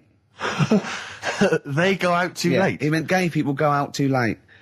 He went, no, they do. I went, what do you mean? He said, well, they're always out, they go out when people are coming home. He said, if he'd have been in bed by 10, he'd still be alive today. That's a sobering lesson. And he went, there's one that works here and he's shattered every Monday. Oh, if you're gay and you're listening, just be in bed earlier. Go out when sensible people go out. Yeah. You're right, we're not on the continent, Carl. If you're gay and you're not in bed by 10, go home. Yeah. I don't get it. Now, right, okay, it's the film review. Carl, you just tell it from the heart. Tell us what you thought about the film, what you thought the... Can I just ask, is this the first time you'd seen Gladiator? You'd never seen it before? No. Okay. And what were your thoughts? Okay. The film review. Gladiator. It's alright. Nothing great. It's like an old, sort of an old version of Rocky done in the olden days, really. Right. A bloke fighting other people. Sure. How sort of well known is the story? Do you reckon people know the basics? Well, just very quickly, just do the plot. Quickly. There's a guy called Max. Maximus, yeah. Yeah. There's Caesar, and there's Caesar's kid, and Max goes to war, sort of wins it, comes back. Caesar says, you're good at what you do. I wish my son was as good as you. So I want you to be in charge when I die. His kid finds out, a bit annoyed about it, kills his dad, because he don't want anyone to hear that he said that, he wants him to be in charge. Yeah. So his kid gets in charge and thinks, I'll show you. You're not going to be king, I am. You're going to be a slave or something. And then, next thing you see is... Sorry, can I just stop there? My only thought is the film's 3 hours long, so maybe we shouldn't go through the whole plot. We've done the first 10 minutes, but go on. So, yeah, he's a slave and then... Yeah, but then, that was an interesting bit that I thought, right? I mean, I was watching this with a girlfriend, she was already annoyed because she wanted to watch Friends on E4. Okay. Yeah. It was a good episode as well this week. Was it? Yeah. Don't tell her that. Okay. Right, so she was annoyed and she said, come on then, put it on. And I got it wrong straight away because it says on the back 149, so I thought that was an hour and 49 minutes. It turned out it was 149. No, I thought it was 1 hour 49. Yeah. But it was 149 minutes. Sure. So it overran anyway. By 40 minutes. Yeah. So anyway, the interesting bit was where he was going across the desert on a horse. And I think to show you how long he'd been going across the desert on his horse, he's showing you a shot of the horse's knees and they were bleeding. And I just wondered whether that's what horses do if they run for a long time. Do you know? I don't. Good. Right, so anyway, so he goes on, he keeps going on like this. He's a slave, and then he has a fight at the end with the Caesar's kid, and he kills him. And that's how it ended. Okay, good. What did you think of it? Just generally, what bits... What do you think was wrong with it? Right, well, I've read up on it, and there's already a fact that is wrong. Right. Caesar's kid, he didn't actually kill his dad. His dad died of a natural death. Right, in real life, you mean? Yeah. Okay. And, what's Caesar's kid's name? Comedian or something? I think it's comedian, yeah. Yeah. That's where the name comes from. When a funny person is called a comedian. He didn't actually get killed in real life by Max. No. He died by his sister poisoning him, and he didn't die. No. Are you saying that this is not a historical document? It's wrong. All over the place. Yeah. Well, next week I'm giving you Braveheart, and that is actually true. That is factually accurate. I can't handle it. It is. It was a little Australian fella that helped him out. Just for people who watched it, you know that the guy, Caesar's kid. Yeah. He died.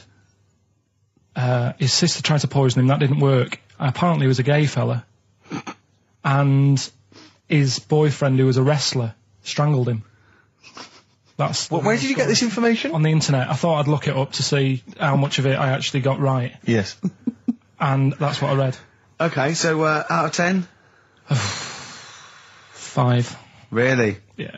Okay. It's no good. I wouldn't get it out. It's annoying the way it says, like, this film's got to be seen at the cinema, because I saw it at home, and I don't think I missed out on anything. Very good point. I think that's probably the point they're making, but yours is valid too. We'll play a record, and after that I'm going to ask you about Rasputin, the Mad Monk. Go on then. When things like that happen, right, you've been told not to mention it. Yeah. And you're like a little kid. Yeah. And once things are in your head, yeah, it's difficult not to mention it. I mean, when I was a kid, yeah, right, my mum's sister Hazel, right, was seeing another bloke. It's weird because she's a lesbian now. That's really weird. That must have been an interesting Christmas. But anyway, she was seeing this bloke, and he looked like Ken Dodd, apparently. He looked like Ken Dodd. Looked like Ken Dodd. So people said, don't mention it because it gets on his nerves when you like meet him and you go, oh god, you look like Ken Dodd. So I said, all right, his name's Will or whatever. And I was introduced to him. First thing I said, nice to meet you, Ken. Did you do it as a joke, or did you? No, because when you know that it's like, I'm not allowed to say that. I can't say that. I mustn't say that. Can't. And then I saw him. I thought, Jesus, does look like him. It just came out. Was it Doddy who turned her into a lesbo? Do you think? Well, he wasn't a good-looking bloke, so possibly. She started going out with Esther Ranson though, which is weird. Out of the frying pan. What was the story with the lesbianism then? How did she announce that to everyone? What age was she when she realised? Well, I mean, we're not a close family, do you know what I mean? We're not a sort of family who keeps in touch with everyone. And I think my mum called her up one Christmas and sort of said, how's the Diddy men? Yeah, how's Nutty Ash? And she said, oh, no, I don't do that anymore. I'm knocking about with Sandra or whatever. Right. And it was like, oh, right. Not big butch Sandra with the big earrings and the skinhead. He used to live down the road from you. I don't know. He used to get Doc Martens wholesale.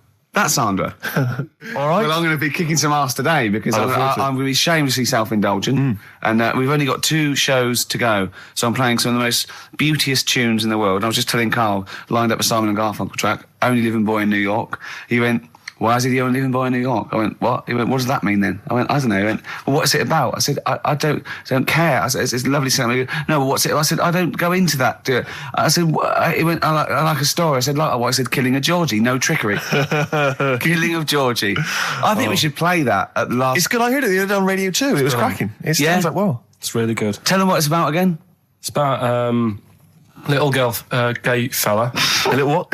A little gay fella? Yeah. Right. Who, I haven't heard it for a bit, so it's all off memory, this. But, gay bloke, is he from Scotland?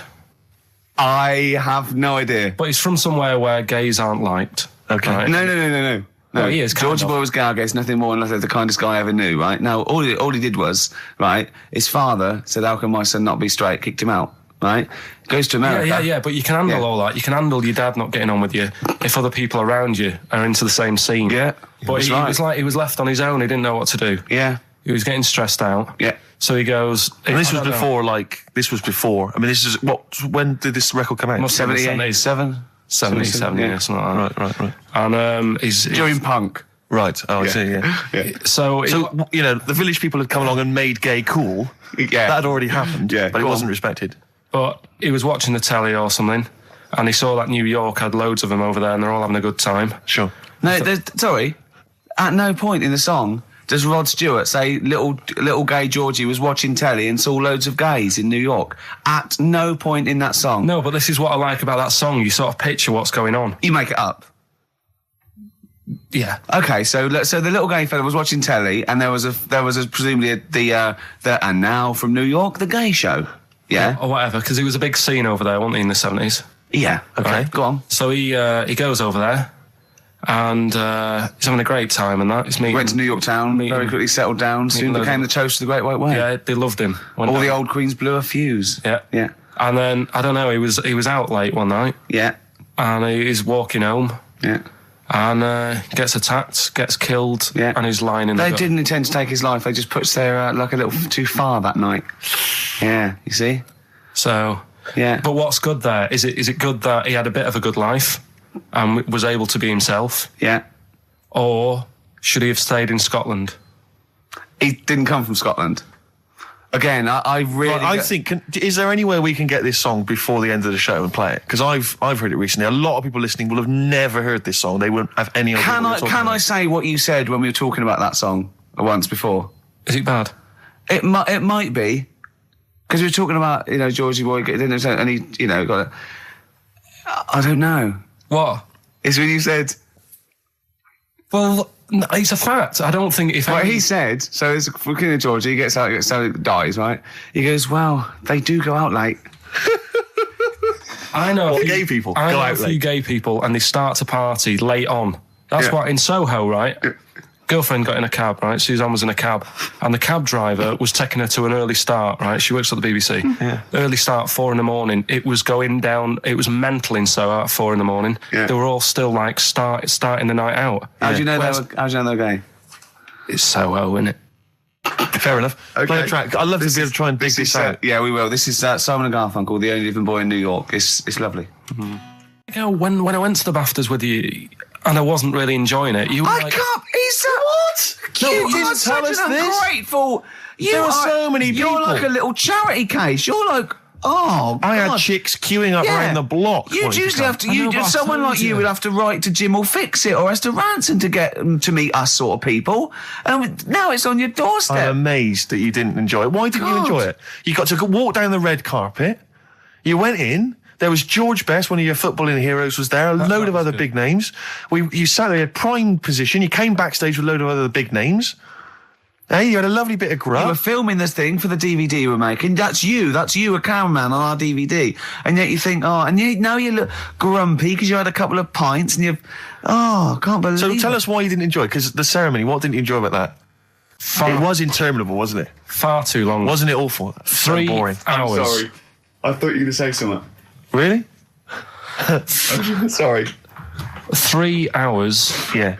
I mean, I suppose for you two, at least, you were going to get something. Sure. Yeah. But with me, it's like...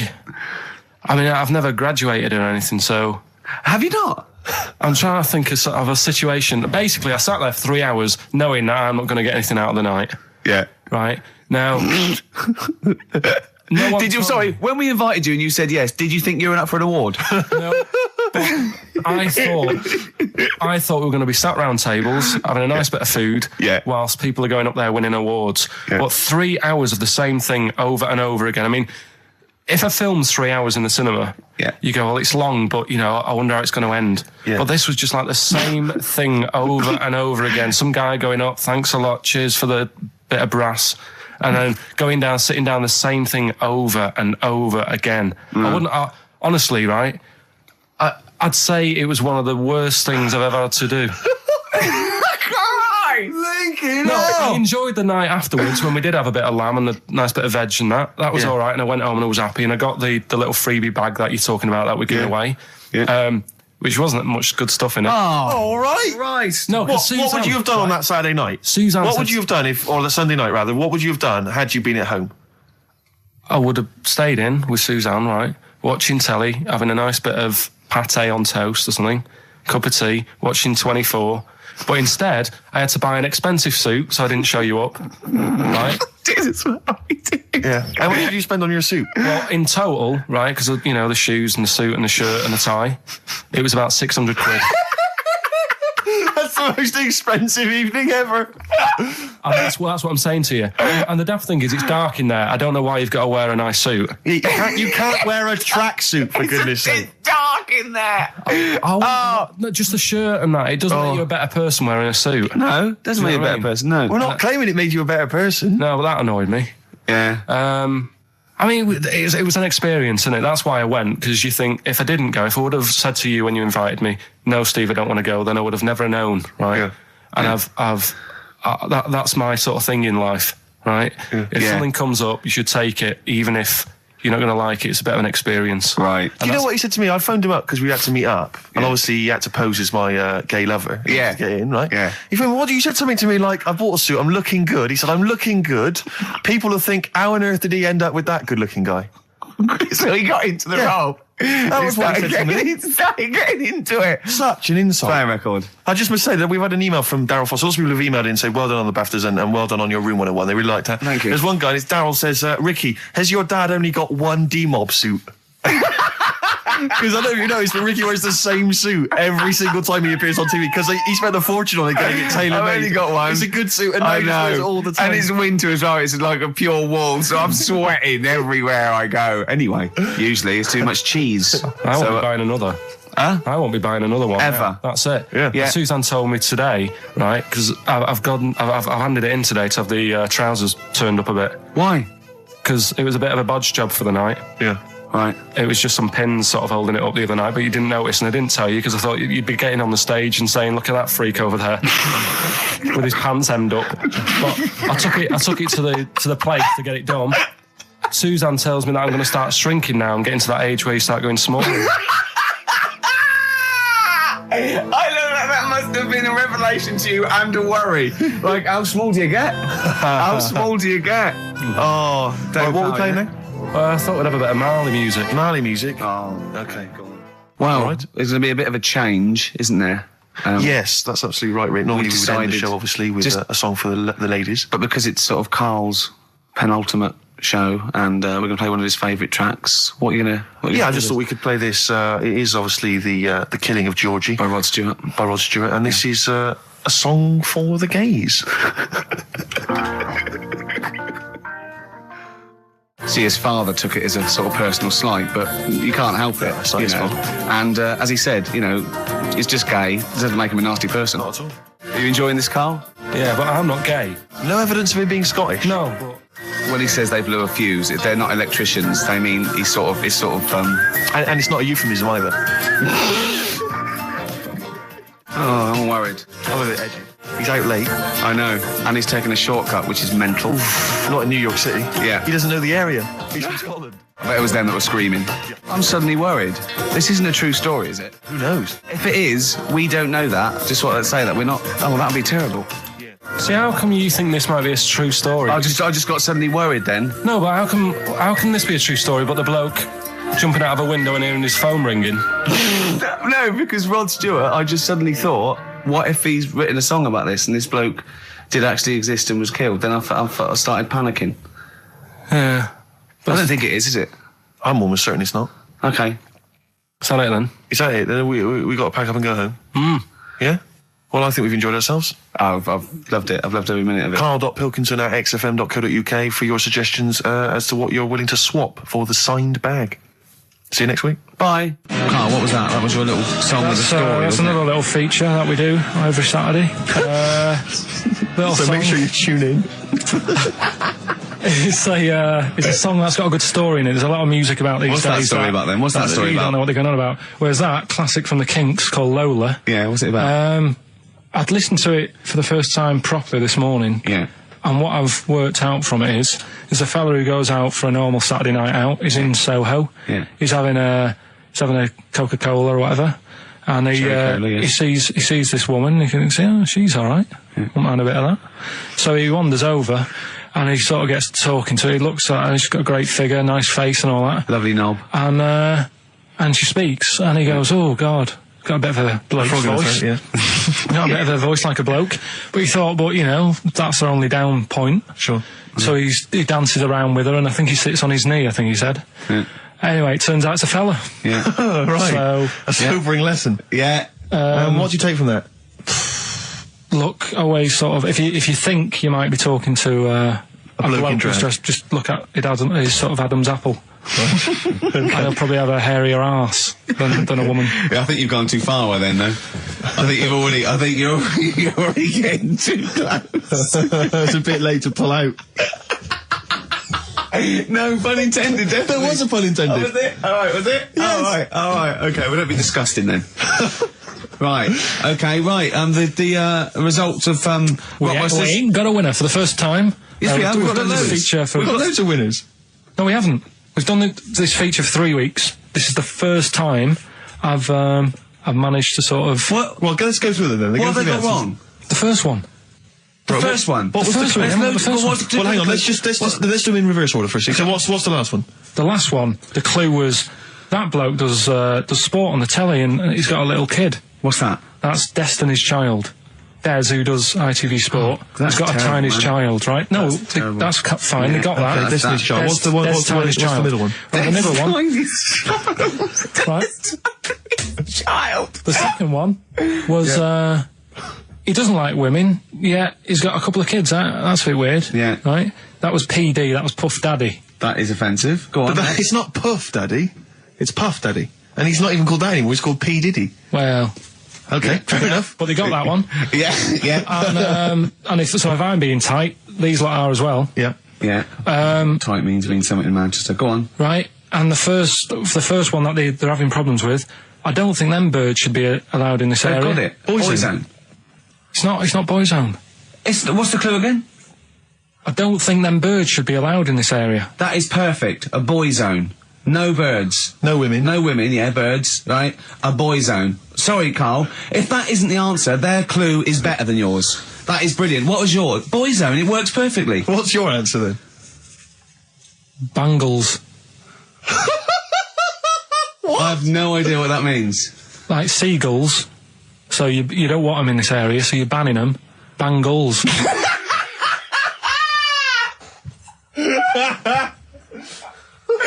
Oh! Well, give it to Boyzone, because Boyzone's better. Don't use birds being allowed in this area, it's a Boyzone. I think we should have a rollover. Carl beat them. Carl beat them. You have to use his logic, surely. But theirs works. You can't do what am I thinking. No, that's not what I'm thinking. It works perfectly. I think you've got to give it to the ones that got the Boyzone. Well, how about, right, because they didn't actually get into my head and my way of thinking, heaven right? forbid. How about we just keep back the David Attenborough, and they can have, I'll chuck in the Hellraiser, right? Okay. And Blondie album and the Madness one. Yeah, okay, pick a winner at random. Pick a winner, Steve. I'm going to give it to Paul Sloman, who got those answers, and he also says, P.S. Carl, you're a moron. So, I'm giving that to Paul, and good luck to him.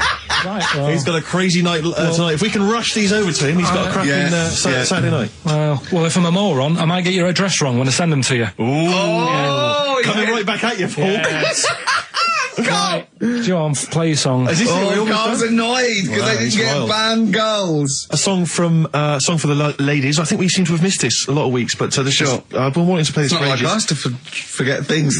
This is a band Frente who kind of came and went, and no one was particularly interested. But they did do this lovely acoustic version of the New Order tune, "Bizarre Love Triangle," and this just shows you how incredible the melodies and the words and everything are. Brilliant. New Order. Just play this. Good night. Song for the ladies. Is this in the week? Do you reckon Richard Anderson will be back next week? Yeah, Richard Anderson will not miss this show.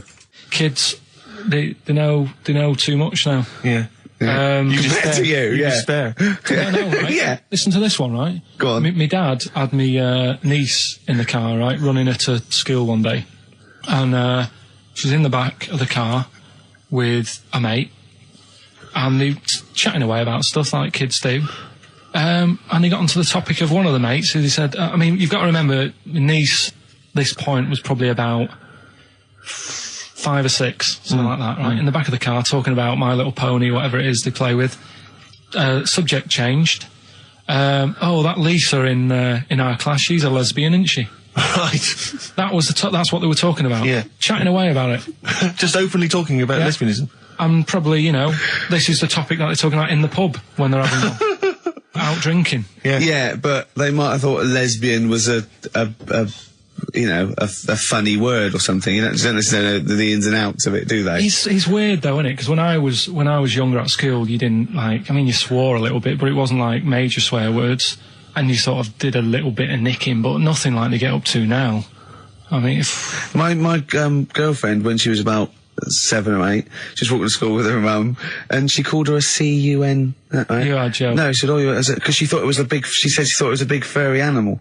So she was being nice, and I remember, where'd you hear that? Where'd you hear that? Like, just heard it at school. So they might not know what it means. But because I'm thinking maybe, did you start the show with that particular kind of manner? Just because obviously a lot of new listeners, I imagine, thanks to the massive poster campaign, and you obviously want to impress them and charm them. There's a few examples today of irony coming back and biting you. Yeah. That seemed like a funny idea at the time, me posing that. But Jonathan Ross phoned me up when they first went up and he just said, I've just seen a big poster of a predatory gay. Yeah, you do look a little bit. Hello, and what's your name? Would you like to sit down here? And then you're in the background. And also, I think the funny thing about having you as a partner, I mean, the only good thing is that you look weird and tall, like too freakishly tall and lanky. But in that one, no, because your background and you're smiling, you don't look as weird as you do in real life, or as freakishly tall. So it sort of ruins it a little bit for me. They found out that scientists. Oh yeah. I've found out 17th century that like now 1 in 10 rams are gay. 1 in 10 rams are gay. Yeah. So that was like Wallet. That's how I could get that in. They got a load of gay and straight rams. Right. They worked out which were which first. They said, right, that bunch there is a gay bunch. They looked better. They just had more pride in their appearance. And the other ones, the straight ones. And then they gave them to this scientist and said, right, go on, do what you got to do. And they took the brains out of all of them. Just to check. And they did tests on the brain, and it worked out that they've got something smaller in the brain. The gay ones have got something in the brain that makes it smaller. And they said, right, well, that's probably how it's going to work on males, on like males and females and like humans. So you took from this that gays have smaller brains than straight people? No, there's something in the brain. Right, go on. So if someone's saying, I'm a gay, or they're not sure or whatever, they will now be able to find out. So you can go to the doctor and to find out if you're straight or gay. Is there any gay in my brain? Let's have a look. Do. You've got a little bit of a gay in you, yes. A little bit of gay in there. Yes, you've got the, you've got a little bent cell there. Well, that's why they did it, anyway. I don't understand how they could differentiate which was straight and which were gay to begin with, before they then gave it to the scientist. Wasn't that what the scientists figured out? How could they tell? There's one theory that it's genetically determined. There is one. There is a theory that's genetically determined, but I don't think it's as easy as pulling a sheep's brain apart and finding a little pink sort of like blob in there and going, right, we've taken the guy out, and now he's going to go and shag some ewes. I don't think it's that straightforward. Although homosexuality does occur at a similar sort of rate in animals, I think. Yeah. Yeah. So you knew that, didn't you? So that's that one. I mean, I just like the idea of the farmer figuring out which is straight and gay. Well, that one's wearing quite a camp-looking neckerchief. So I'm thinking maybe he's gay. Is that? Yeah. I love the fact they can. That one's a big fan of Sophie Ellis-Bextor. Yeah. They put on ABBA and see which ones dance. Exactly. That's how they. Which one? Yeah. Put on like Barbra Streisand and see which ones sing along. That is rubbish. What did I find out? Did you just say that is rubbish? No, I found out other stuff in the week that didn't make the top 3. Wow. We haven't even had this must be mediocre stuff. This must be really bad. Yeah. Or it might be dubious. Go on. we've got to think proactively now. We've got to sort this out. See, there's always other things going on in my mind when I'm in that pub quiz. For me, it's just a little bit of fun. Sure. It's a night out. Do you know what I mean? Suzanne enjoys it. Yeah. It's a bit of a get-together. We have a chat beforehand. Yeah. We have a bit of fun. Yeah. But there was other things on my mind. Carl, I could do that here. I don't have to lose a tenner. Wait, what were you thinking during the quiz then, when the questions were coming out? What were you thinking of? Well, what it was, right, just before the quiz started, I had to go to the toilet, right, because the rule is, right, people who don't go to it, once it starts, phones off, no more toilet. They take it dead serious, don't they, right? Yeah. So, I went to the toilet. Now, I'm not being out of order here, it just got me thinking, right? I went to the toilet, the gay fella in there, right? There was a gay fella in there? Gay fella in the toilet. Now, how could you tell? How did you know? Just typical, everything about it, right? Everything about it, right, yeah. Oh. What, large handlebar moustache, leather cap. Butt plugs, amyl nitrate. Could I just say that these views do not reflect the views of the management of XFM or me and Steve. Or most of the people in this country. Go on, Carl. What's your problem? Yeah, but this is what I'm worried about, really. But this is why I only got Danny Minogue right. Right? Because this was floating around my mind. Went to the toilet. Gay icon, now, isn't she? Go into the toilet. They have like men's cubicle and they have women's cubicle. Yeah. Now, without sounding out of order, is it wrong for me to think gay men should have their own little cubicle? Go in. They should have their own. Well, not cubicle. You mean an actual toilet, I suppose. When I was at the urinal, normally, there's a fella there, and then you go, all right, and there's no pressure. But I couldn't go. I was thinking, should I wait? If I go into the toilet, it'll look obvious.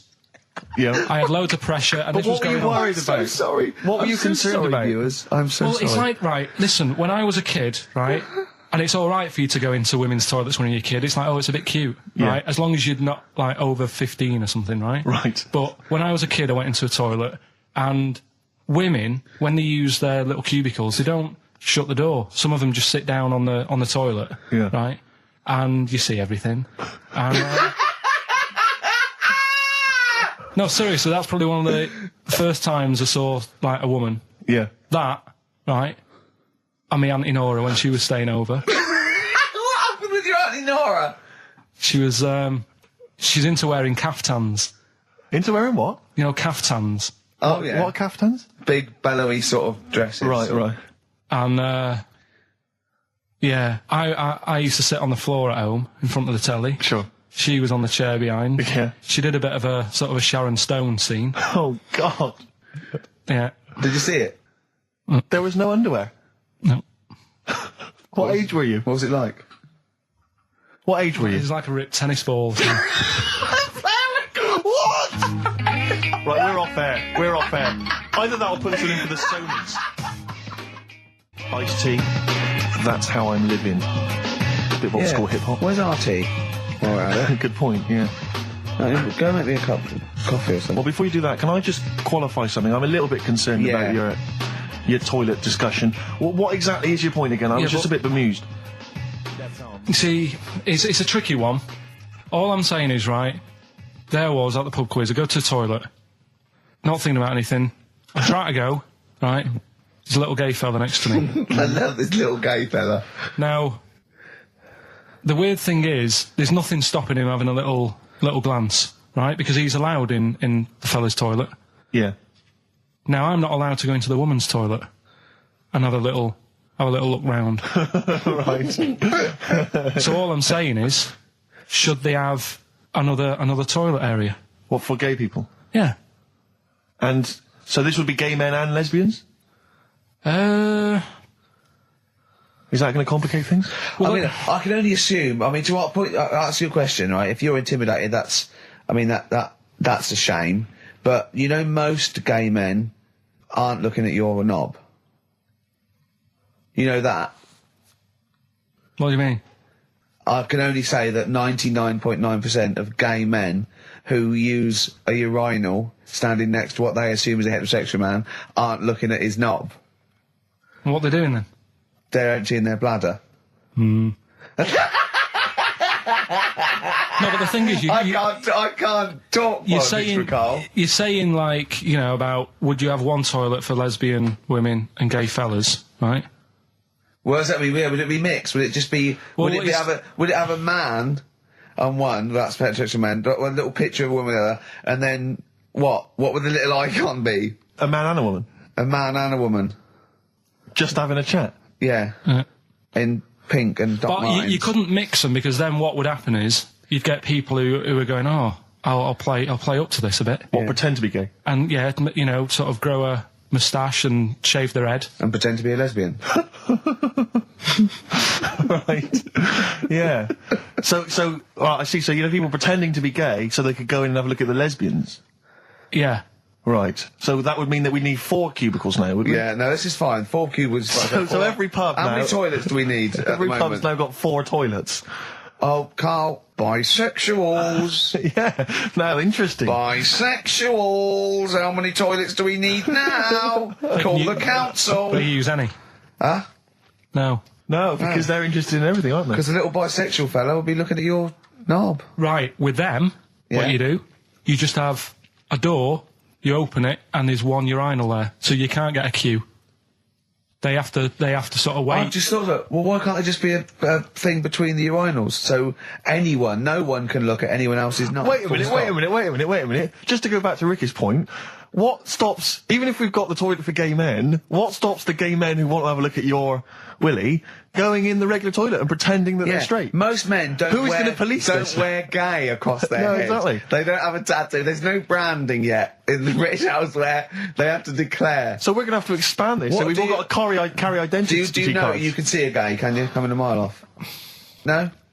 No, I'll just hold it in next time. No. Can you tell gay men? Do you know a gay man? I'd say, probably, if you did if you lined some people up and said, point them out, I reckon I'd get... But hold on, we're not talking about people dressed in leather with the arse cut out and an handlebar moustache. Yeah. We're talking about, the everyday, non-seen... of course. Yeah, but I mean, suppose I put you in a room and there was 10 naked men, right? Yeah. And there's 5 gay men and 5 hetero. Could you walk along that line looking at those gay... Am I naked? No, you don't have to be naked. Why would you have to be naked? To catch them out. Play a record! How would you catch them out? No, don't go into it. Don't go into it. Play a record. Miserable now. Would you share a toilet with Morrissey?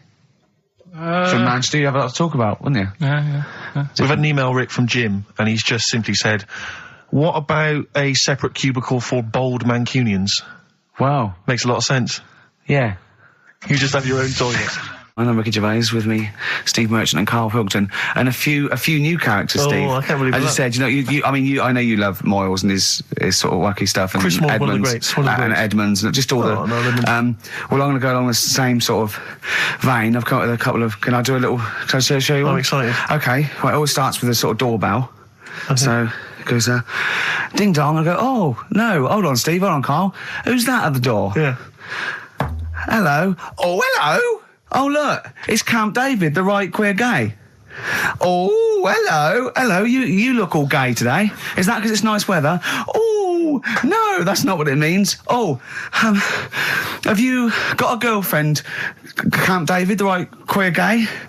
No, but I've got a boyfriend. Oh, bye. Right. So there you go. We'll be hearing more from Camp David, the right queer gay, and Holy Fuck the Funny Little Chinaman. What? All right, Karl. Yeah. Is that your sort of humour? It might not be your sort of humour. You just should have run it past me before you did it. Yeah. What one are you worried about in particular? The not Camp David. Well, say his name. No. Say his name. Which one? I don't know which one you mean. The Chinese fella. Well, I forget who that was. What was his name? I can't remember. Well, if you can't remember, it can't be that good, so we'll leave it. We won't do it again. Right? Oh, ding dong. Who's that? This? Oh, hello. Oh, look, it's David Gray, the bent piano player. Oh. All right. I thought it was going to be Columbo. That would have been a joy. Ding dong. My wife loves you. No. Hello. Oh, I don't believe it. Look who's turned up, Karl. The weird thing is, Steve, right, that is like what I imagine Ricky's house being like when people are ringing the bell. because they're all so different. It's got a little... He's obsessed with all my friends being slightly different to each other. I've never understood it. He goes, there's no thread. There's no thread to them. All my mates have got a thread running through them. I was in literally after they walk out of the home. Yeah. But what do you mean my friends all different? Well, that could be... It wouldn't surprise me if I was round there and the bell went and I said, do you want me to get it? And he said, yeah, and I opened it and it's, you know... what, holy fuck? Holy, yeah, he's at the door, right? And then I'd say he's busy, close the door, bell would go again, then you got the little gay fella. David Gray. Yeah. And then, do you know what I mean? Yeah. Not really, no. Because he's met some of my friends and he looks at them in a weird way. I mean, some of them are weird. Years ago, husbands weren't allowed to sort of clout the wife with anything. What was it like in the past? I know, yeah. You couldn't clout your missus. With anything wider than your thumb. The stick had to be the same, no bigger than your thumb. I know, so a big Robin bloke could do no damage if he went out with anyone. Although his is wide, he's got a little thumb like a little knob, isn't it? It's like it's truncated, because it starts off normal. It looks like he's had his big toes put on his hands. Does he have to drink a pint with two hands? Yeah. And he's dropping stuff all the time. Can I just go back to the rule of thumb thing, though? The idea, what date was this? I'm not asking Carl, I'm looking at Ricky, because you're not going to have any idea, Carl. It's just going to be the past. Yeah. But I like the idea that... I think it's the same sort of day where, I don't know, you got hung for being homosexual and you could shoot a Welshman. I just love the idea that there's blokes beating their wives with shovels, logs of wood, and someone's gone, hang on a minute, everyone, Hold on, wait a minute. Let's have a look at your thumbs. What can we do? Wait a minute. We've got to have some kind of rule here. I'm all for beating your wife, but let's have some kind of rule. Let's give him a sporting chance, surely. He goes, well, I'll tell you what about you can hit her with the width of your thumb? And the wife goes, make it the width of his knob. I go, no. He slaps her again. Yeah. Width of your thumb. All right. Better? Yeah. Ding dong. Oh, here you are. Oh, it's a fat fellow with lipstick. Hello. You're giving away a lot of... I mean, that, you know, you're an enigma, Carl. I wouldn't give away your workings. I mean, because then everyone will be able to do it. And what you've got now is a gift that people can't really tap into. Do you know what I mean? See, that's what Lenny Henry and Chris Miles' mistake. See, I've sort of worked out how they do their comedy, and I'm doing it now. Sure. Do you see what I mean? Now that, you know, I'm doing it. I think the only way that people would start to be able to replicate a lot of what Carl does is if maybe they had a severe blow to the head, or they were diving and they came up to the surface too quickly. Ding dong. Oh, I'd like a severe blow. Oh, get lost, David. Oh, let's have some adverts, quick. So this week, we're very lucky to have with us Russian pop act Tattoo. Round of applause for them. Hello. Lovely to have them here. Tattoo. Now then, of course, there's been much controversy that your kind of lesbian shtick is just something to try and whip up some press attention. We are proper lesbians. We love fanny more than cock. Okay, brilliant. And Tattoo, lovely to have you here. Thanks for coming. Yeah. Now then, you've got some live gigs, I understand, planned. Yeah. Duh. Okay. I can't help but notice that you sound, dare I say it, Tattoo, you don't sound so much Russian as German. No, we cannot do the accent properly. Okay. And, Tattoo, it's a joy to have you here. Thanks for coming down. And finally, your lesbians would, for instance, either myself or Carl be able to convert you from your lesbian ways? We like the muff so much that the knob is no good for us. All right, well, thanks very much, Tattoo. Yeah, thanks, Tattoo. Thanks very much. Cheers.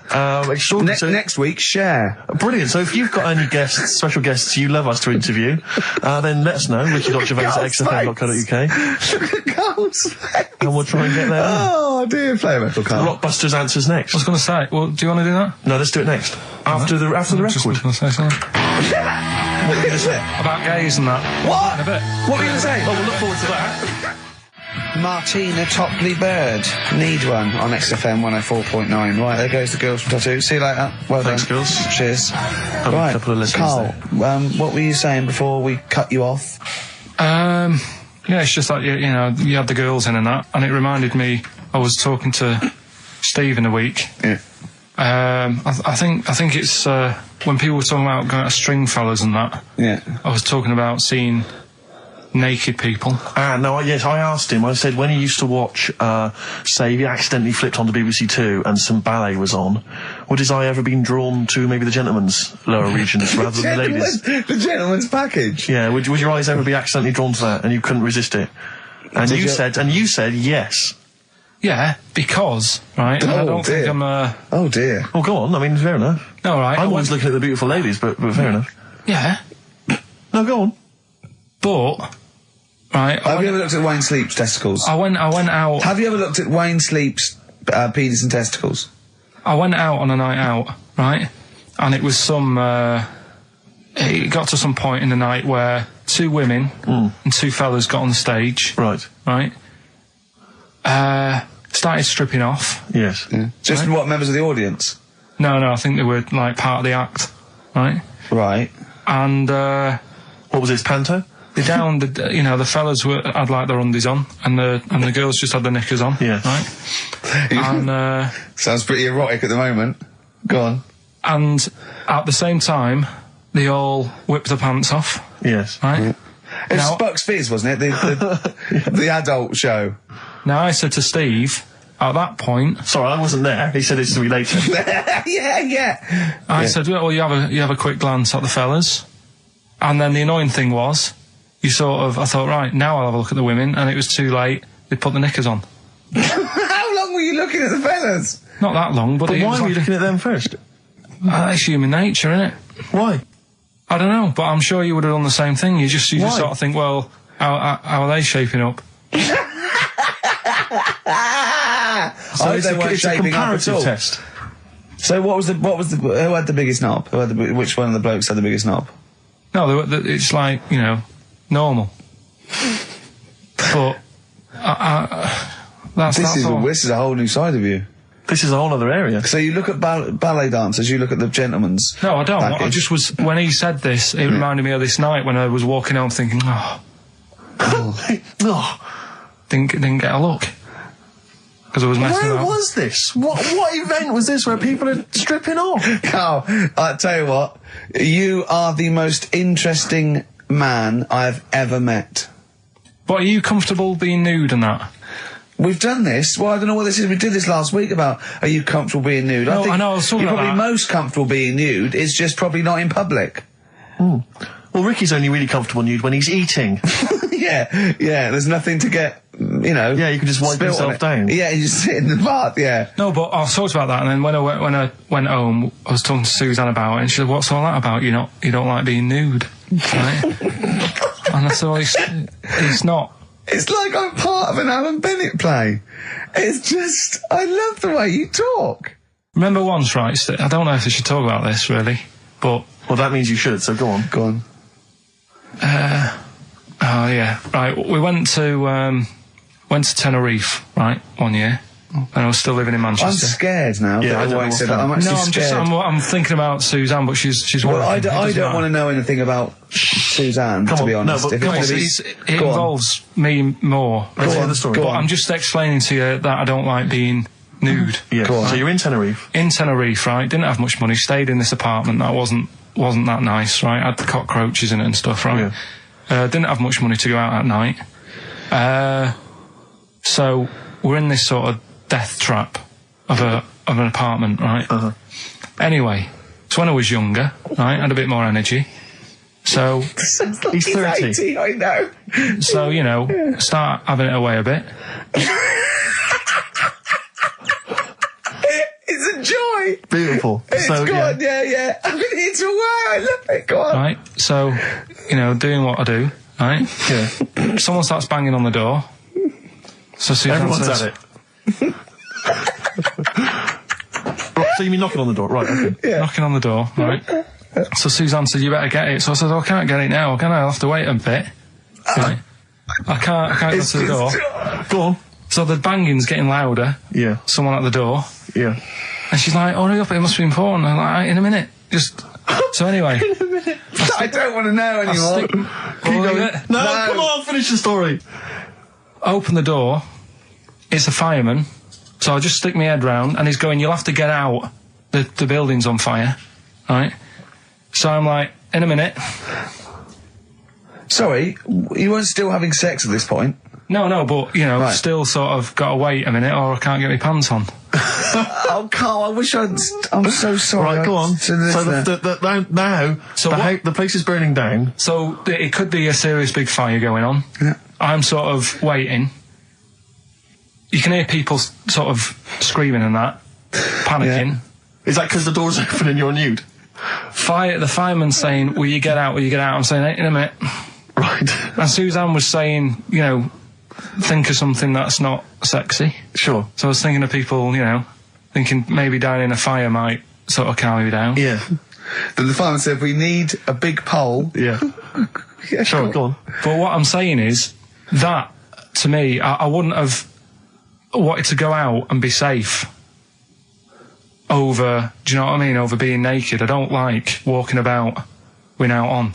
So what I'm saying is, even if that fire... I love the idea of everyone huddled in there with all the firemen. It just, the cameras pans along and there's Carl. Yeah, a local news report. Naked. With still... But would you have gone out with now on? But why do I have to go out with now on? I'll just grab a pair of jeans. Alright, but you've just, you know... What? There's a fire, Carl! Yeah, but see, not everyone looks at men's packets. That's only you, remember. Most of the other firemen wouldn't be going, oh, look at him. But what I'm interested in is he's pleased to see us. Carl, how long did it take? And did the thought of dying in a fire help?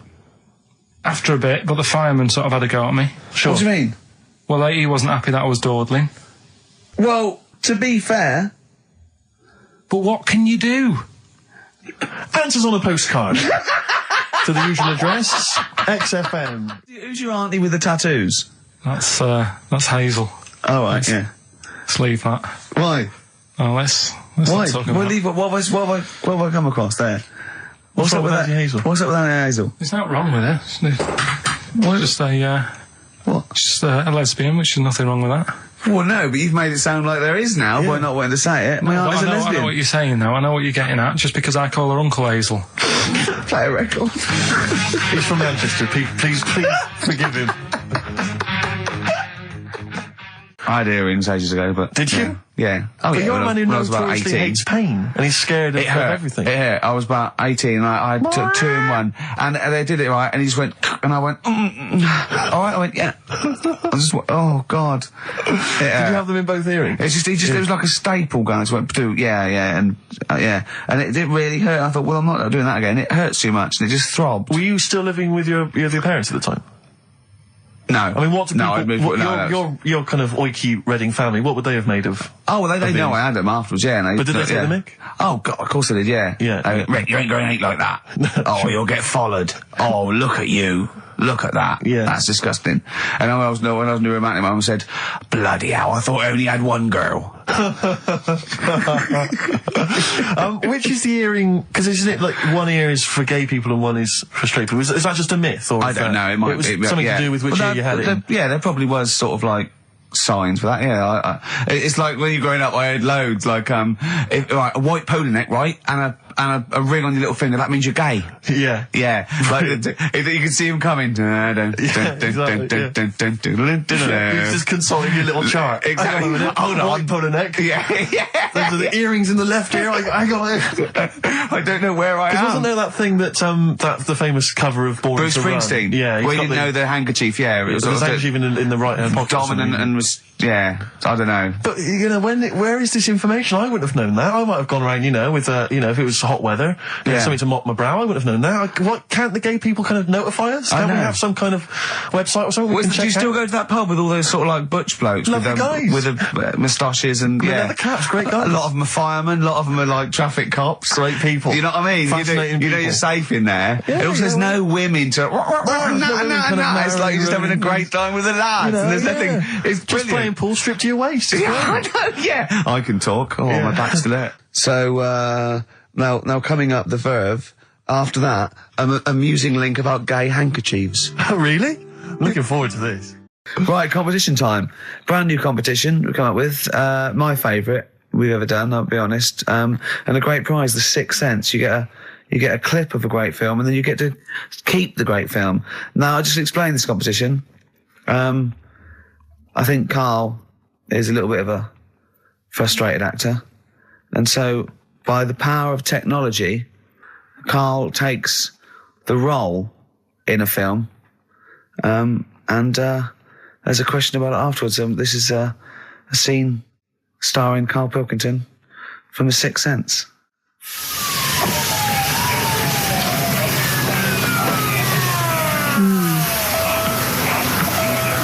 Jeez, I hope nobody got hurt. Be alright. You're very quiet. I'm just thinking about stuff. That's all.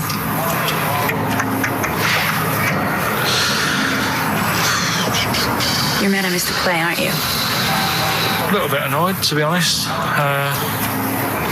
Went down a storm playing the drums in Little Donkey, but your loss. I'd give anything to have been there. Well, you wouldn't, because you didn't. But like I say, it's your loss, isn't it? Anyway, I'm just quiet because I'm thinking about stuff, like I said. Right? I'll make a big deal out of it. What is it? Well, I was just thinking, what would happen, right, if you put a chameleon on a mirror? How would it handle that? It's a bit weird, isn't it? Oh, you're scaring me. That's scaring you. This'll scare you, right? The other day, saw two old men sat there having a Twix. You never see that, do you? Old fella having a Twix. You see ghosts, Cole? No, just the old fellas having a Twix, but... They talk to you? No. They tell you to do things? No, because they were too busy eating, but... What's that got to do? What are you looking like that for? Do you think I'm some sort of freak or something? Is that... I would never think that about you. Well... Ever. No. Got it? All right. Well, it's a very chilling scene, that. That is great. Oh, that is fantastic. It's a very spooky scene from the film The Sixth Sense. Rick, I think you've got a question. Well, yeah, I mean, Karl played it wonderfully there, the role of the child that sees weird stuff. But who played the original role? What was the name of the child actor who played the original role? It's email only, ricky.gervais@xfm.co.uk. You can win a copy of The Sixth Sense. It's time for the newest quiz in town. This is where Karl inserts himself into a seminal film. Last week, he was the little kid in Sixth Sense. You remember? To great acclaim. The critics loved it. They said a triumph. This week, he's fiddled with The Graduate. This is the scene where, of course,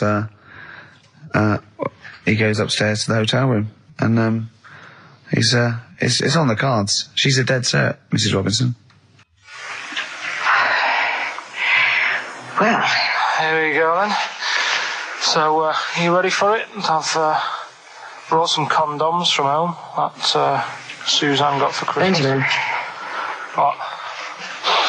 Will you bring me a hanger? A what? A hanger.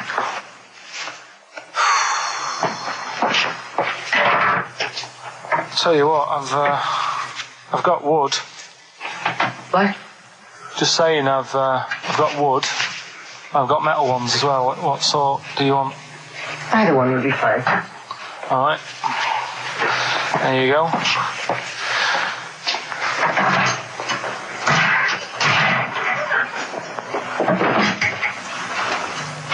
Are you afraid of me? No. No, I've seen weirder things than you. Have I ever told you about the two lads I went to school with who had big heads?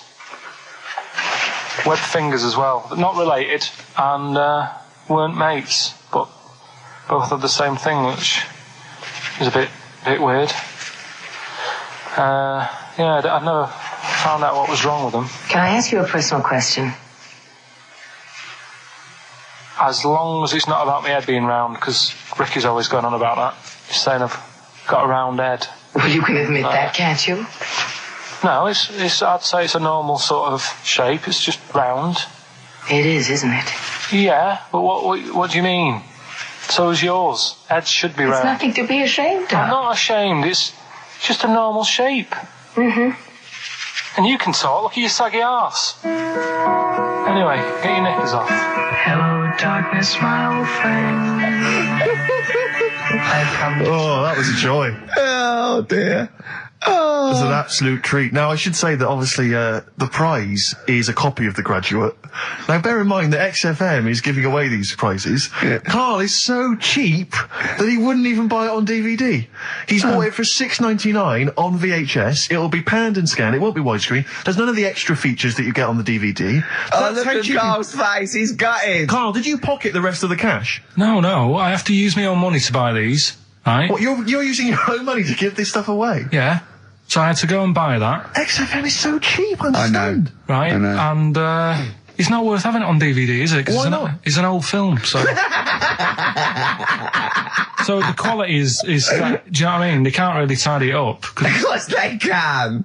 They do it from a print. They don't do it from the video. They don't get the video and go, let's make it into a DVD. An old Betamax copy that someone had knocking about. Well, anyway, it's the same film, though, isn't it? Fine, okay, well, you're right. Yeah, but anyway, you can win $6.99's worth of The Graduate. The question, and it's email only, Steve, it's not Steve, it's ricky.gervais@xfm.co.uk. The question is, name the actor that Karl was taking the place of in the film, and of course the actress that he's performing opposite. ricky.gervais@xfm.co.uk. Lovely. Something else we're giving away. Go on. The Shining. It's just more throwing away, isn't it?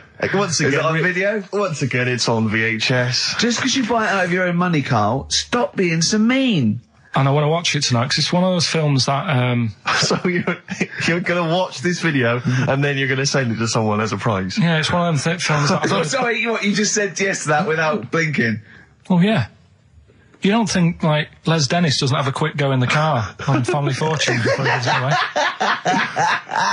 It costs $5.99. Bowen has a go at those his and her towel racks. It costs $5.99, Karl. Okay. This is Karl in the classic The Shining. And what's the question? Well, we might ask that afterwards. Okay, then.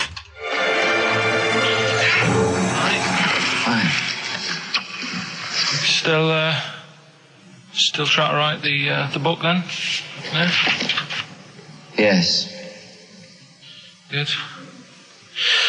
Funny, someone told me the other day, weird thing about a typewriter, the top row of letters, the longest word you can write is typewriter. I'll just show you. That's weird, isn't it? It's just the typewriter being... You're not in the mood, are you? You're in one of those grouchy moods again, that you get into when you're writing. I'm not being grouchy. I just want to finish my work. Yeah, it's just being a bit funny, a bit offhand and that. Let me explain something to you. Go on.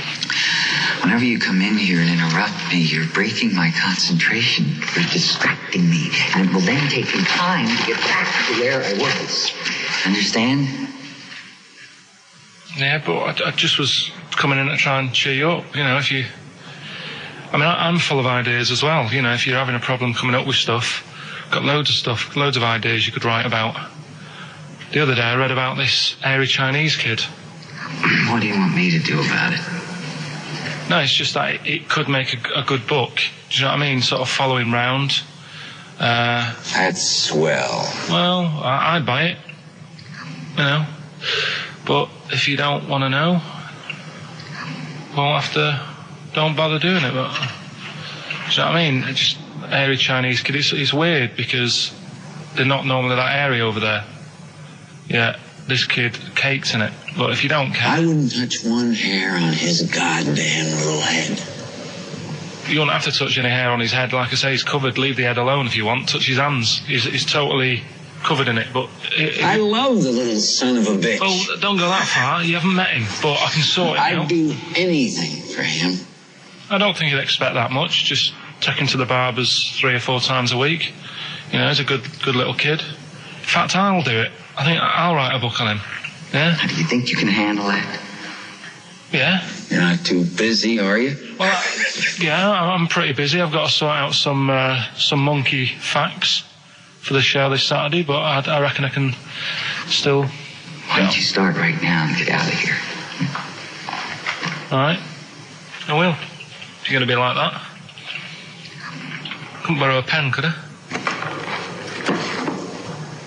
See you later. There you go. Haunting stuff there. Karl Pilkington in The Shining. You know, in the film, Jack Nicholson goes crazy because the suggestion is he's maybe possessed by demons that maybe are in the hotel. But, you know, if I was stranded in a desolate hotel, removed from all human contact with Karl, I'd go mental with an axe without being possessed by demons. That's more chilling to me, trying to get some work done and you keep wandering in. I'm trying to get Karl to spend a couple of days in the caravan with me, just for the head of it, and he won't. I've offered him money, won't I? I think it'd be a great laugh, wouldn't it, Karl? Oh yeah, great. That would be terrifying. No, I want to film it. I just want to film it. Like a little video diary. There's Karl there, he's just waking up. Well, if I was stranded in that would be like being... I may as well be with Freddy Krueger and Jason Voorhees. That's more scary. The thing is, Ricky doesn't mess you about as much as he messes me about. No, you see, you've given him an inch. You've given him an inch and he's taken a yard. 12:30 you got in today. In 30 minutes between 12:30 and 1. The old bin lid on the head. He wanted to do that again. Yeah. Squeezing my head, think he had a go at. And karate chop on the back of the neck. Yeah. All in 30 minutes. Yeah. Who else can say that? Who else can say that? Who else can say? What do you mean? Anyway, have we got a question then? Yeah, to win a copy of, I'm so embarrassed to say it, The Shining on VHS is worth $5.99 and it will have already been watched by Karl Pilkington, probably not even rewound. Yeah, to win rewound, and a little bit of tripe and cow eels where it just slipped into his dinner. A barm cake outside. As he was reading the back of the box trying to figure out what was going on. The ingredients. What about this, right? Here's a question. I've got a question. No, go on. No, I want to hear Karl's first. Okay. No, it's about the film. Because when I was whizzing through it, I saw something and thought, oh, that's good. The kid who's in it, he was writing something on the back of a door with lipstick. What was it? Well, that's a tricky question. I can't remember. Nor can I. Right. So the kid in it was writing something on the back of the door. Is that going to be too hard for anyone? Let's see if... I mean, I wouldn't be surprised if there's somebody... Right, the phones are going, so it might be. Yeah, but this is email, isn't it? All right, Ricky.Gervais at xfm.co.uk. What was being scrawled on the back of the door by the little kid in The Shining? Be honest, if you know that, it means you've probably already got it and you've watched it about 8 times. Yeah. Fair enough, though. All right. Right, we've got to give away another prize. Yes, you lucky people. For those of you that haven't seen it and do not have the requisite £4.99 to buy it yourselves, you can win on VHS cassette, panned and scanned. Billy Elliot, the special edition, includes bonus documentary, The Billy Elliot Boy. Oh, and, I'd like to see how they really sort of made that film. Exactly. Well, it's the hit film Billy Elliot, and you can win that on VHS. Because, Karl, I assume you have included yourself in an excerpt from the movie. Taken a scene from the film. Who do you play, Billy? I'm playing the part of Billy. Brilliant. And we'll have a question at the end of it. Come on. Brilliant. 2, 3 part of Broadway and go. Alright. Just been down the valley. So you don't know where you... What are you looking like that for? What's wrong with Bally? What's wrong with Bally? Yeah, well, what's wrong with it? It keeps you fit and that. What do you think, Auntie Nora? You think about me doing ballet? I used to go to ballet. There you go. She used to go to ballet. Used to say I could have been a professional dancer if I'd had the training. Bet you were pretty good, weren't you? Wasn't the time you had wind for 5 minutes, was it? But you well glided across. Well, you shut up! What's wrong with ballet, anyway? For girls. Not for lads, Billy. Lads do football or... Well, I've done that, yeah. Boxing or... Did that for a couple of weeks, so... Wrestling? Wrestling? Yeah, wrestling, yeah. Oh, friggin' ballet. Well... Don't worry about it, anyway. Just... Is it alright if my mate Wayne stays over tonight? He just wants to sleep over. He's just coming over to... Wayne, sleep? Yeah, he just stays over. I'm not gay or anything, he's just... I don't fancy him, I'm not... Yes, you do. I don't. Yes, you bloody well do. What, just because I want my mate Wayne to sleep over and I've started doing ballet, that turns me into a gay man, does it?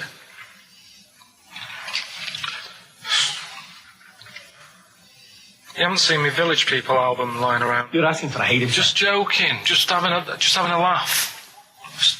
Didn't mean I've had enough in here, I'm going out. Look, from now on, you stay here. You look after your nana. Got it? Yeah.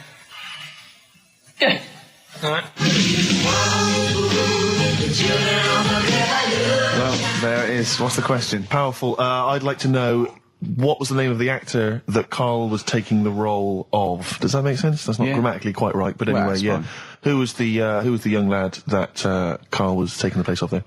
Name of the actor, not the character. And just email in ricky.gervais@xfm.co.uk. You can win yourself. You gotta be fast. You can win yourself a VHS edition of Billy Elliot worth £4.99 price. I'm going to leave the sticker on, which has actually got the price on. Brilliant. I'll leave that on so you know just what you've got in you. Okay, Anyway, Carl, so here we go. It's an exciting feature that I think will be picked up by Channel 5.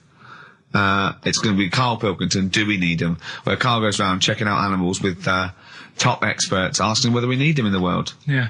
So, this is the first one. We won't do it next week, but I'm already sorting out the contact. We will be looking at octopus, because they're a bit weird. Okay. So that's what you got to look forward to in 20, Again, if you have an animal that you feel is unnecessary in the world, then email us, and I'm sure Karl will investigate for you. Well, the other thing as well, whilst we're on to that, I want to sort of have a bit of research with me. So when I speak to the bloke or the woman about the octopus, right?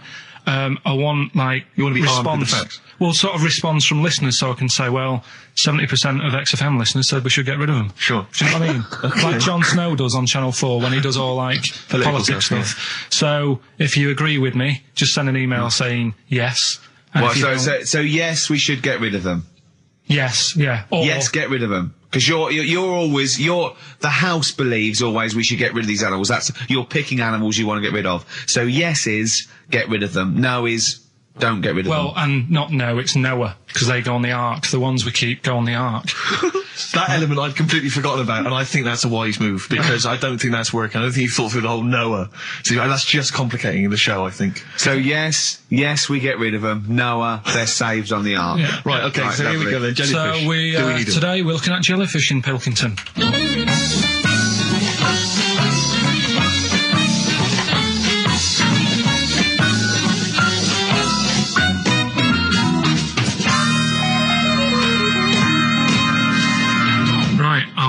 I'm talking to Vicky, who works in an aquarium in Anglesey, isn't it? Yes, it is, yes. Right, brilliant. Today we want to find out if we really need jellyfish. I've got a bit of a problem with them anyway, because I've been stung by one, and I've done a little bit of research into them, so I'll tell you what I know about them. Okay. You might learn some stuff from me. Oh, you never know. And if I'm talking nonsense, just tell me. Absolutely. Yeah. Right, so first of all, they don't have eyes, do they? No, they don't. Right, no. So I'm right with that. No lungs. No lungs. They haven't got a heart. No hearts, heartless. And they're made up of like 97% water. Yes, they are. So they're pretty useless, really. Well, they have got a nervous system. They're actually about 650 million years old, so they've evolved and they've outlived the dinosaurs, and they're even older than the sharks, and they can even outfox us, because NASA scientists have worked with them to try and work out how they operate in weightlessness, and they still don't know how they do that. Took them into space actually to figure out how they did that. Seems like a bit of a waste of money, but do you know Port Maddock? I used to go there a lot for my holidays, and there used to be a load of them washed up on the beach. People on motorbikes used to go over them and stuff. Yeah. Well, we get the moon jellyfish. That's the ones with they've got pink bits in the middle. Yeah, that's their reproductive bodies. I think that was them. I think they're the ones that went over on the bike, because you could see pink bits. What do they do? If the jellyfish went, would we have a problem on our hands, do you think? Okay. You might have a bit of a knock-on effect, because things like turtles eat jellyfish. Yeah, but do we need turtles?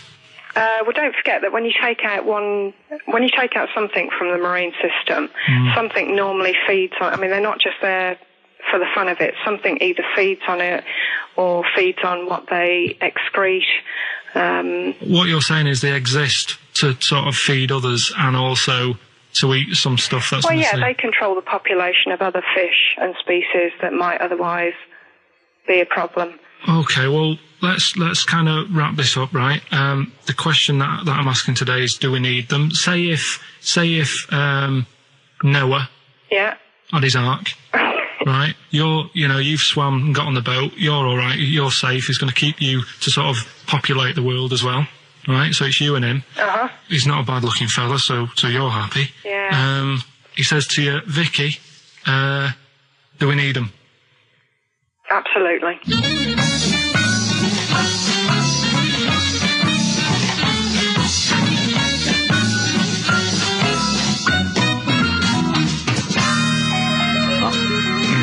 I don't even know why she even gave you that interview. When you start off with, right, yeah, trying to find out if I need you, but what did you tell her to get her to talk to you? Just said I'm doing some research on stuff. Did she think you were a schoolboy or something? No, she just said, oh, all right. She said, how long will it go on? I said, not long, just like 5 minutes, have a quick chat. And she loved it, didn't she? She sounded happy to take part in that. So the fact I love the fact that you've got an expert and you suggest that she's going to be having sex with Noah. He's a good info, so you're happy. She goes, yeah. I mean, I don't know why you stopped there. Didn't go into positions or something. I can't believe. The problem is, really, I didn't get to the bottom of what I wanted to say because. Oh no, you did. That's it. That's done now. That's a pretty good academic work. That's proved. Yeah. No, but the turtle thing, when she said, "Oh, if you get rid of them, the turtles, won't have anything to eat." But when she said that, I mean, I couldn't say it because it would have took her off and confused her.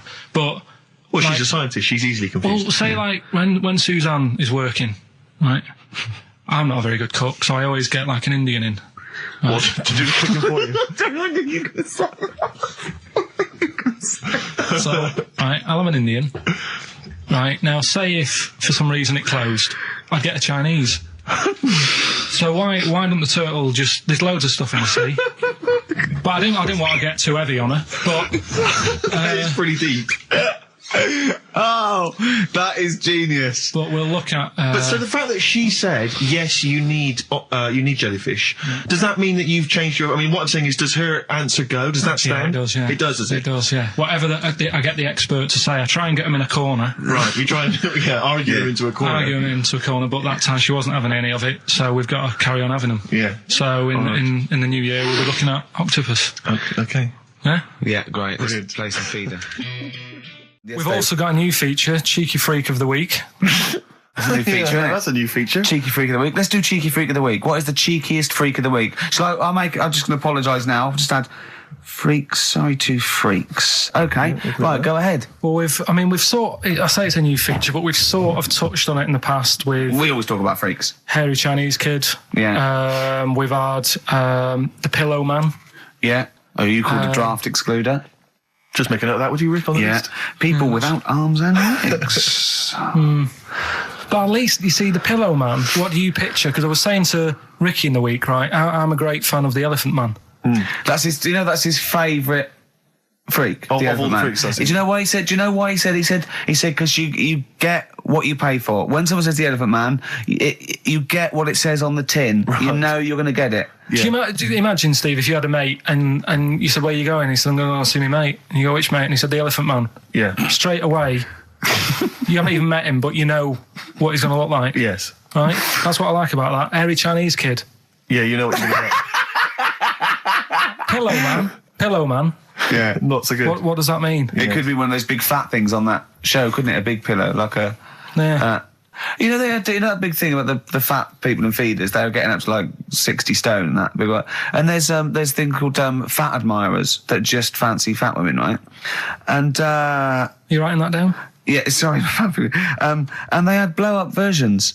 It looked like a bouncy castle. Wow. Yeah. Really? Yeah. You'd be knackered when you blew that up. Yeah, you just wouldn't want to go forget it. Yeah.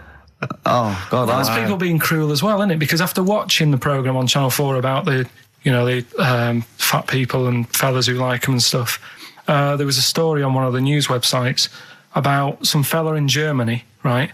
He was a big fella, must have been about 50 stone, and he fell over, right?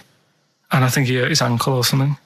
And Timber. They sent firemen instead of like an ambulance. Yeah. So straight away they're having a bit of a laugh. They're not. No, they've got winching gear. Well, they didn't know. They didn't have winching gear. They had to use the hose pipes to carry him out. I think it was Anna Nova, that news website. They had to use the hose pipes. So they made like a bed using the hose pipes. Oh, yeah. And had to carry him out on that. And then they had to sort of get him into a special truck, they said. Mm-hmm.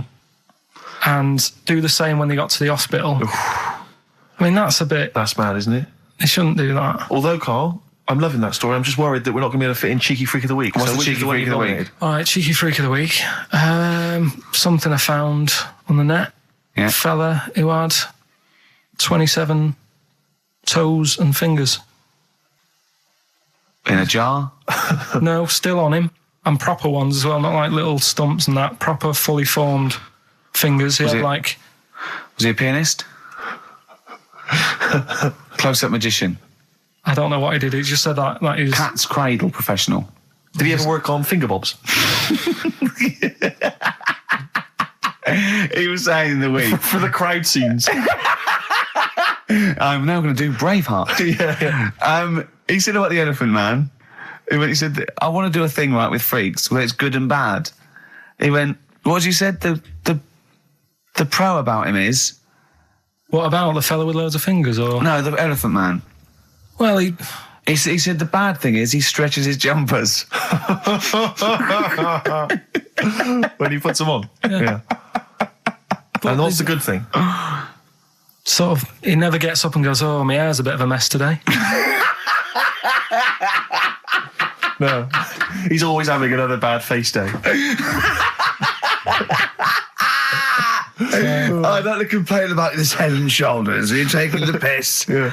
Oh, dear. So that's freaky. Didn't you see an elephant woman in Manchester? Yeah, leave that. What do you mean, leave it? No, because it is sad. I know it's sad, but I mean, I don't know what my next sentence is. No, people always that should be the end. I don't need to say anymore. People will know what she looks like. It's a good name for her. Did she like buns? Oh dear! It was when it's when my dad was a taxi driver, and I used to sit in the front. Yeah. And she used to get a lot of taxis. Yeah. And he only charged you half price, didn't he? He was a good guy. Well, the bad thing is as well with people like that, you don't want to offend them because they never forget.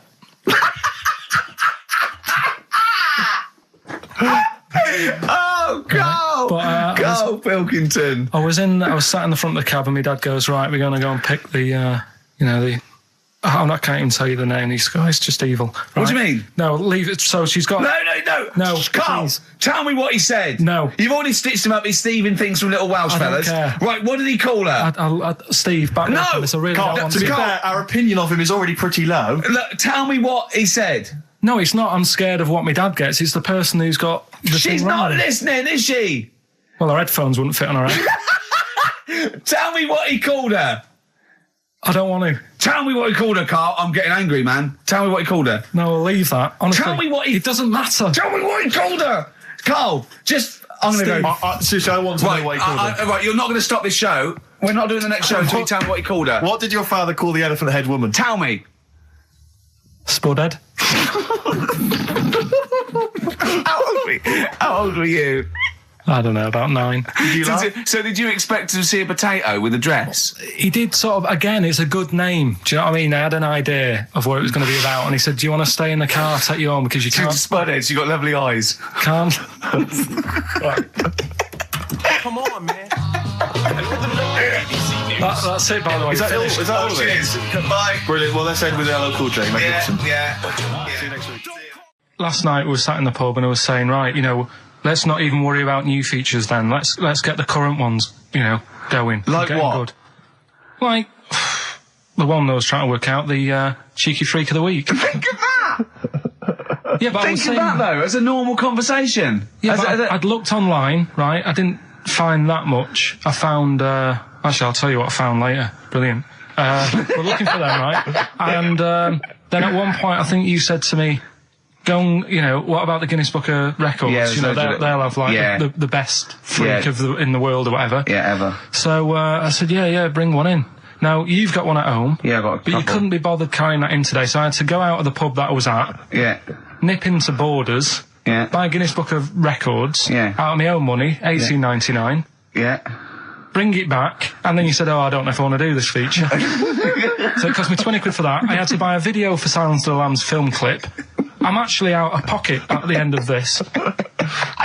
Just looking through the Guinness Book. That's still the funniest thing, isn't it? Squeaking at someone when they got a cup of tea. Right. There are a lot of what strike me as seemingly pointless feats. The Guinness Book of Records is right. The Guinness Book of Records is great. I used to love it as a kid. I've had about 10 copies in my life. The last one I bought a couple of years ago, present. It was really good. I love it. I love the real records: tallest, fattest, thinnest, best, fastest, most expensive, biggest, and all that. But the ones that really annoy me are the ones that. The reason these people are in there for it are the only people that tried. What? Balancing the milk bottle on your head. Most watches eaten. I just found that one. Kim Sung-do from South Korea ate 5 watches, the entire watch with the exception of the wristband, in a time of 1 hour 34 minutes. What do you make of that, Carl? Made him regular. Come on. How did they time him? Most live rattlesnakes held in the mouth. 8 live rattlesnakes held by, it just says an idiot. Yeah, this gives you an idea, Carl. Talking of idiots. Do you want to get into Guinness Book of Records? No, Carl, come on, that'd be brilliant. There's things in there that are just absolutely anyone could do. Like that one in Big Brother, I was watching it, and it was balancing sugar lumps. I want to go. How many people try that? If there's schools around Britain going, listen, we've got to get in the Sugar Lump Award. It's grassroots level. There's not enough kids balancing sugar lumps. How can we compete in the world market? I was looking at it last night, and there was one about the farthest that a dog swam. I think it was something like 9 miles, but it had no choice, did it? Do you know what I mean? He took it out to the Atlantic or something, and so it didn't want to do it. Threw it in the water. Yeah. So it's not all right to put it in a bin bag and chuck it in a canal, but, it's for a world record. Yeah. 9 miles it did. Oh, God. Possible ones that you could do, Carl. What's the most Forrest Gumps fitted in one wheelie bin? What about this one for you, Carl? The record stands at the moment for most arrows caught by hand, but that's quite tricky. So what about most arrows caught by head? Yeah. And you would just fire arrows at your head? They wouldn't, it would just skim off him. Do you think so? Yeah, the roundness, it would never actually get any sort of, connection. Fastest human crab. Could you do that? Do that. Can you form the crab? Can you do that? What's that? It's just like bending over backwards and running. Do that. No. Right, what about what would you be good at? What about hamburger stuffing? Right, Carl. Let me. All right. In the mouth, you mean? Well, it says the record for stuffing the most regulation-sized hamburgers, including buns, in the mouth at one time is how many?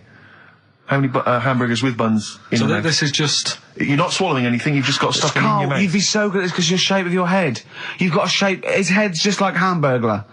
You'd be good at this, man. Yeah. Honestly, you'd be perfect. You look like Zippy. And the great thing is your head's empty, so you could get more in there. Do you know what I mean? This guy had a brain to contend with. Do that. What is it? Is it possible? Is it mental? How many do you think it was? There were 3 burgers in buns. What do you reckon, Carl?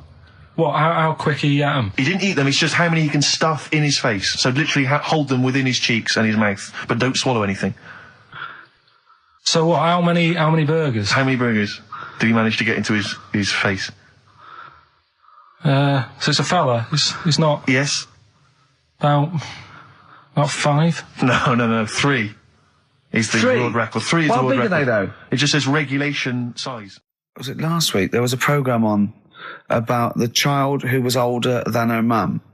A child that was older than her mum? Yeah, right, he was looking forward to as much as Oliver, the humanzee. Humanzee, yeah.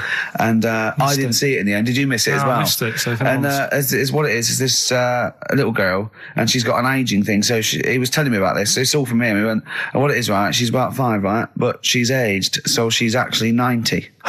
Right? And I went, oh God, really? He went, yeah. And then he went, could she get served in an off licence?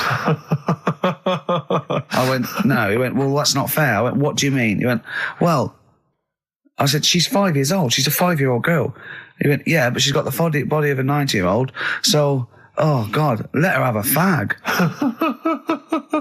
Wouldn't you let her have one if she... if she asked? Yeah. If you worked in an off licence and she wandered in, right, and... So she's 2'6". Well, I don't know, because I haven't seen it. I don't know that much about it. Yeah, she's a 5-year-old. It's just an aging process, which is a degeneration of the cells, like what aging is. It doesn't mean she grew into a 90-year-old woman with a scarf No, exactly. going around the streets. What did you imagine it looked like? I don't know. I mean, she's aging fast, yeah? Yes, but it's more to do. It's not. Yes, yeah. Because it was saying that her mum and dad are pretty stressed out about it, and I kind of thought, well, you'd be forever buying birthday presents. It's not like she's morphing through various ages. Like, my God, look, she's 58 today. 59, we can't keep up. Well, how's it It's work? not that. It's not like she's got- it has the same effect as aging on the body. So at a cellular level, there's a degeneration as quick as if she'd gone through. I don't know. I got this from you. I'm guessing, Carl. It's not like she's watching Top of the Pops one week and she's loving it, then the next week she's going, I can't understand what they're saying. Yeah. It's not like music it's all in my bland day. dance. I remember when I was 4.5. They were real bands. Now, that S Club 7 were excellent. Yeah. But what's this tripe? S Club. But if she wants a fag... She's 5 years old, Carl. But she's got to experience everything in a short spell of time. Do you know what I mean? You've got time to sort of... I think you're thinking of her life like that Fatboy Slim video, where it starts off as something crawling out of the sea and then it evolves really quickly over 3 minutes. I don't think that's not the case, Carl. Her mind isn't... She isn't aging in her mind at the same time. No, she's not living a whole life in 3 weeks. It's just her body is degenerating quicker than it should. So if you worked in Odd Bins, you wouldn't serve her with a bottle of wine? No, I probably wouldn't. Well... Unless she had some ID, which That's would probably a bit cruel, be fake. isn't it? I said, well, on that and on top of all her other problems, he wouldn't even give her a glass of... Yeah, a bottle of wine. And her ID wouldn't look right, because she's aging all the time. The photo would never match. Yeah. Look at my hair there. That was last week. Well, it was 2002. Exactly. Well, we don't know enough about it, so... No, I haven't seen it, so, yeah, maybe we should apologise, because that could sound callous and cruel, because I don't know what the whole... It was just the title. The vibe of the... Yeah, I know the title that excited something you. like, I'm older than my mum. No, it's the child that's older than her mother. Well... Yeah. So that was weird. There was some good stuff on in the week. You missed that, did you? You didn't watch that? Didn't see that. Saw... Maybe someone have it on video for you? Yeah, if you taped it and, send it in. Watch it on fast forward, she'd really age then. Imagine that. Whoa! And something new we're trying out, because Rockbusters... He's dead, thankfully, yes. It's gone for a bit. It's over. Crosswords. Oh, this sounds intriguing. Where'd you get the idea from? What's the basic format of this? Right, what I've done is I've take like a popular saying from the show. A popular what? Popular saying, something that crops up quite a lot in the show. In our show? Yeah. Yeah. First thing that sprang to mind was there's this hairy Chinese kid. Oh, Okay. classic. But more commonly it would be something like, Carl, you're an idiot. Yeah, Carl, record, you you're idiot. a fool. Carl, you're a fool. Oh, what did you mean? You let us down again. Yeah, You Carl, should where been have you here. been? Yeah, you've got a headache, have you, Carl? Yeah. You better have a lie down. Typical phrases like that, Yeah, sure. typical phrases like that, yeah. Carl, you're a loser. Yeah. Oh, yeah. Right. And what I've done, I've got a load of different songs and took words from the different songs and then joined them together to make There's This Hairy Chinese Kid. And then people have to email in and say what the 5 songs were. It sounds like the most complicated game ever. I'm looking forward to it. Have you heard any of this, Rick? Because I've not heard this at all. I'm not familiar with this. Well, all it is, it'd go like, "Hey, Chinese kid," and it's from sort of 4 different songs, and you've got to identify the songs. Right. Wow. How many songs in this, Carl? 5. There's this hairy Chinese kid. Okay. Right. So, and what are the prizes for that? Are these the prizes? Yeah. All right, well, let me tell you what they are. They're not too bad, actually. We've got Live Forever, which I assume is a CD that ties in with this new film. Think of that! A well-known phrase from the show, and it's hairy Chinese kid. Yeah. Where would you There hear is no that other radio show in the life? world. This is... Go on. If you've just tuned in, I mean, what are you thinking? What do you think if you've just tuned in? You're going, well-known phrase from Shaw, hairy Chinese kid. Oh, yeah, classic. They'll be playing that in charades this Christmas. So yeah, this is a CD that ties in with this new film Live Forever, which is all about Britpop, and so there's stuff on there from Oasis, Blur, Pulp, etc. We've also got another Red Dwarf DVD, Marion and Jeff, the first series of that, excellent. That's on VHS, sadly, but never mind. And also the very best of Led Zeppelin, a 2 CD set there with all the classics on. So that's not bad prizes, actually. Carl, you've done yourself proud. We've upped it. We're getting serious now. We're playing in the, you know, the bigger league. We've upped the stakes. And we want Heat Magazine not to, you know, lose touch with us just because Rockbusters is gone. Yeah. I think they're still behind us. So we've got film. You appear in a film. We've got crosswords. How is that to do with the crossword? Because I've got words and sort of cross them. Okay. Right, you don't really cross them. But, good. So words. We're playing a game called Words. Word Song. Hello and welcome to Word Song. And obviously I imagine there'll be some more great music. The Thrills, One Horse Town on XFM 104.9, Ricky Gervais, Steve Merchant and Karl Pilkington. Now, Karl Pilkington is getting ready. It's the start of a new strand in the show, a new quiz, a new competition to replace Rockbusters. Now, that's quite a tall order, but what have you done? Right, like I said, right, if you've only just tuned in, what it is, I've took, and I'll be taking, a well-known saying every week from the show, something that crops up a lot. First one that sprang to mind was... There's a little gay fella standing next to me in the urinal? That's next week. Okay. This week, there's this airy Chinese kid, right? Yeah. That's crops up quite a lot. Sweeping the nation. Right. So what I've done, I've got 5 songs. Yeah. And I've edited them together to make that saying. You've got words... from songs where any part of that sentence occurs to recreate it. Yeah. Now, what do they need to do? Do they need to say what the song is? Just the 5 songs? I mean, I was going to say song and artist, but if you want, just a song. So there's 5 things there, and if someone doesn't get all 5, it's still worth emailing in because we might give it to the one who's got the most, and then... Yeah. Can I suggest we go for artist rather than song? Only because sometimes it's quite tricky to get a song title. Sometimes it's very odd, or it's not quite what you think it is. So maybe artist is an easier one. Are you happy with that, Carl? It's your competition. I mean, Steve always does this whenever I come up with an idea. Oh yeah. I'm just trying to make sure it's just the best it can be, Carl. Yeah, no, he came up with a few game shows, and Steve was going, "No, it's no good." And Carl said to me, he said, "It's the one of The Office ever got on telly." Yeah, but. Well, we shall see how Cheapest Chimps plays out, but frankly, the fact that you said to me, Steve, I've come up with the best game show ever, it's called Cheapest Chimps, what's the idea? I don't know, I just like the name. It's something to do with chimps.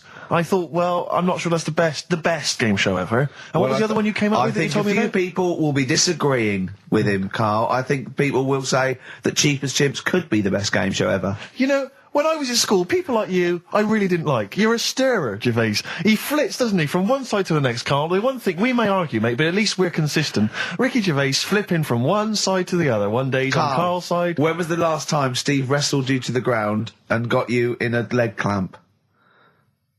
No, you're right. Never. What, is that supposed to be a good thing? Well, did you see us? Yeah, I saw you struggling in Carl's office earlier. He was punching my legs to release me. We were on the floor.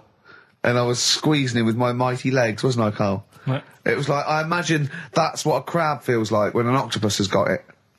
We were playing that, weren't we? So anyway... So, I'll play you this clip now. It's 10 seconds long. We'll play it a couple of times because you'll need to take it in. Mm-hmm. So here it is then. What are we saying? We're saying artists? Let's go with artists. Artists. So email in ricky.gervais@xfm.co.uk. Name the 5 artists it has taken to make up the saying, "There's this airy Chinese kid." Give that email address again. ricky.gervais@xfm.co.uk. There's this airy Chinese kid. Here we go.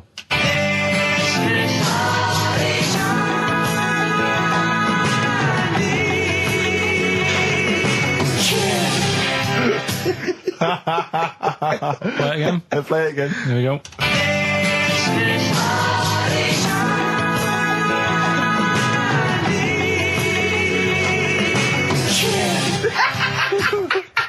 I think you better play it once more. I've got them. Have you got them all? Yeah. That's nice work. Here we go.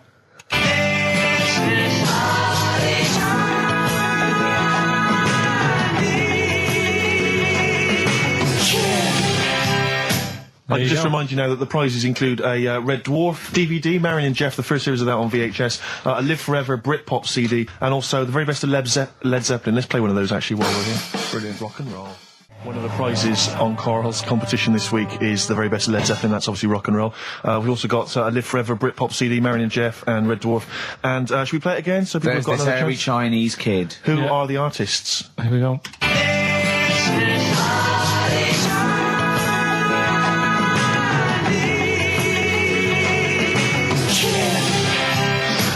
It's tricky. It's not very easy. Once more. One more.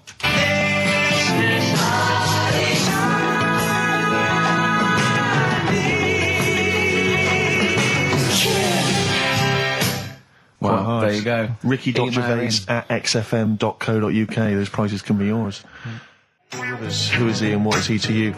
We have not had any successful answers on your quiz, Karl. We've had people who've got what you get a when you maximum put of 4. a duck in a microwave. Yeah. Bill Withers. Nice. All right. Cheers. So I'm not talking about Cheapest Chimps. That's safe. That's going to run and run. Yeah, that is going to run and run. That's really got legs. I'm going to check the press Monday. I can only assume it's a triumph. Exactly, another Pilkington triumph. Yeah. I'm going to give the prize, if you don't mind, Karl, to Karen and Jeff Gillian, because they're the only one that got. They were the only couple that got the second answer, which was very, very. But tricky. they got 4 today. But they only got 4 right. 4 is the top answer. So should we give the answers play it, now? Karl, and then tell us who each one is. All right.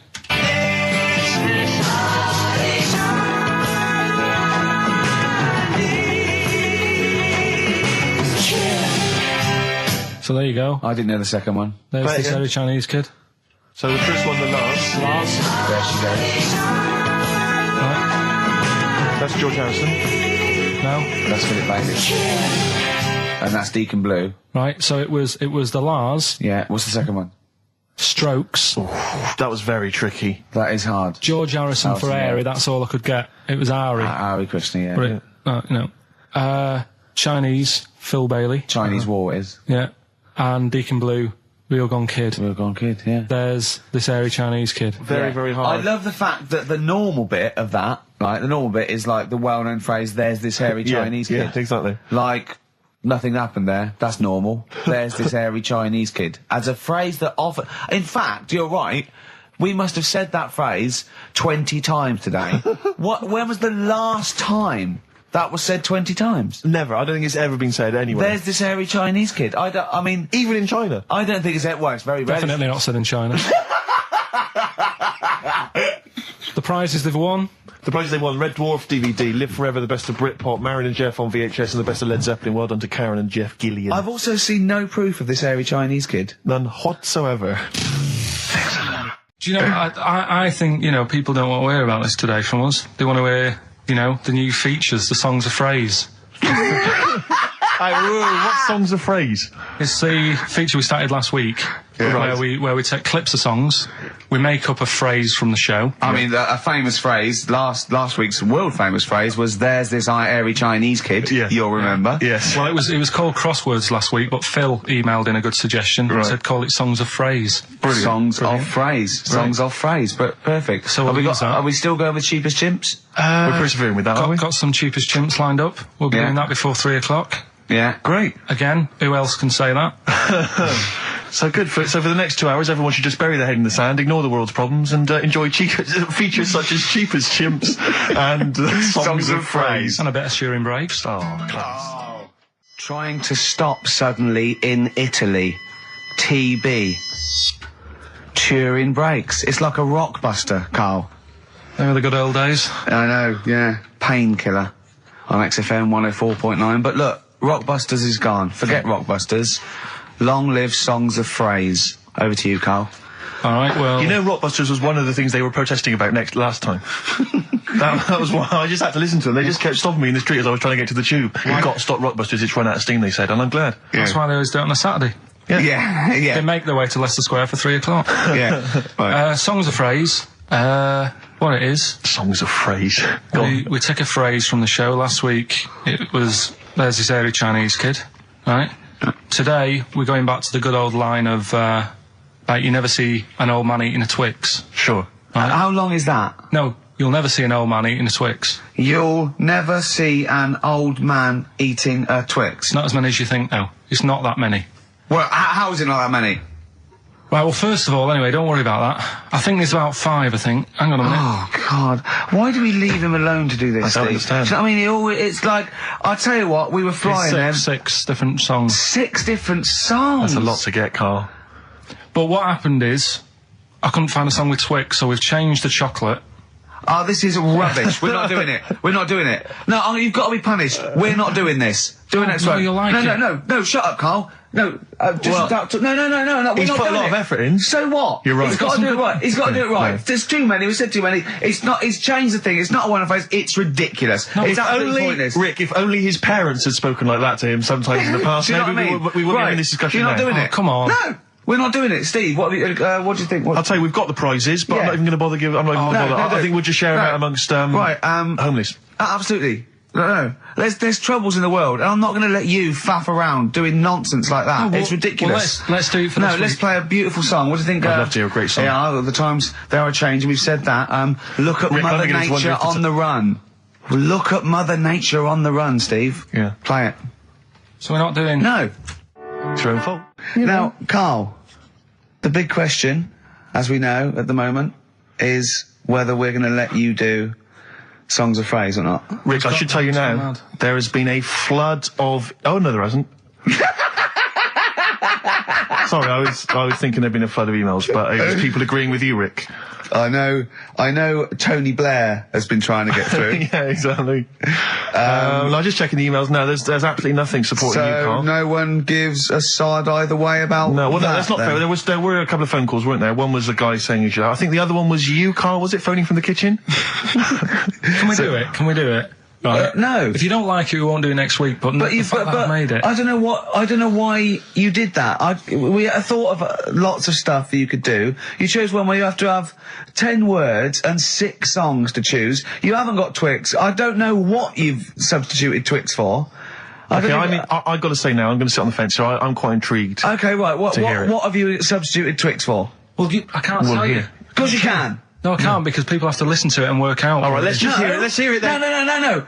They know what they have to know what the word is. They have to tell what the song is or the artist. I prefer just to play it. No, you've got to tell them what it is because they might not even know what word they're looking for. Let's hear him out, Rick. Right. Please, democracy. That's what we're fighting for. Come on.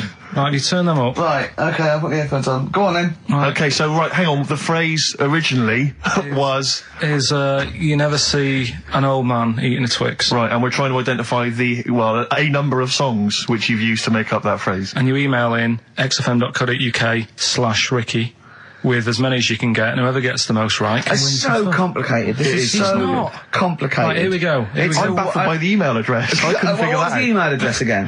xfm.co.uk/Ricky. Right. And there's some link on there, is there? Yeah, you just press and it comes through. Brilliant. That. Right, here we go then, right? And you'll never see an old man.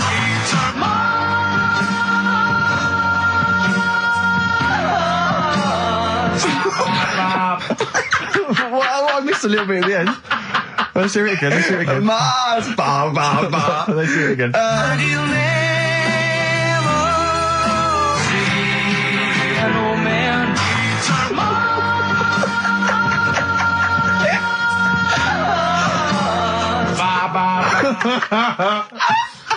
Oh, no. Oh, God. Okay. Right, we'd say the prizes, Steve. Right, so how many songs were there? Do we know? I think there was 6. You think there was 6? And you'll never see an old man eat... it might be 5. 5 or 6. Yeah. Anyway, why not email in the answers and how many there were, and you might be in with a chance of winning on DVD the original series of Citizen Smith with Robert Lindsay. That was good. Paul Whitehouse's Happiness, the first series of that on DVD. We've also got a couple of CDs here. The Best of Britpop, Live Forever, Oasis, Blur, Radiohead, and all the rest of them on there. Right. Supergrass's current album as well. That's all right. I think it's a current album. Yeah, it is. And okay. Less convinced by this one. If I tell you that some of the artists include Delamitri and Deacon Blue, then I know you'll be rushing out later, Rick, to buy this. Scotland Rocks. a compilation of... Is Wet on there? Let's see. What about Biss? What happened to Biss? Let me see. I'm not gonna... I tell you, it doesn't... I mean, we've got Gun on there. Oh, yeah. We've got... Oh, baby, lately. Aztec Camera. Yeah. Big Country, obviously. Proclaimer's not on there. Wait a minute, where's Runrig? There they are. There they are. And obviously Rafferty, Baker Street. Do-do-do-do-do-do. Brilliant. So that's definitely worth entering for, surely. So xfm.co.uk/Ricky. Play it one more time. Yeah. Just in, right.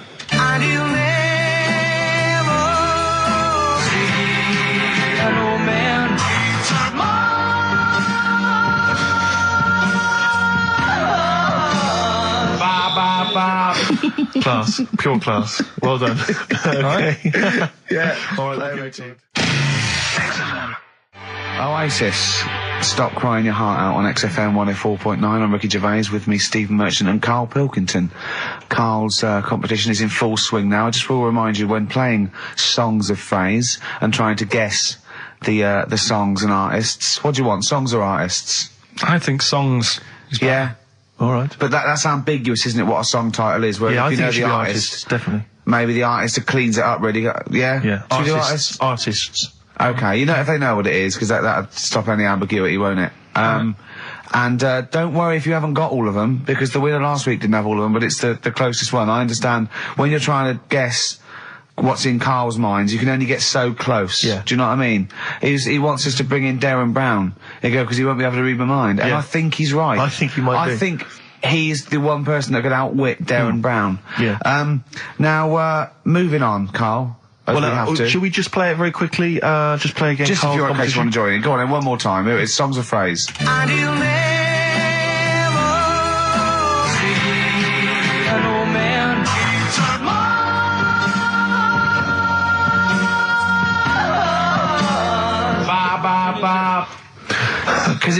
Because you have to get, it is very difficult. So, song or artist, we give points if you're close to any of those, and we'll choose a winner. So, do. And what the points mean? Crap prizes. XFM. xfm.co.uk/Ricky. We're running out of time. We've got like 5 minutes left. Winner for Songs of Phrase. All right, give us the answers. Right. We did this at the start. We haven't even got time for the film thing today. Oh. But we'll do that next week. Songs of Phrase. It was a phrase you never see an old man eating a Twix. I love the fact that we haven't got time. Like, we've had such important stuff, and it's been so jam-packed and interesting. Not that it's been drivel with gaps we could have filled much better. Yeah. Don't look at it like that, like, What, with his film quiz? Come on. Oh, dear. So, Songs of Phrase. You never see an old man eating a Twix. We had to change it to Mars Bar. Here's what we had. Jerry and the Pacemakers. Echo and the Bunnymen.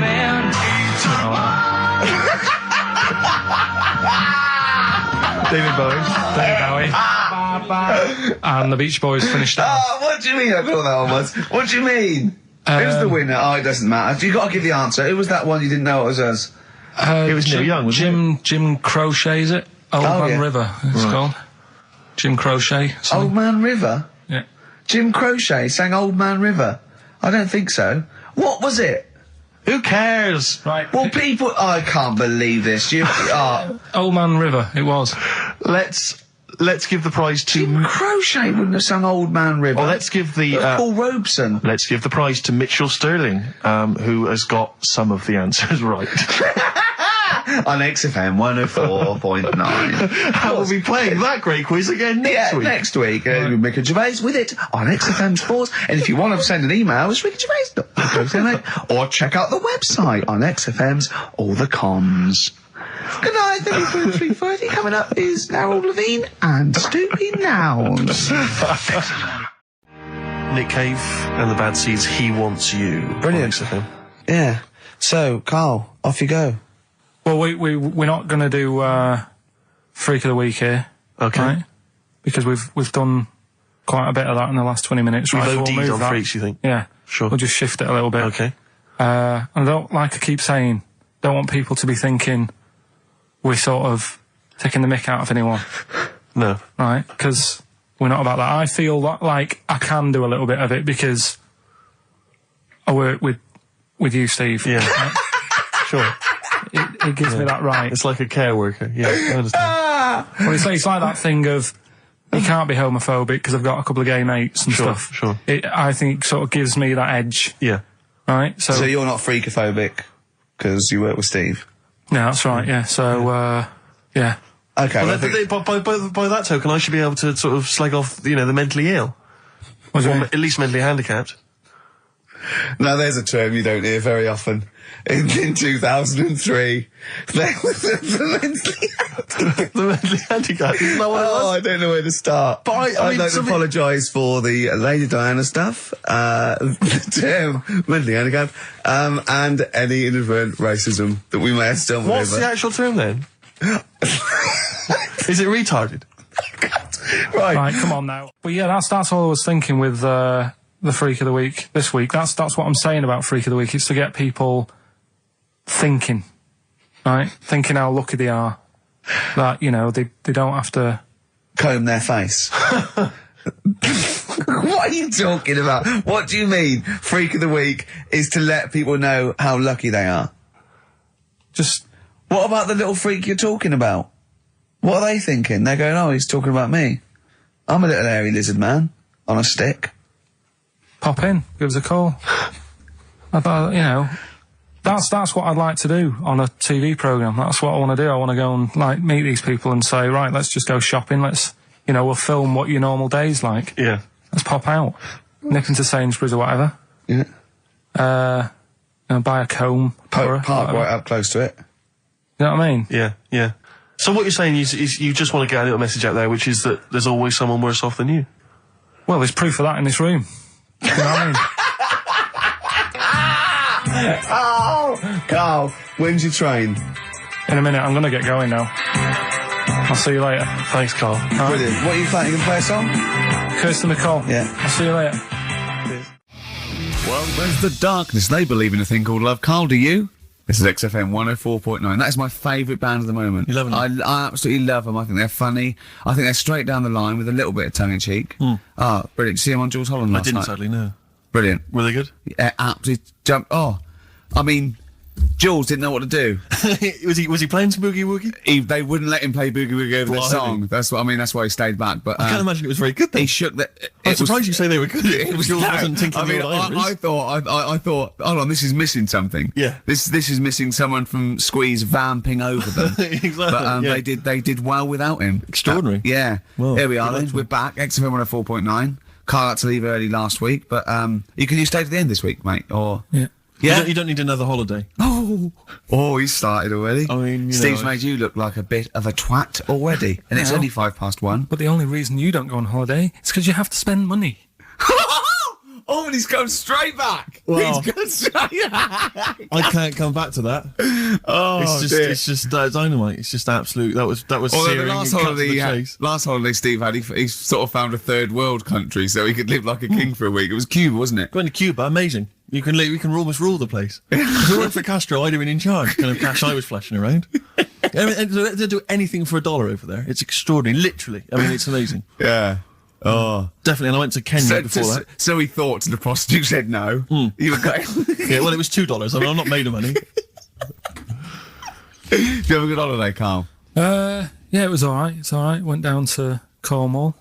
Now you're going to the monkey some odd sanctuary. people down there, Steve. Well, don't look at me. I'm not from Cornwall. Well, you're from that sort of area. Well, not really, but never genetically he means. Right. They're weird. Well, you must have slotted right in. Why are they weird? What do they look like? Just all sort of odd people. A lot of old people, but not just old, sort of messed up old. What do you mean messed up old? You can't just say that. There was a woman with a funny neck. Okay, in what way was it funny? Why did she have a funny neck? If you were writing an essay, you wouldn't say there was this woman with a funny neck. How would you describe it? She sort of had her head, pointed down all the time. Like Don't do it, it's his radio. No, but just for you, I do like that. Yeah. About yeah, okay, right. So, brilliant. I don't know. I was saying to Suzanne, what happened, What do you think? Because Suzanne knows everything. That's the good thing about her being with you. You just ask her, what happened to her? And Suzanne goes, Carl, I don't know. Yeah. I haven't been here before. Suzanne, your girlfriend, or mummy as you call her. Oh, sparks are flying. Yeah. Flicking through, because there's always interesting stuff in there. There was something about about swingers. Right. I was like, what's all that about? Yeah. And it had an interview with some people talking about, you know, how they sleep about a bit. Yeah. And I thought, if my wife looked like that, I probably would. Because there was a few pictures of them and they were all pretty ugly. Yes. I thought, right. So I took that in, soaked that up, thought, there you go. Carried on reading.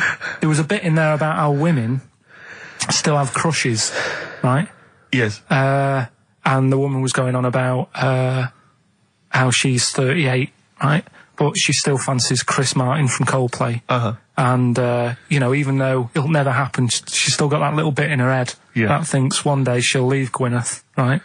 And end up with her, right? Right. Anyway, so I'm thinking this is a bit boring, but I'm flicking through it all. And, Is this a Rockbusters clue? No. Right. And I read further on, right? And, she said, you know, I like to go out with my mates, and we come up with lists in pubs of people who, like, oh, you know, they'd be nice to go out with. She also came up with a list of unlikely lust objects, I think she called them. Yeah. Guess who was in that list? Ricky Gervais. Think again. Karl Pilkington. Right. Next one. Johnny Vegas. Said, lanky co-writer. Rubbish. Lanky co-writer. What do you mean lanky co-writer? Well, do I need to say any more? He said... Hang on, wait a minute. Let's not talk about... I don't know why you're laughing at my expense. I'm an unlikely lust object. Yeah, but you... Yeah, what was it called? The list? The unlikely lust object. Yes. You were in there, right? Who else was? Well, you weren't in there. Richard Madeley. Fine. Yeah. He's a good-looking guy. Alistair Campbell. Brilliant. Another handsome dude. Hmm. What are you talking about? You think I'm ashamed or embarrassed about that? I'm proud of it. What magazine was it? I need to buy a couple of copies. Yeah, it was. Need to get a t-shirt made. Yeah, and did she leave her number? Yeah. What magazine was it? I was just out of interest. I think it's called Red. Yeah, sure. Yeah. But now you've dissed those people that are putting themselves in their swingers because you've said they're ugly. So now we know what magazine it is. People are going to look at that. People are going to look at that poor woman, and they're going to know you think she's a hog. No, but I think they even know. Was there a picture of the woman who'd drawn up the list of unlikely lust objects? Mm-hmm. What was she like? I wouldn't waste my time. Thanks, mate. I know you're on my side. The Thrills on XFM 104.9. I'm Ricky Gervais, with me Steve Merchant, object of unlikely lust object, Steve Merchant. I'd like to have that now, prefixing my name everywhere I'm written about. I know, yeah. Did he make the freak list? Whoa! Which is a different magazine, isn't it? And I'm joking, of course. Karl Pilkington, a man of sort of quiet dignity and and in a way, he's got his own sort of inner beauty, hasn't he, Karl? Not really. Do you think? Well, I'll tell you why I don't think it is, because the woman that wrote the piece saying that I was an unlikely lust object has just emailed in. And Karl, you've offended her quite considerably. What did he say? Why? I wouldn't waste my time, is what you said. She's repeated that. Yeah. I wouldn't waste my time, the flaming cheek. Although it's a horrible picture, I am, of course, in real life, a vision of loveliness.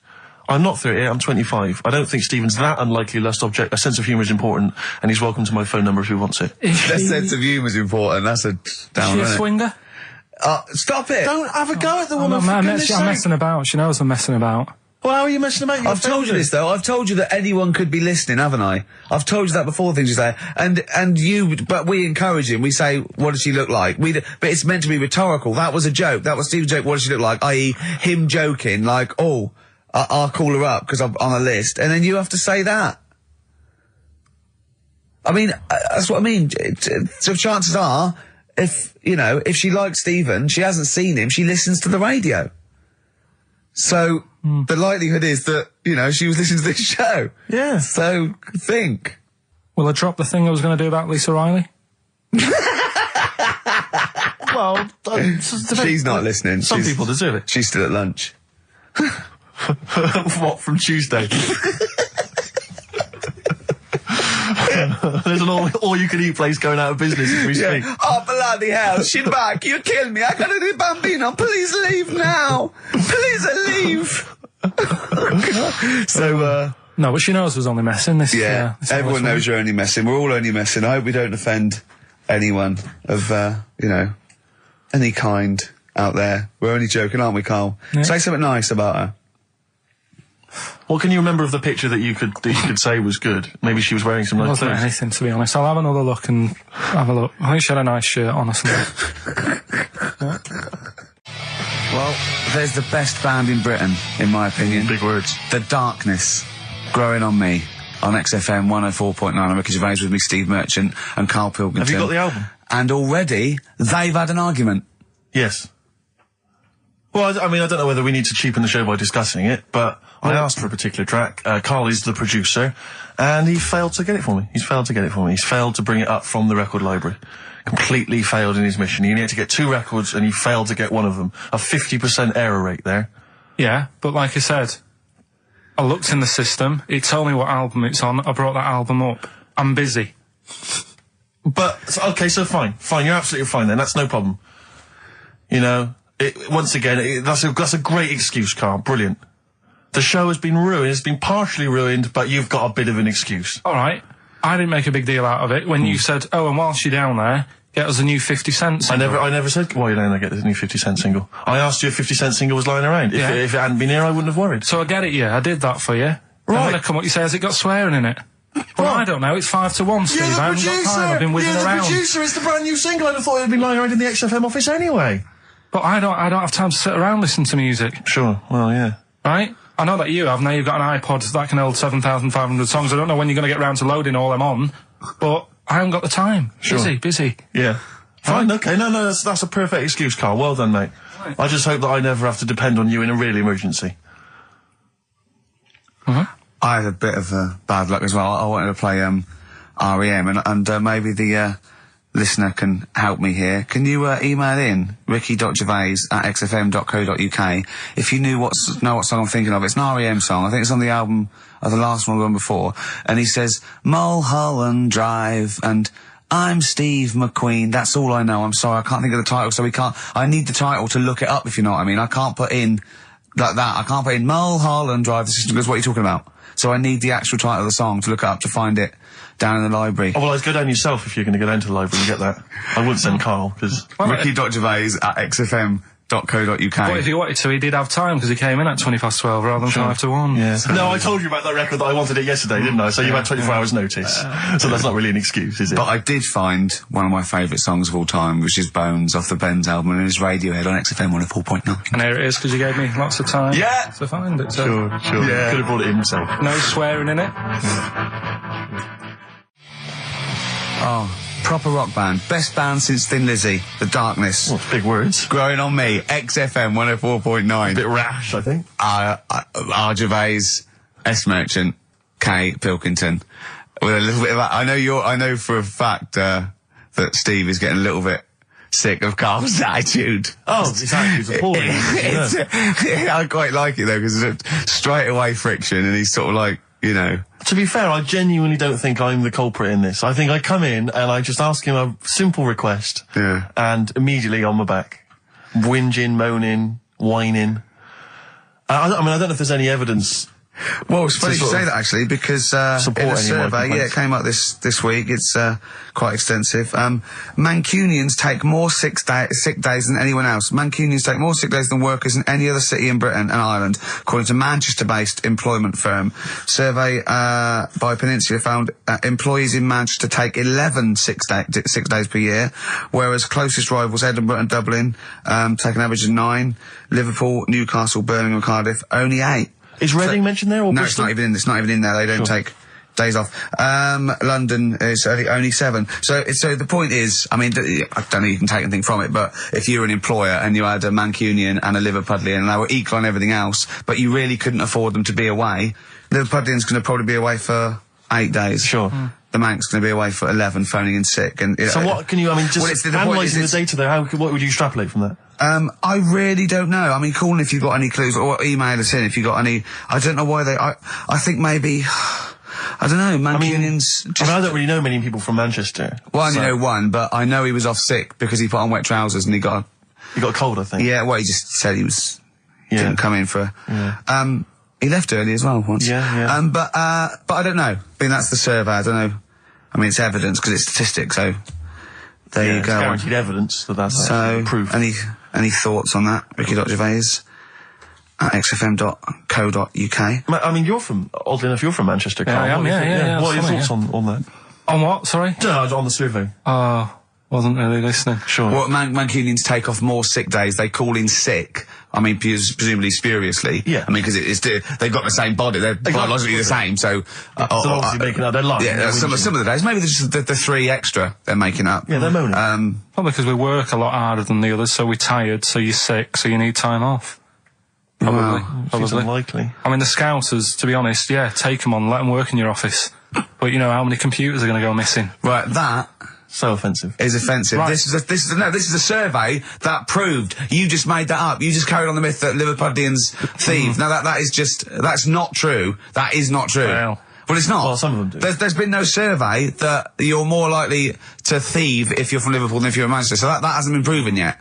So all I've got is the evidence from a survey of, I think, 3,500 people.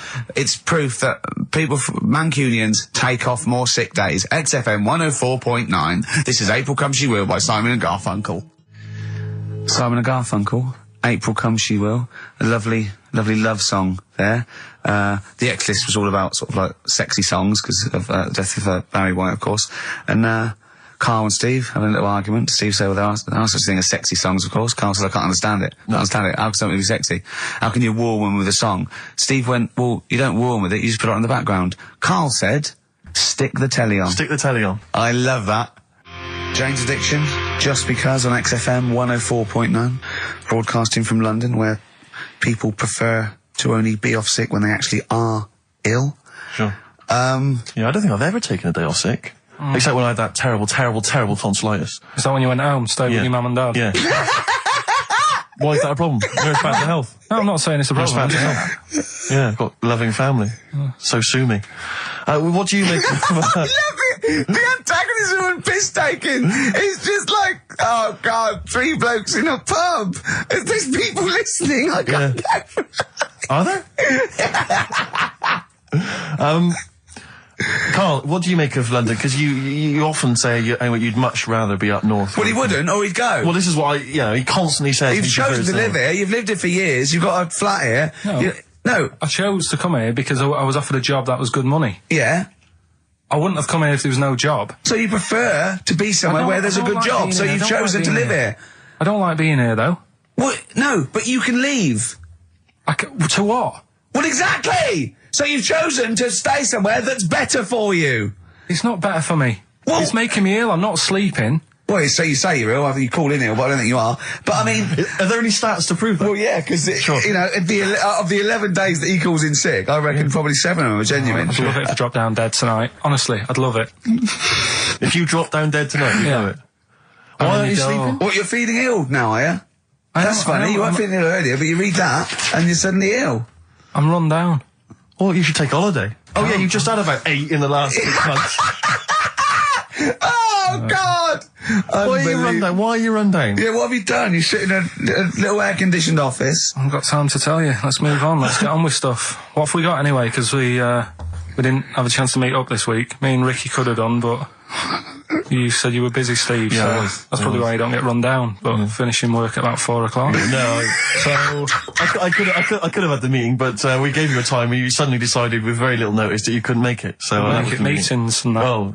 So what have we got? What have we got? It's 1:20. What have we got? We're on till 3. Well, we've been talking. We've been doing well. We've been playing some great rock and roll. We've been playing some lovely songs. We've told them. We've explained a survey just for employees. Be careful. Yeah. We've put that out there. We put a shout out there. People know. I mean, would you say it was probably safest if you are an employer to never employ Mancunians? Well, I wouldn't go that far. I wouldn't go that far because you see that's only an average. So I imagine some Mancunians, like Londoners, are nice, reliable people. It's probably just a few bad eggs that throw the stats up a little bit. People that would go, I'm not coming in today. I'll put on some wet trousers. Sure. All right, stay in bed. Yeah. Stay in bed. Yeah. You still got them on?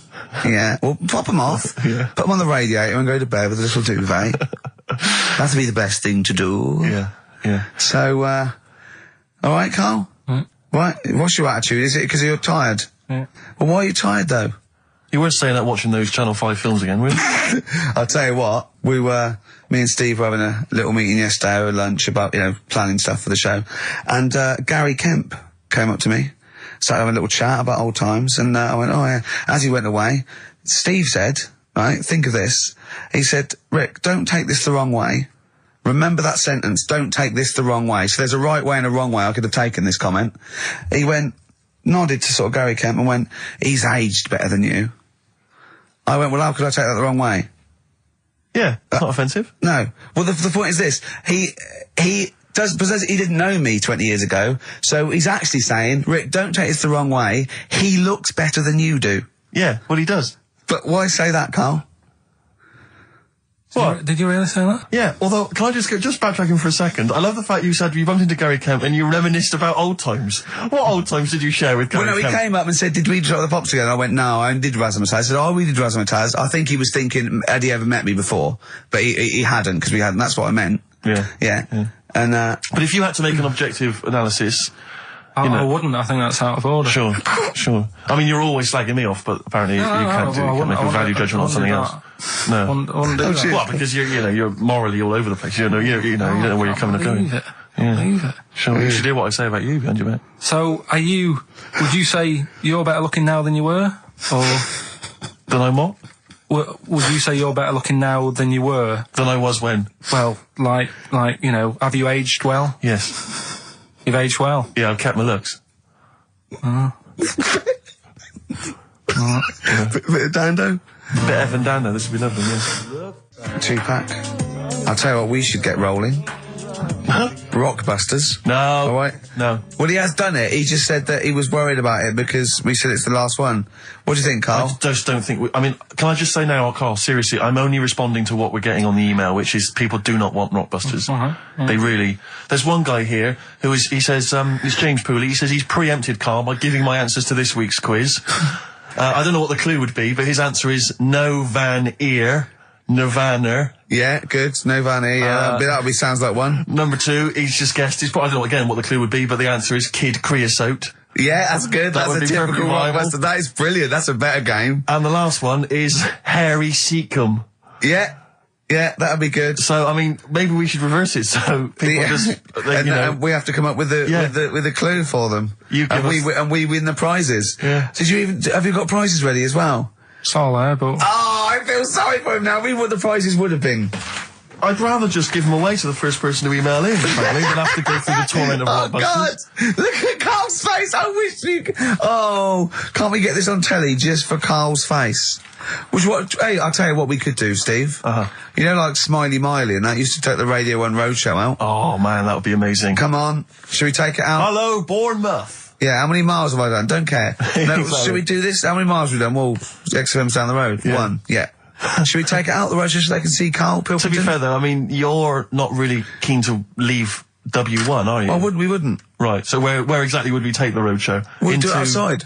Outside the building? Yeah. Right, okay. And what would we do? It's called a roadshow because it's in the road, I imagine, isn't it? And we'd give away T-shirts? Throw in T-shirts, and then we'd have a band. We'd have band playing. What was that band playing tonight? I forget, something Diesel, was it? Yeah. See, instantly forgettable. That was my point, really. we could have them on. Yeah, great. Yeah. We'd get a couple of celebrity pals down. Someone from Big Brother 2. That would be ideal. Well, Josh, the other little gay fella. Yeah. He'd come on, just wave. Yeah. I'm beginning to like the idea. Yeah? Brilliant, yeah. So we'll have Josh, something Diesel, we're playing the Bull and Gate tonight, whatever it is. Yeah. Right, I'll throw out some T-shirts. Yeah. And then, Carl will do a live Rockbusters. Yeah? Well, I don't know. Do you want it? I just think that ruins it slightly. It would just bring the whole afternoon down, Rick, I think. We get it sponsored by someone. Yeah? No? Well, I'm just trying to inject a bit of... Read the prizes, what we would have done. There's a PlayStation game here. I guess it's maybe not been released yet. It's a little demo of that. What's this? The American Song Poem Anthology. I don't exactly know what that is again, but lots of songs on there and a couple of compilations, arbitrary compilations, the Club Anthems compilation, the best summer holiday album ever. Wow. You've certainly sold it to me, Steve. The best air guitar album again. Brilliant. And an old edition of Only Fools and Horses. So, you really haven't put the effort into the prizes, Carl. So if that's the prizes, if that's the whole point of the competition, and they're the best prizes you could conjure up, in God's name, how bad are the clues this week? That's why he doesn't want you to do it, Carl. All right, we won't bother. Forget it. Doesn't matter. Good. Excellent. Well, that's resolved. Brilliant. That's excellent. What we have got, though, is Educating Ricky, haven't we? Well, another one of my little things. Oh, it's brilliant, then. So how long's this going to last before you want to get ditched this? Well, we'll see. A couple of weeks. It's not like that, Carl. It's all one. It's one love, man. We're on the same team, man. Yeah, we're just one voice, man. One true voice. Like those lads. Yeah. They could play. Right, well, the Educating Ricky, They could play. Well, why don't we play a record and come back with Educating Ricky? The Wind, Cat Stevens, we need to get the jingle queued up as well. Yeah, I'll get the jingle queued up, No, I haven't got Neil Young lined up yet. No, not Neil Young, Cat Stevens. I gave it to you. I know, we're not playing that yet. Can we just play a record? No, I told you to. Well, I told you to. See, so why aren't you playing the record I told you to play? Because we've just had something chilled, right, from Tupac. Let's lift it up a bit now with a little bit of blur. Right? Come on, play it. Oh, I'm not sure. I just have. Crazy beat there on XFM 104.9. Right, we're gonna do Educating Ricky instead of Rockbusters. Incidentally, on the subject of Rockbusters, we've just had an email from Phil. He says, I could do with this week's rather shoddy array of prizes, as I'm doing a car boot sale tomorrow and need a bit more tact to fill the table. Probably send it we might as well do it anyway. Yeah. But Educating Ricky, it was a feature. Well, actually, about a year ago, I started a feature called Educating Carl, because we found out he had 1 E at O-level at history. And I'd educate him on things like Rasputin, things that I thought he'd be interested in, you know, Winston Churchill, some of the greats, some scientific facts. And then I said, it's your turn, and he started telling me about people born without legs. Some people have got a funny eye. There's a woman whose tongue's longer than her arm. And really, you know, turning the screw on education. Yeah. So I don't know what he's got for me today. Maybe a dog born a cat. Let's have a look. We've done that one. We've done that. Is there, because often we should point out there's sometimes a crossover between Educating Ricky and Cheeky Freak of the Week, just in terms of subject matter. Yeah, so we've done Cheeky Freak of the Week. We've done all the freaks. What have we done with the Freak of the Week? There's a dog. There was a woman that had the back legs of a dog.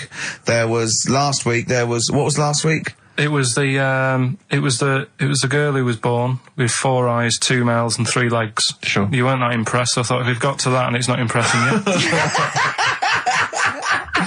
let's we are a tough audience. Let's spin it. Let's move on. 50 Cent in the club on XFM 104.9. So, Carl's a little bit fed up today, actually whinging, I mean properly whinging, fed up, reckons he's tired, reckons he's overworked here. But, do you know what I mean, Carl? Everyone gets tired. Everyone gets tired. Everyone does the same sort of hours as you. What do you do, sort of 9 till 6, 7? About 9 till 7, 8. Well, no, because a couple of times this week I've sort of met you for a drink about 6. So, it's funny, isn't it? That's weird. Some of the times I've come back after it, just for another 40 minutes or something whilst no one's around, try and get stuff done without phones going, without emails coming in. Yeah, we got to do it. Can I tell you what I think's a disappointment? You're in the department. You got to do it. I just think it's a disappointment that Carl hasn't been able to put that aside and rise to the occasion. He's only got to do this show once a week. I know. We're tired. We've got you've got one job. We've got about 6. And we're still doing it. Do you know what I mean? We still do it. We still. Well, you're a professional, Rick. I mean, that's why you've won multiple awards. Is because you're willing to get up there, even if you're feeling a little bit under the weather, even if you hurt yourself, you've got an injury of some kind. You're up there. You're doing it. Yeah. You're entertaining. You're providing a service. Yeah. So it's disappointment. Yeah, but I've pressed all the right buttons at the right time. Indeed. Right. That's what I get paid for. Yeah. Done that. The adverts have gone out. Sure. You know what I mean? I've made you cups of tea. It's the negativity which is the problem. It's the vibe. You're bringing us down. Bringing us down. And therefore the listeners. Therefore the listeners bringing us down. If you don't like London, you know what to do. Well, I'm trying to get out of here, aren't I? We just bought a new flat. That's not the best way. Buy a flat in Manchester, live there. Doesn't matter. I can always rent it out and make a little bit of money. Why don't you sell the flat in London and buy a street in Manchester? Pilkington Avenue. You could literally have the Lord, the king of that street. People could come to you like Solomon with their problems. Yeah. Well, he's come up from London. He's got London ways. Okay, let's have a great show, everyone. Oh, yeah, good luck. Good luck. Good luck to you. Right, that was Jane's Addiction, Just Because, on XFM 104.9. Right, everybody up, let's give them a great show, yeah? 2 hours of, like, fun, chat. Let's keep it, let's keep it cutting edge. Let's not be too, I mean, that's what the listeners of XFM would, oh no, it isn't, is it? No, because, hold on, wait a minute, because we came in yesterday and did this little skit, didn't we, where we bleeped it out. A little sketch, it was quite noisy, quite controversial. Carl called me last night, and we're not allowed to play it out. But we've been censored? Yeah. Interesting. Yeah. So it's a cutting-edge alternative station, wants to push the boundaries, wants to be thought of as rock and roll, a bit punk rock. Yeah, because I said something like the Radio Authority. I bleeped it out, what I called them. Yeah. But, couldn't do it. Done it before. Censored. Couldn't do it. Censored. Carl agrees, though. What's your thoughts, Carl? You agree with that? Yeah, I agree, yeah. Why? Well, what's the point? Well, it was funny, wasn't it? And it wasn't offensive. Not really. It's not some of the best stuff that would have ever gone out on this show, but, Right, what are you putting up against, exactly? Cheeky Freak of the Week? Well, that springs to mind. Yeah. Rockbusters? But I mean, the thing is, the things that you have put out there, I mean, we better be really careful. Who's worried about complaints? I mean, it's not just swearing, is it? It's taste and decency and everything. Yeah. So, we can't laugh about the disabled anymore in the Cheeky Freak of the Week. Can't do stories about elderly relatives with genitals looking like a split tennis ball. Can't do your dad putting a child with learning difficulties in a bin. So, what should we just play music? I think that's all it's going to have to be, yeah. Play a record. Accidents Will Happen by Elvis Costello on XFM 104.9. Carl's a little bit stressed, but it's not his fault. It was the boss that overruled him. He came along. What did he do? He heard you listening to it? Yeah. What did he say? He says, what's that? I said, it's what Ricky wants to play out tomorrow. Yeah. And he said, well, can't go out like that. Too many...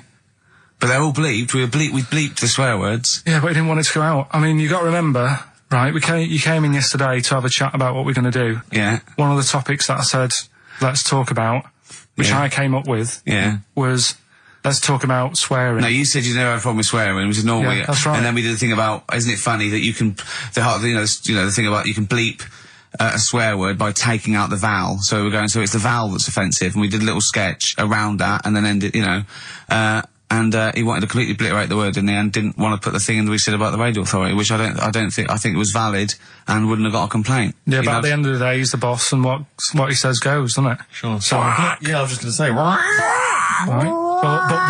But what you got to remember is what he also said is if you want to pay the 70 grand fine, then go ahead and do it, Steve. There wouldn't be a 70 grand fine there, would there? Well, you don't know what it'd be. But will you pay it? Will you pay for my mortgage? Will you pay for his mortgage? Will you feed his kids? He wouldn't be fired.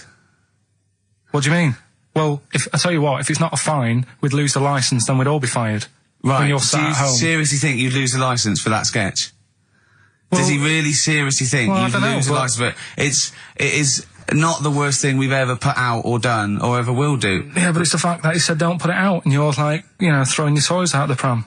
I want to say it. I want to say it. How old are you? But you still want to put swearing out. It's a discussion about the Radio Authority and the way people are interested. Yeah, but leave it. Let's move on. Don't get annoyed. Yeah, but I'm annoyed because you've been at it since about 12:30. I know. Well, I like to get in early to plan the show. Yeah, but there's been no planning. So, to be honest, I'd turn off today, anyone listening, because there's nothing.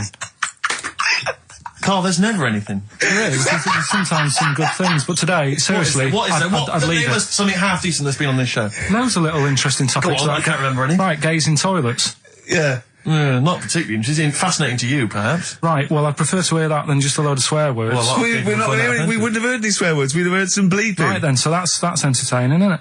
Load of bleeps. It's just because you don't want to stand up to your boss or say anything. Don't get annoyed with us. I'd stand up to her if I agree with what I'm arguing about, but I'm not falling out with him over some crappy thing you want to play out. Don't say crappy. Well, it doesn't matter, because I'm not here next week, I tell you that. I've canned this in. Don't say so crappy. if Andrew is listening, someone else can be here next crappy. week. Play a record. We apologise for the word crap. That's out of order, we should be. Big Sir, The Thrills on XFM 104.9. Started off another nice atmosphere again in the studio. Don't blame me, it's not my fault. No, I know. Well, it's your fault, mainly. Yeah. You are bad. You are quite bad. Come on. Come on, you are. Don't try and win him round just because he scared you. I don't know who's that against. Is it me or him? It's you, I don't know. It's you. Right. Well, I'm not a coward. No. I'm not a coward. Okay, I'm just thinking of the listeners, Rick, and I just want them to be entertained. Yeah. luckily, that's not a big problem for us. What, you mean we're effortlessly entertaining, or there's no listeners? Well, yeah, somewhere in between. Yeah. Carl, what's happened to you this week, mate? Now it's happened. Come on. What, nothing's happened? Come on, I came in, and it had an hour lunch break. You know, he's sort of like, he never gets a break. I came in one day, it was out for an hour, and I sat in a little chat with Andrew Phillips about, you know, where we were going with the show, and, you know. Where are we going with it? Did you come up with anything? Ah, dear. It's how far we can run it into the ground. Yeah, no, if we go off air, it certainly won't be through, being cutting edge or controversial, because people are just turned off because it's too boring to listen to. But he was out for an hour. Having a lunch break for an hour. I know, Always saying yeah. he's too busy. I know, yeah. It's interesting. Actually, on the subject of that, I noticed Dan here has emailed in. He says, I was listening to last week's show, and I think Carl has taken his job for granted. I'd love to swap with him for a week. My qualifications are that I can press play on a CD player and stop. Carl, what do you think of that? And it can come in next week, seriously. Yeah. It says here... Don't get ratty, Carl. I'm not being ratty. Dan, email me. You know my address, email, it'll be sorted out. You can be here next week. Dan suggested we could call it Carl Idol, where people audition each week, or perhaps Bone Idol. I like that. Bone Idol. Brilliant. Have we got a monkey news, Carl? Don't know if I can be bothered. Play a record. Beautiful. Billy Bragg from his Essential Billy Bragg compilation. Now, I know a lot of people are thinking Billy Bragg, I can't be bothered, politics, and I have to say, buy this CD, skip past every song that is, for instance, there is power in a union. Don't be duped by fascism. Yeah, it's your right and duty to vote. Yeah, right wing, wrong wing. Exactly. Ignore all that. But just listen to the love songs. His love songs are beautiful. Yeah. It's fantastic. Tonight I celebrate my love for you with a pint of beer and a new tattoo. It's great. Brilliant. Yeah, look, lose the ones about Exactly. Striking. Yeah, exactly, because we know what we think of that. So, I heartily recommend that. Carl, we're on happiness. Carl, Yeah. I'm trying to explain to Carl that the aim to, is really to get on a 10. Yeah. For I like happiness. the fact that he started on a 9. But I love the fact he's happy with 4. Yeah. I love that. No, but what I mean is, right, I'm not looking for, like, happiness. Right. I'm You're not alright. looking for happiness? What? What's that for? What I mean is, right, I'm happy when I'm not fed up. So what I mean is, I'm happy. Is this in your new book, Psychology of the Mind? What is that? I'm happy when I'm not fed up. That's like an 8-year-old trying to explain happiness. Johnny, what is it when I'm happy when I'm not fed up, miss? Well done. Good boy. That's it. You're happy when you're not fed up. Talk like an adult. Yeah, but that's what I'm saying to you, though. I don't. What? I'm happy most of the time. It's just that when things niggle me, I find that I realise when I'm annoyed more than when I'm happy. But Carl, every time we talk to you, you are whinging about something. You've got something that annoys you. But he's one of those people that if he whinges loud enough, he gets away with it. Like he's in here, I think he goes, I'm really busy. I come in and he's doing nothing. He's chatting, because he's having big long chats with everyone about how someone's wound him up. Yeah. And they all come in and go, Carl's fed up. Because he's got this show. You know what I mean? He's wormed his way. Hang on a minute. You came in moaning about the Post and that today. Yeah. Well, everyone's annoyed and frustrated by that. There's small businesses going out of business. I'm not. You haven't heard me. No, you're not, because who's sending you letters? No one. You've got no friends. You've said that yourself. Yeah. You've openly declared you don't want friends. They're too much hassle. Yeah. That is my joy. Friends that is the point of life to me. I can't wait to see them. I squeeze their head. I welcome them in. Oh, they annoy me. They annoy me. I love it. Friends are annoying. He's even scared of doing something with a friend or getting a gift because he goes after buying one back now. Yeah. It's sort of like life's a bit of a chore for Carl, isn't it? Well, anyway, all right, let's leave that aside. Obviously, you're never going to be entirely happy, although apparently you are already on the brink of happiness. All you had to say was your hair looked nice. That's all you had to say. Yeah, it looks good, yeah. And that's it, end of story. What's the point in that? What is the point in that? Because she doesn't really care what you think, but she doesn't want to hear that she looks like Dave Hill from Slade. She's not having her haircut just to please you, Carl. Despite what you might think. He's taken aback by that. Yeah. I was with Joe Cornish last night, went to a little do at Jonathan's house, and Joe was there, and he walked in, and I was taken aback by how tall he is. Sure. Because I'd forgotten, and he's about 6'4", but he's unlikely to, you know what I mean by that? It's sort of like some people surprise you.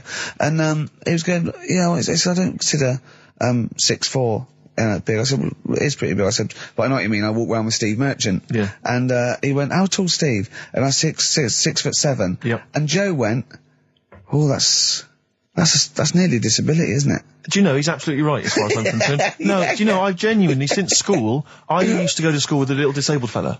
Lovely guy. No, I swear to God, lovely guy. And I remember he came in when we got in the sixth form, and he'd basically got, I don't know what the ins and outs of it were, but as far as I could tell, he'd got a car for free. A specially converted car. Yeah. You know, because he was disabled. And he was driving same as Carl. Me. I need this, I need that. But it seemed to me that I was thinking, well, why can I not get something similar? Because there are some cars I can't fit in. Because I'm too tall. I genuinely cannot drive the smaller cars, the cheaper cars. I'm obliged to buy a more expensive, larger car. Because I can't fit in the tiny one. That's like saying you've got to pay more for your shoes because there's more leather, which is true. Which is absolutely true. It's a nightmare getting shoes. But fat people have to pay more. Do you know what? It's a nightmare getting chairs, comfy chairs that I can sit in the home. I sit in a chair for very long and my back's killing me. Now, how is that not a disability? But no, you don't see people like me whinging. But I think tall people, I read an article that taller people on average, get higher wages through an advantage, or just because they're taken more seriously than little dumpy fellas. Sure. Do you know what I mean? But I don't think I genuinely don't think there are many benefits of being really tall. People seem to assume there are, but beyond the fact that I can reach things down from a high shelf, I know. I don't think there's any real perks. I've seen you hit your head a few times. That's a disability. I know, I have seen you hit your head a few times, and I think, oh God, that must have hurt. Obviously I'll make sure you're okay and then laugh. Of course. But I know it must be annoying. Thanks, mate. No, but I mean, there's one pub in Soho that he has to go down backwards. Yeah. He has to lean that, it looks like a limbo dancer. Yeah, they've almost got to lower me in on ropes. I always find it amusing. But like, for instance, on an aeroplane, I can't get some of the seats, I can't fit in some of the seats. Not in any way, not the way that I could. Because how is that not a disability? There's some seats that people can't afford because they're poor. It's not a disability. That's irrelevant. Don't go on a plane then, because you're poor.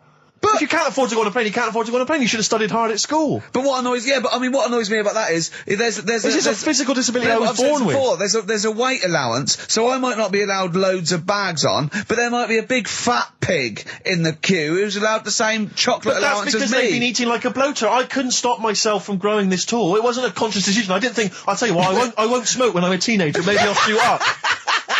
I'll eat healthy. I'll probably add an extra 2 feet. It just kept going. You do eat too healthy. You eat way too many greens. But that's not why I grew to this height. It's a genetic thing, isn't it? Yeah, but if you'd have lived near some sort of pylon or something and just, as I say, smoked from an early age, you wouldn't have been that tall. Don't think when I was a gangly teenager having the piss taken out of me, I wasn't thinking I wish I'd been born near a pylon. Or Chernobyl. Could your mum or dad, could they have banded you like they did with little, didn't they do that with someone's feet? Well, yeah, concubine, yes. I didn't come out this tall, did I? No, but and how would they bandage him? They'd have to bandage him round the feet and round the top of the head. Yeah, I'd be walking around like a mummy. Yeah, or a bonsai boy. But people didn't really realise I was going to be this tall until I was 14 or 15. You know, you don't realise when you're an 8-year-old. How tall were you when you were about like a gangly, so a typical gangly teenager, 15. How tall were you at 15? I don't know, 6'5" maybe? And I bet you were like a beanpole, weren't you? Well, of course. Yeah. And what sort of glasses did you have? Cool. Now, what did you have? I don't know, a monocle. No, I can't remember. Did you wear a bow tie once? I wore a bow tie? I thought I was trying to preempt the styles that might be coming round. I think I've been watching a lot of George Formby films. And I thought it can only be a matter of time before the bow tie comes in. I thought it might be quite kind of urbane and debonair. Yeah. So what that was Robin Day at the height of his fame? I think he might around this time, yeah. Yeah, I wanted to go for that dandy look. I thought that's what the girls are going for. I know, yeah. The dandy. Oh dear. So I still want to see you with a pipe and trilby. Yeah. I just think you'd look great walking on the street. Yeah. I genuinely, I really, it does frustrate me that I don't get any allowances for being count tall. as a disability. Well, it does count. No, it doesn't. It's not a disability being 6'7". But how can you explain, for instance, travelling on a bus or a coach? There's some seats I can't sit in. People look. I've seen people stare at you, but but they stare at me because I've been on the telly. What's that a disability? Are that people being recognised? Yes, but you could avoid that by not being on the telly. It's your choice. This is my point. It's your choice. Yeah, it's the same as the big fat people. It's their choice. It's a different sort of stare, isn't it? I've been there. Yeah. When, you know, the sort of stare that you get and the sort of stare... Well, obviously I'm gonna... Sorry, Steve, but I'm gonna, you know, follow up this inquiry. What do you mean, Carl? No, I'm just saying it's more of a stare of fear than... like, with you, they go, oh, it's him. Yeah, go on. Whereas with you, it's more like, jeez. Do you know what frustrates me? I thought he did deserve having a Monday off. I've changed my tune. Yeah. I was sometimes you don't realise this, listeners, but sometimes I'm an intermediary. I do step in when he's winding him up, because Carl gets to the point where he's going to explode. Yeah, and it's Steve crazy. says, okay, Jeff, and I step in, and this is the kind of response I get from Carl. This is the kind of back chat I get Well, I tell from you, he's a little user. I'll tell you what, because he's too scared of winding you up, because he knows that you'll just walk out of here and he won't get his Monday off. Absolutely. Play a record, you little oik. Weasel. You're a weasel. Lou Reed, with a little help from David Bowie there in the background. Satellite of Love on XFM 104.9. I'm Ricky Gervais, with me Stephen Merchant and Karl Pilkington. Now, Steve, you know how Karl won't do anything outside his jurisdiction. He moans about stuff. He's got one job. We're doing about 5 things in the week. Always plate spinning. We just turn up and he's always available. He moans about it. He goes, oh, lucky you caught me, right? He's chatting. He's one of those people that, whinges enough and people think he's overworked, so he got Mondays off, right? He's just a whinger. Yeah. I haven't got Mondays off though, have I? Yeah, well, anyway, 2 hours on a Saturday. This is what the phone message he left me Wednesday on my mobile, but I just is chatting about certain things that are going on at the moment. What he does need to know. Duncan, who mentions, is my agent, and you know you understand a few other things, but this is the sort of message I get from Karl, right? Whinger. Old messages. Alright, 12, Wednesday.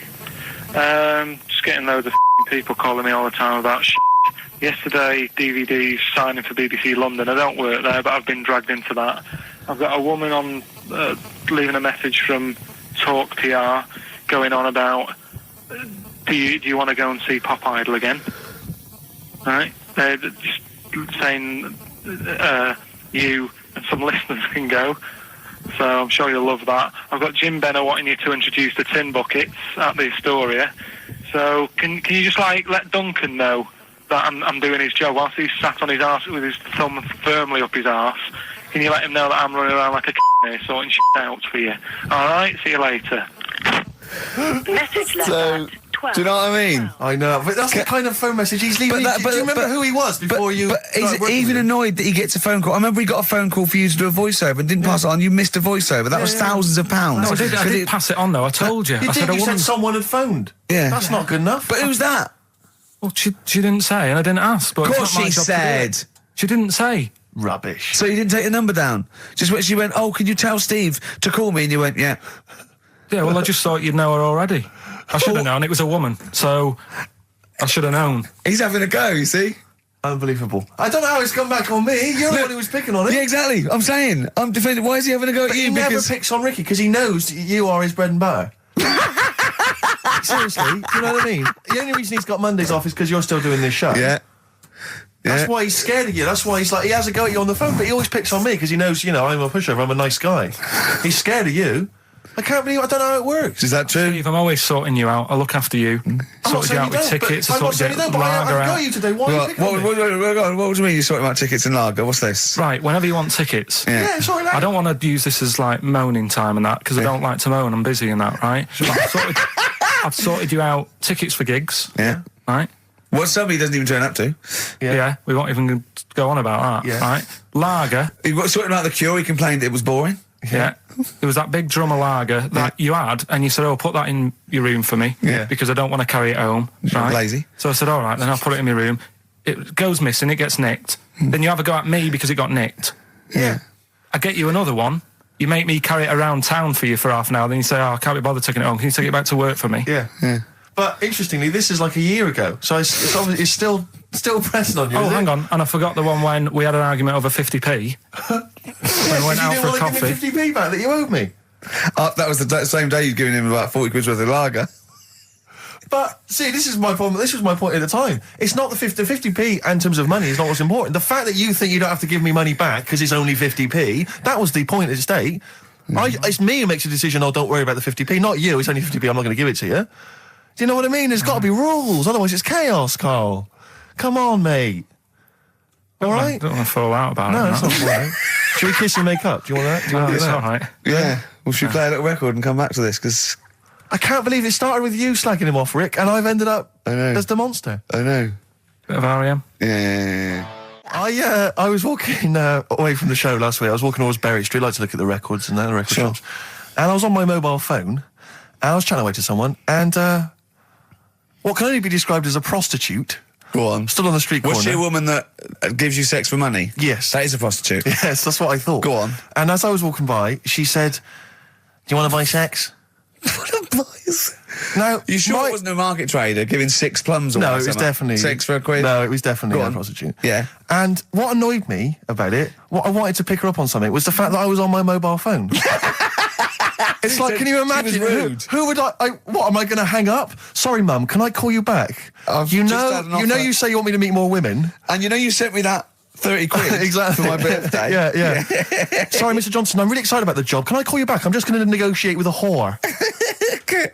And it was just sort of, you could tell that she was clearly probably desperate for crack or a latest fix of smack. So she was literally the normal etiquette of prostitution. That they hang around, they show some thigh. I've seen this in films. Will ya? Yeah, exactly. Yeah. Take you out for a meal. That sort of thing. That had sort of gone out of the window, and she was just there, desperate, running around. Did she go out of a window? Because that's another thing they sometimes do. Specialist ones. But I was shocked because I've never been propositioned before like that. Really? In London. That's weird, isn't it? Carl, thoughts?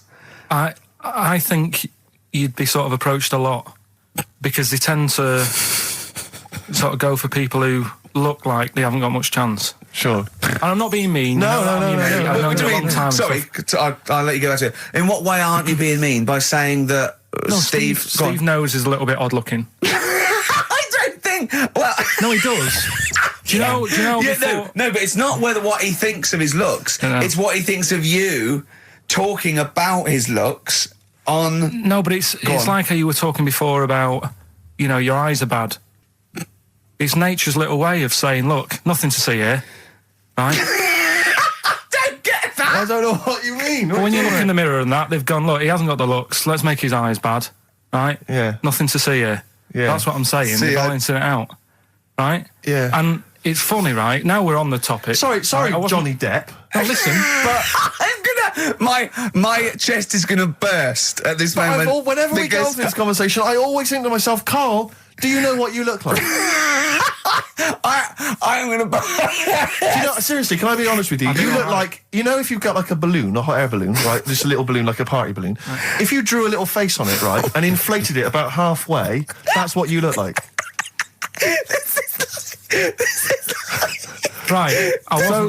No, play a record. I don't want to get into this. It's too intense. Now you've got onto this. Let's just nip it in the bud now. I'll tell you something that I wasn't going to tell you because I think it was I don't want to hear it. I don't want to hear it. Right, it was on the tube.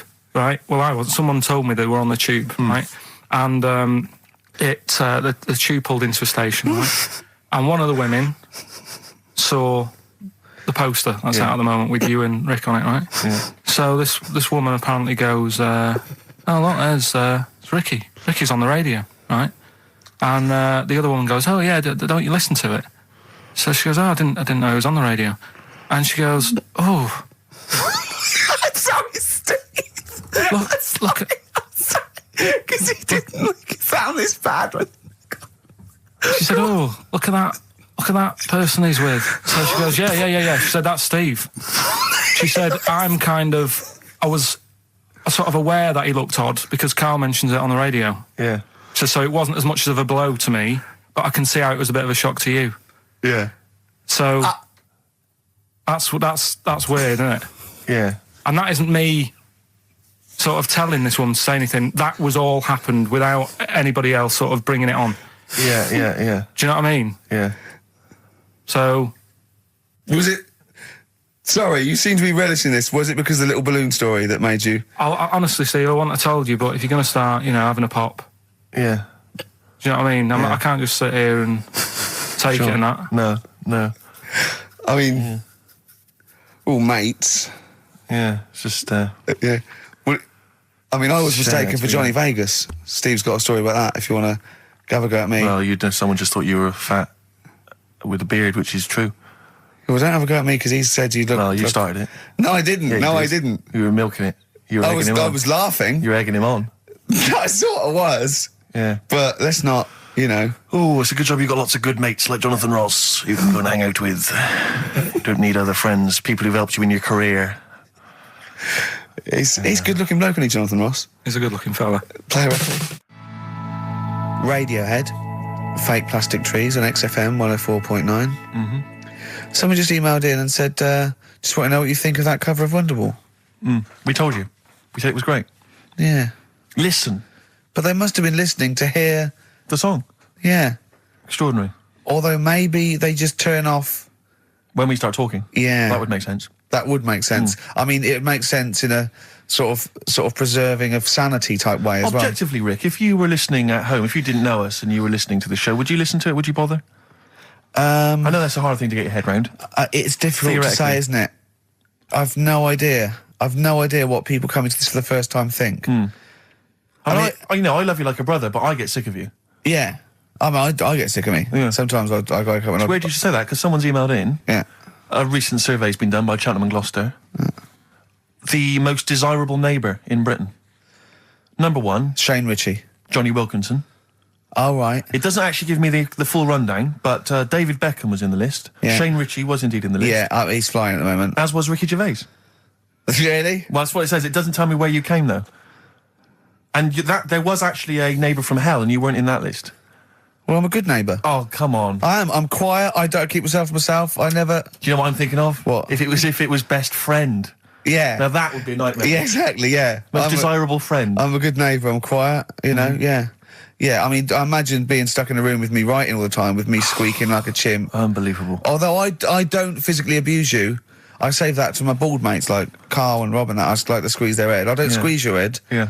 You know what I mean? I think it's because you command a little bit more respect. Ah, thanks very much. Do you know what I mean? You're not that sort of... You're not an idiot. Oh, sure. All right, Carl, got anything to say? Has anyone seen his picture in Heat this week? It looks fantastic, doesn't it? Do you know what Steve said when he saw that, Carl? Go on. He said, it has captured Carl. What do you mean? Well, you just look utterly gormless. In the picture. It's captured you brilliantly. You know how like a good photographer can do that? They can capture the essence of someone. That's good stuff. It's good stuff. Well, actually, I'm the photographer. Yes, because it was a screen grab from the behind-the-scenes footage. Well done. So I got that gimpness. I captured the essential gimposity. Exactly. Yeah.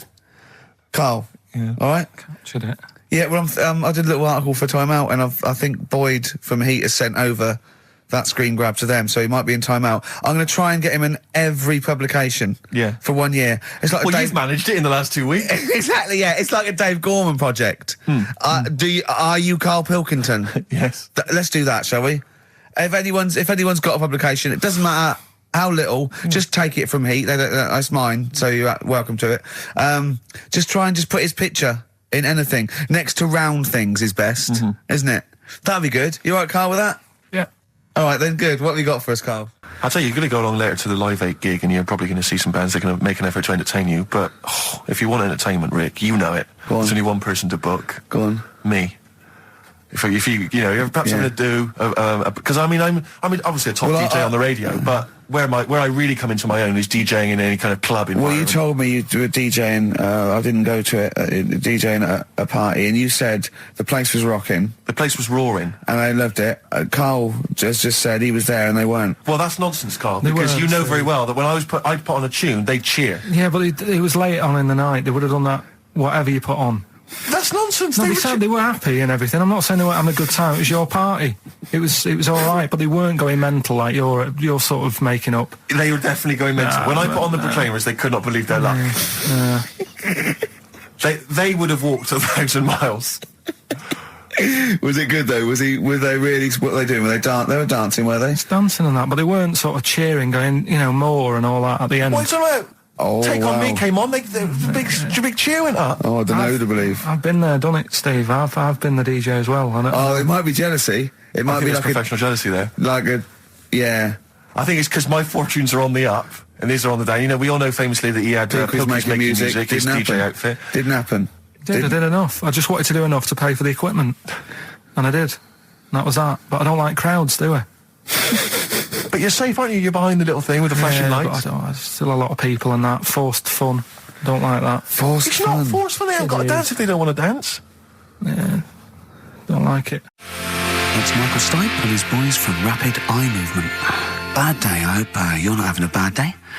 It's Saturday, it's 1:05. I'm Ricky Gervais, with me Steve Merchant and Karl Pilkington on XFM 104.9. Big up and a big thank you to Alex Zane for the last 3 hours. I could do it. How long could you keep going with That's that? it. That's it? That is it. Because you see, Alex Zane, we came in while he was doing his last link, and he's an absolute pro, he really is. I was watching him, and he was, at home, you probably think that he's giving you his full attention. He's not. He was looking through a listings magazine, probably figuring out what movie or theatre piece he's going to check out, you know, with a lady later. Yeah. Probably going to cruise down there with a couple of, you know, chicks. And he really is an absolute pro. Yeah. Looking at you, Ricky, and it's like you can sustain it for a while. Yeah. You know, you're a talented performer, but it's sort of, I don't know what it is. Is it concentration with you? It just ebbs away almost instantly, and you try and do 2 things, 3 things at once, but normally on air that's you eating, picking fluff out of your belly button. I never once, when we were on the set, we were filming The Office, and I'm trying to put off actors, just coming up ways, instead of like member lines, coming up ways to sort of ruin the shot or make them laugh. And you came out and went, Rick, it's like having your own TV show isn't interesting enough for you. Yeah. Just concentrate, it's lunch in an hour. I went, all right. Well, the radio show even less so. I mean, you really I know. can't be bored. How long do you think your interest you sustain your interest? I came in too early because I got bored just before we came on air. Sure, okay. I came in too early. I got to stop getting the cabs quite early. Yeah, so you're bored now. I think I've got to get about 5 to 1, and then I think that'll last me till about 1:30.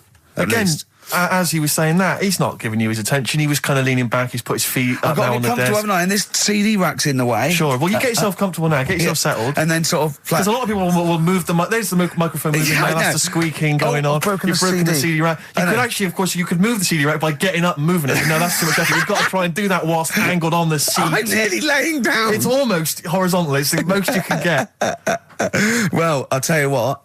I don't know what those listeners are thinking of what Steve Merchant say, but don't believe a word. All right? Oh, nice. Classy. Yeah. 5 minutes past 1 o'clock on XFM 104.9. Ricky Gervais, Steve Merchant, Karl Pilkington.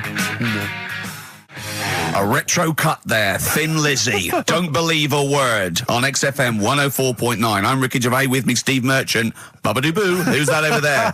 It's Carly Pilk Boys. You all right, Carl? Oh, that's clever. How you doing? Yeah, I'm all right, yeah. Yeah, come on, up, bigga bagadoo, up, yeah? Project. There's people out there wanting to, cheer up their Saturday afternoon. We're the boys for it, yeah? We're like quick fitters. Yeah. Come on. All right, Carl? Yeah. Come on. I'm all right, I'm up for it. That's it. This is the height of excitement. This is it, is it? That's This how is you you. sound when you're 100% This is you excited. off your head, is it? High on life. Christ. What did Suzanne say about you saying about a big ass? Go on. She heard about it. Shall we recap what happened last week? Well, the week before, he said that her haircut looked like Dave Hill from Slade. She didn't like that. So next week I said, she was a bit grumpy. He went, yeah, I didn't mention her fat ass. Still thinking that she would never hear about this. Yeah. What happened when you went home? She heard about that off a mate. Yeah. And we sorted it out. Didn't have to buy her anything. I just sort of said, come on, you know what the show's about and that. Stop moaning. Yeah. Right. That was all right until about Thursday, when I was reading about, do you know, like they say there's like 2 worlds and that, and whatever I'm doing now here, there's another one of me doing the same. Yeah. But well, no, he's probably taking some time off. He's probably having a week off. Yeah. But I was just talking about that, and she was saying, nah, that doesn't happen. And I sort of said, well, they definitely won't have a haircut like yours. Right? And that sort of started the argument again. It's almost like you haven't learnt your lesson. Also, it's like you're talking about it again on air almost, in a way, so our mates could hear again. It's very short learning curve. You know, Carl, if there was if I cut a hole in a box and you knew there was an orange in there, right, and you put your hand in, would you be stuck there trying to get that orange out, do you think? Or would you just, like, let it go and sort of tip it upside down to get it out? What do you mean? I think that answers your question. Is that a cardboard box on your hand? So is there any other things you want to criticise Suzanne for while we're on air? Anything else? Anything that's been niggling that you feel you should get off your chest? The hair, the arse. Nah, leave it. Everything else is fine. Leave it. I think so. Okay. That's good. I think leave it. Well done. Now, can we just check what other big Karl features have we got today? We got Monkey News. Got Monkey News coming up. Yeah. We've got a bit of got Rockbusters and the film thing. That still not got a name. The film thing. Just me in a film and that. And brilliant. This week we're digging out the old the one when I'm in One Flew Over the Cuckoo's Nest. Right, so you're going to make Jack an appearance. Nicholson, brilliant film. Yeah, brilliant film. It was my favourite film till I saw Godfather. It's better than that. Well, some would say that, yeah. No, it is. The storyline's more interesting than that. I didn't know there was an actual answer. I didn't. Sorry, it's what's best? One Flew Over the Cuckoo's Is it? Nest. Okay. That's fact, Rick. Oh, right. Okay. Where's Godfather? Because I want to know, because I don't embarrass myself. Or is it my fourth favourite film or something? Or probably about fifth. My fifth favourite film, is it? Brilliant. Talking of lists, I suppose I like Kez and the Elephant Man. Do I? Do you? Lists, Rick. I don't know if you saw in the paper. I think it's on TV this evening. It's as voted for by viewers of VH1, the music channel, and they've basically come up with a list of the greatest pop culture icons ever. There's 100. Where's Elvis? So Elvis, for instance, is number 3. Jimmy Dean in there? James Dean is in there. I think he's a bit lower. Let me see. He's number 22. We got David Beckham at number 1. Oh, wow. Okay, well then, so Robbie Williams is in there, so it's British bias. Yeah, Robbie Williams is number 9. He's just below ABBA. Oh, okay. Number 8. But interestingly, this is of interest to you, I think. Number 66. Yeah. The Office. That's all right.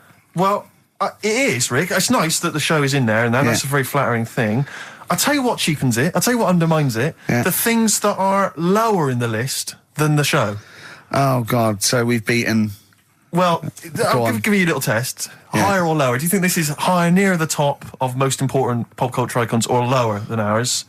Okay, I'm going to give you Superman. Well, international, been around since the 30s, one of the biggest icons on the planet. I'll say higher. Lower. But, yeah.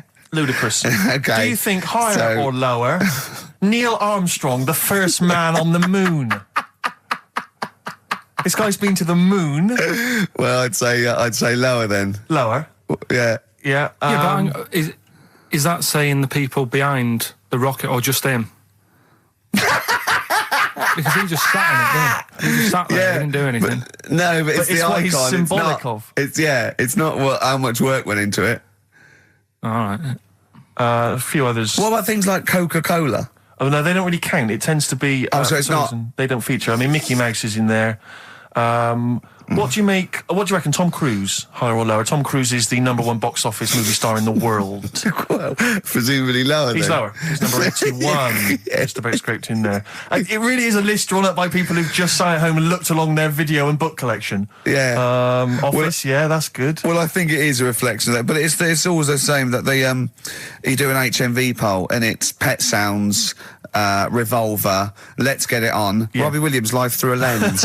Because it's it's the people that vote. It's a reflection of like those massive, you know, what's big at the moment. I was the most powerful man in comedy, let's not forget. Yes. 1 year ago. Wonder where I'll be this year. See, if that had been the laziest man in comedy, you'd have got my vote.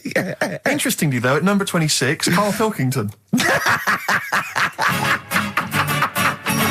Oh, imagine. All possibilities. Badly Drawn Boy on XFM 104.9. I'm Ricky Gervais with me, Steve Merchant, and little Carly Pilkington. Rick, Susie's emailed. Yeah. She wondered if you could give a massive hello to Hannah and Charlotte and all in the sixth form at Cobthall School. Yeah. If you want them to listen, would you give them a massive hello? shout out. Yeah, no massive. Respect, man. Where are they from? I don't know, I can't quite pronounce it. Cobthall School? Cobthall Massive. Yeah. They're probably known as. Yeah. So good luck to Suze and Hans and Charles. When did we start doing dedications? I feel we should, because I've always felt this is something that's lacking on the show. Interaction with the audience, you know? Interesting only to the one person whose name's mentioned. Of course. But that's how proper DJs fill up their time. They don't talk about monkeys and, you know, and all that kind of drivel. Oh, do you think monkeys are drivel, Carl? Well, we'll still be doing a bit of monkey news. It doesn't matter how much you have a pop at it. It's coming up in a bit. Yeah. Got some good stuff this week. I know it's been a bit dull. last 2 weeks. Well, no, it's not been dull. It's been totally untrue. As ever. Bordering on the impossible. I mean, monkey dating, saying, what tree are we meeting in? You believe that sort of drivel. So, I mean, oh, God. Jonathan Ross told a story about a chimpanzee once. It was about, but it was about how it escaped from the zoo and it jumped on a bus. All right. Okay. Interesting. Funny. I did that one. But is there possibility in that one being true? I did that one. I think you said something like he drove the bus, or he was conducting it, or I think fares. you said he took it to Spain. Do you see the difference? It's that little stretch of credibility that means it's all shite. How is Jonathan Ross? All right? Is he? I wondered how long it would take before his name popped up. How is he? How is the old man? Looking forward to his birthday Monday? Oh, dear. Yeah. I don't know if any of the listeners saw Ricky on Jonathan Ross's TV show last night. Yeah. What? I mean, man alive. What? Well, that's not an interview. How is that an interview? What? It's not. He wasn't interviewing you. He's like two pals just having a laugh. And if we it was like it was a family do, and you just happened to film it and stick it on the telly. My friend made a good point. It was like any minute his kids were going to pop out, sit on that sofa next to you and go, "Oh, Uncle Ricky, do the little dance."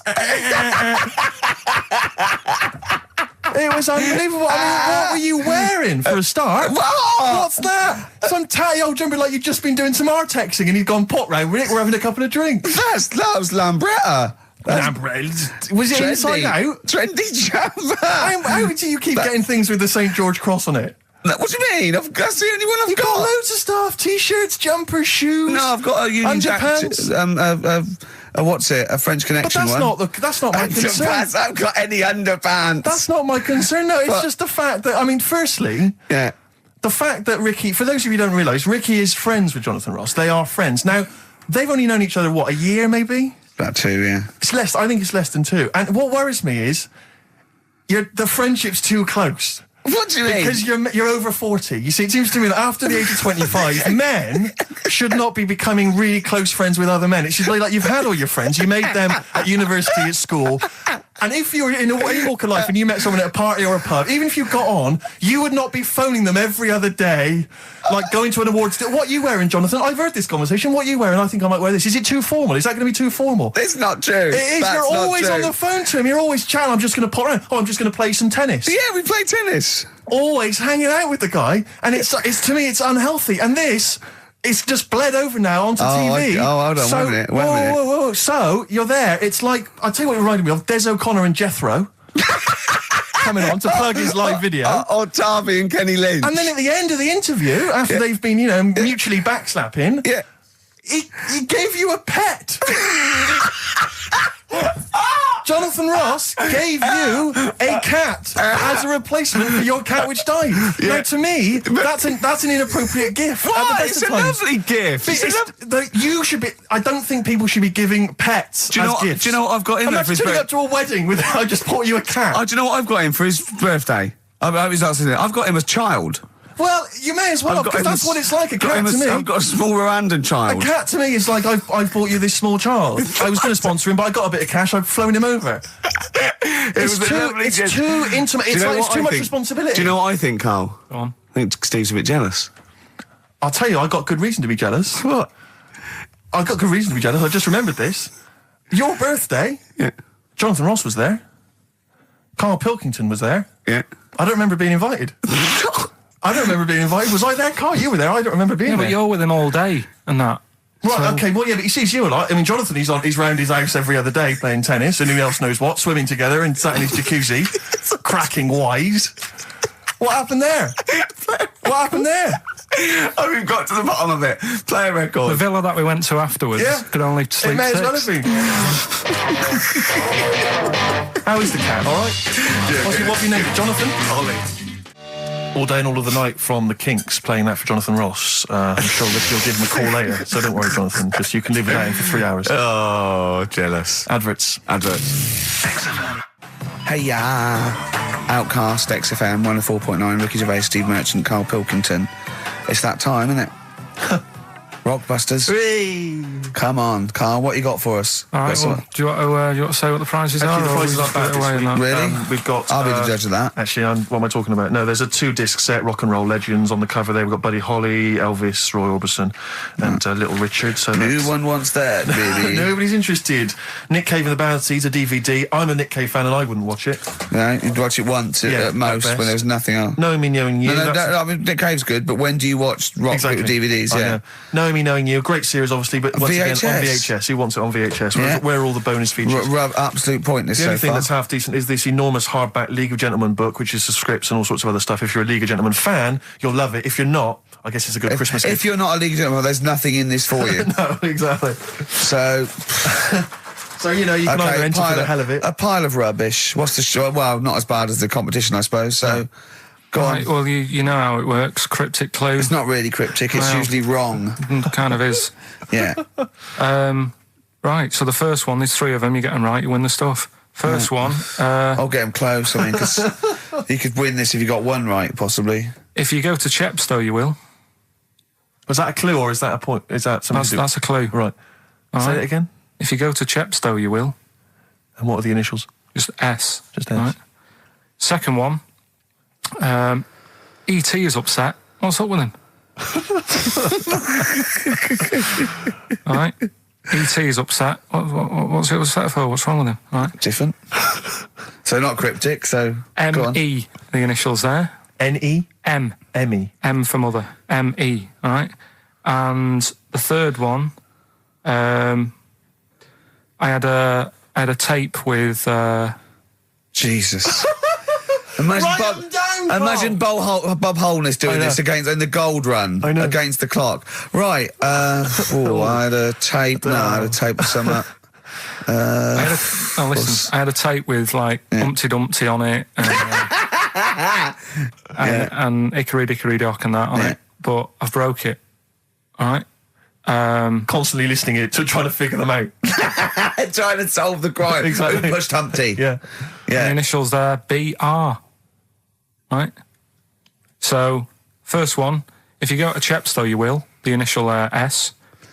E.T.'s upset. What's up with him? Yeah. Right, what's up with E.T.? I don't know. What's up with E.T.? E.T.'s upset. What's up with E.T.? Yeah.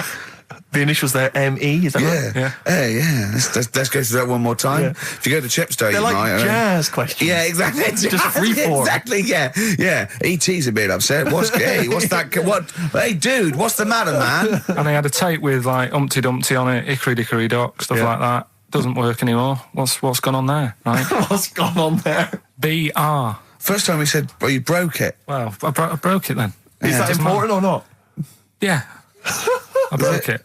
And so it's B? B.R. Okay. Right. Okay, well, you can text if you have a mobile phone. So everyone, there's no excuse to not take part. 83XFM is the text, 83XFM, or the phone number. No, we're not doing the phone, obviously. I think I know what the B might stand for. And otherwise it's ricky.gervais@xfm.co.uk. We'd love to hear from you. Oh, it just sucks the lifeblood out of me, just listening to Rockbusters. Something to bring you down even further, although it's a beautiful, beautiful tune. Oh, beautiful. Ryan Adams has got a number of different albums out at the moment. One is called Rock and Roll. It's not great, don't really bother with that one. Do dig out, though, Love Is Hell Part 1 from Ryan Adams. It's available at different places, and you'll find this on it. Track 5, Wonderwall. His version of Oasis is wonderful. Absolutely beautiful, isn't it? It's a treat. XFM 104.9. Yeah. Ryan Adams from his new album Love Is Hell Part 1. That's his version of Wonderwall. Rick, I know what you normally enjoy, about 20 to 2. Some ads. You love them. XFM. Fortune Faded, Red Hot Chili Peppers on XFM 104.9. You, of course, don't ever take the tube anywhere, Rick. No. You haven't done that for years. No. Take cars everywhere, or you walk. No. Or you get a lift from Jonathan. But me, I'm still forced to take the tube, which is also very embarrassing at the moment because of those posters. You're not forced to take the tube, are you? I am. What do you mean you're forced? What, am I made of money? Well, you could How walk. else am I going to get about? You could walk. What? You can drive. Why don't you buy a car? Oh, yeah, driving into the centre of town? Congestion charge, are you paying that? Are you a fiver? Hey? What do you think of that, Carl? Hey? Oh, yeah, because he's Mr. Flush. He's Mr. Lavish with his cash. Well, no, I've moved in close, I know. I'm not moaning about it. I walk everywhere now. Well, good. There's something about it. Yeah. I moaned about it, but then I sorted it out. But you're always whinging anyway. Let's not get on to you, Carl. It's always you. Yeah. So, what's up with Steve today, do you think, Carl? I don't know, what's going on? He's having a go, isn't he? Yeah. It's not helping those posters being on the tube of us. That's not helping.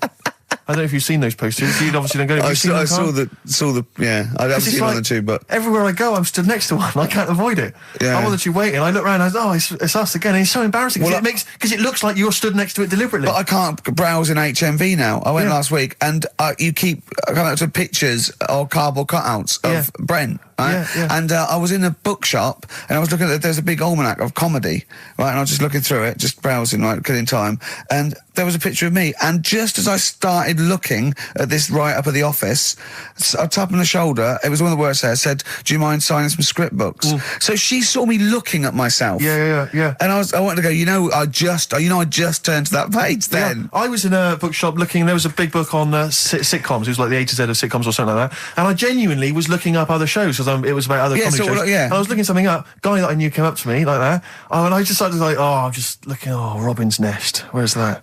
Birds of a feather. I just got because it's like I'm interested in comedy before the fact I got in comedy. So I will buy a book on comedy. Exactly. Yeah. But on the tube, it's really awkward because it's like. It's everywhere I walk, they're kind of round the corner, so you don't sort of expect them. And then I'm sort of running now from kind of corridor to corridor, pillar to pillar, to avoid being stood next to this picture, in case I look like someone who stands next to this picture, trying to get recognised. Imagine that. Of course, Carl didn't want his little round bald head on that. Yeah. But I was on the tube today, and sometimes you can't help but overhear a conversation. Yeah. And this woman, there was two friends, they were sat there. And one woman said, she just said, I must tell you this. I was in the pub last night, and Dave called, and I said, Dave, he said, I can't hear you. I said, Dave, it's not, he said, I can't hear you. So I held the phone up so he could hear all the noise in the pub. That was it? That was the anecdote. That was the story. And I wanted to lean over to her friend and say, unless this woman has given you a kidney or saved you from drowning, do not be friends with her. Break up this friendship. She hasn't got anecdotes. Because what's that? And I've got acquaintances like that where you speak to me, get cornered at a party, this is the person who has not got anecdotes. The anecdotes, they're not stories. That's it. It's like you're expecting for something else to happen. Never does.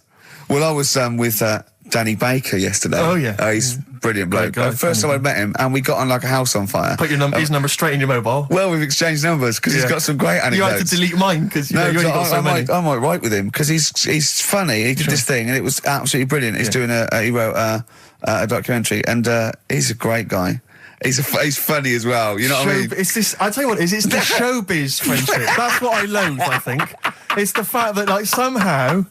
You're because it's like you haven't got to go through the formalities of making friends with someone because I respect your work, you respect mine. I'm a funny guy. You've seen my work. Let's be friends. Yeah, of course. Yeah. And it's like, it's a horrible kind of icky sort of. Listen, Steve, me and you are going to stay in touch, whatever. So, I mean, probably not my birthday this year, but next year. Sure. We've known each other 7-8 years. Yeah. So come to that one. Yeah. Well, do I need to wear the waiter's outfit again?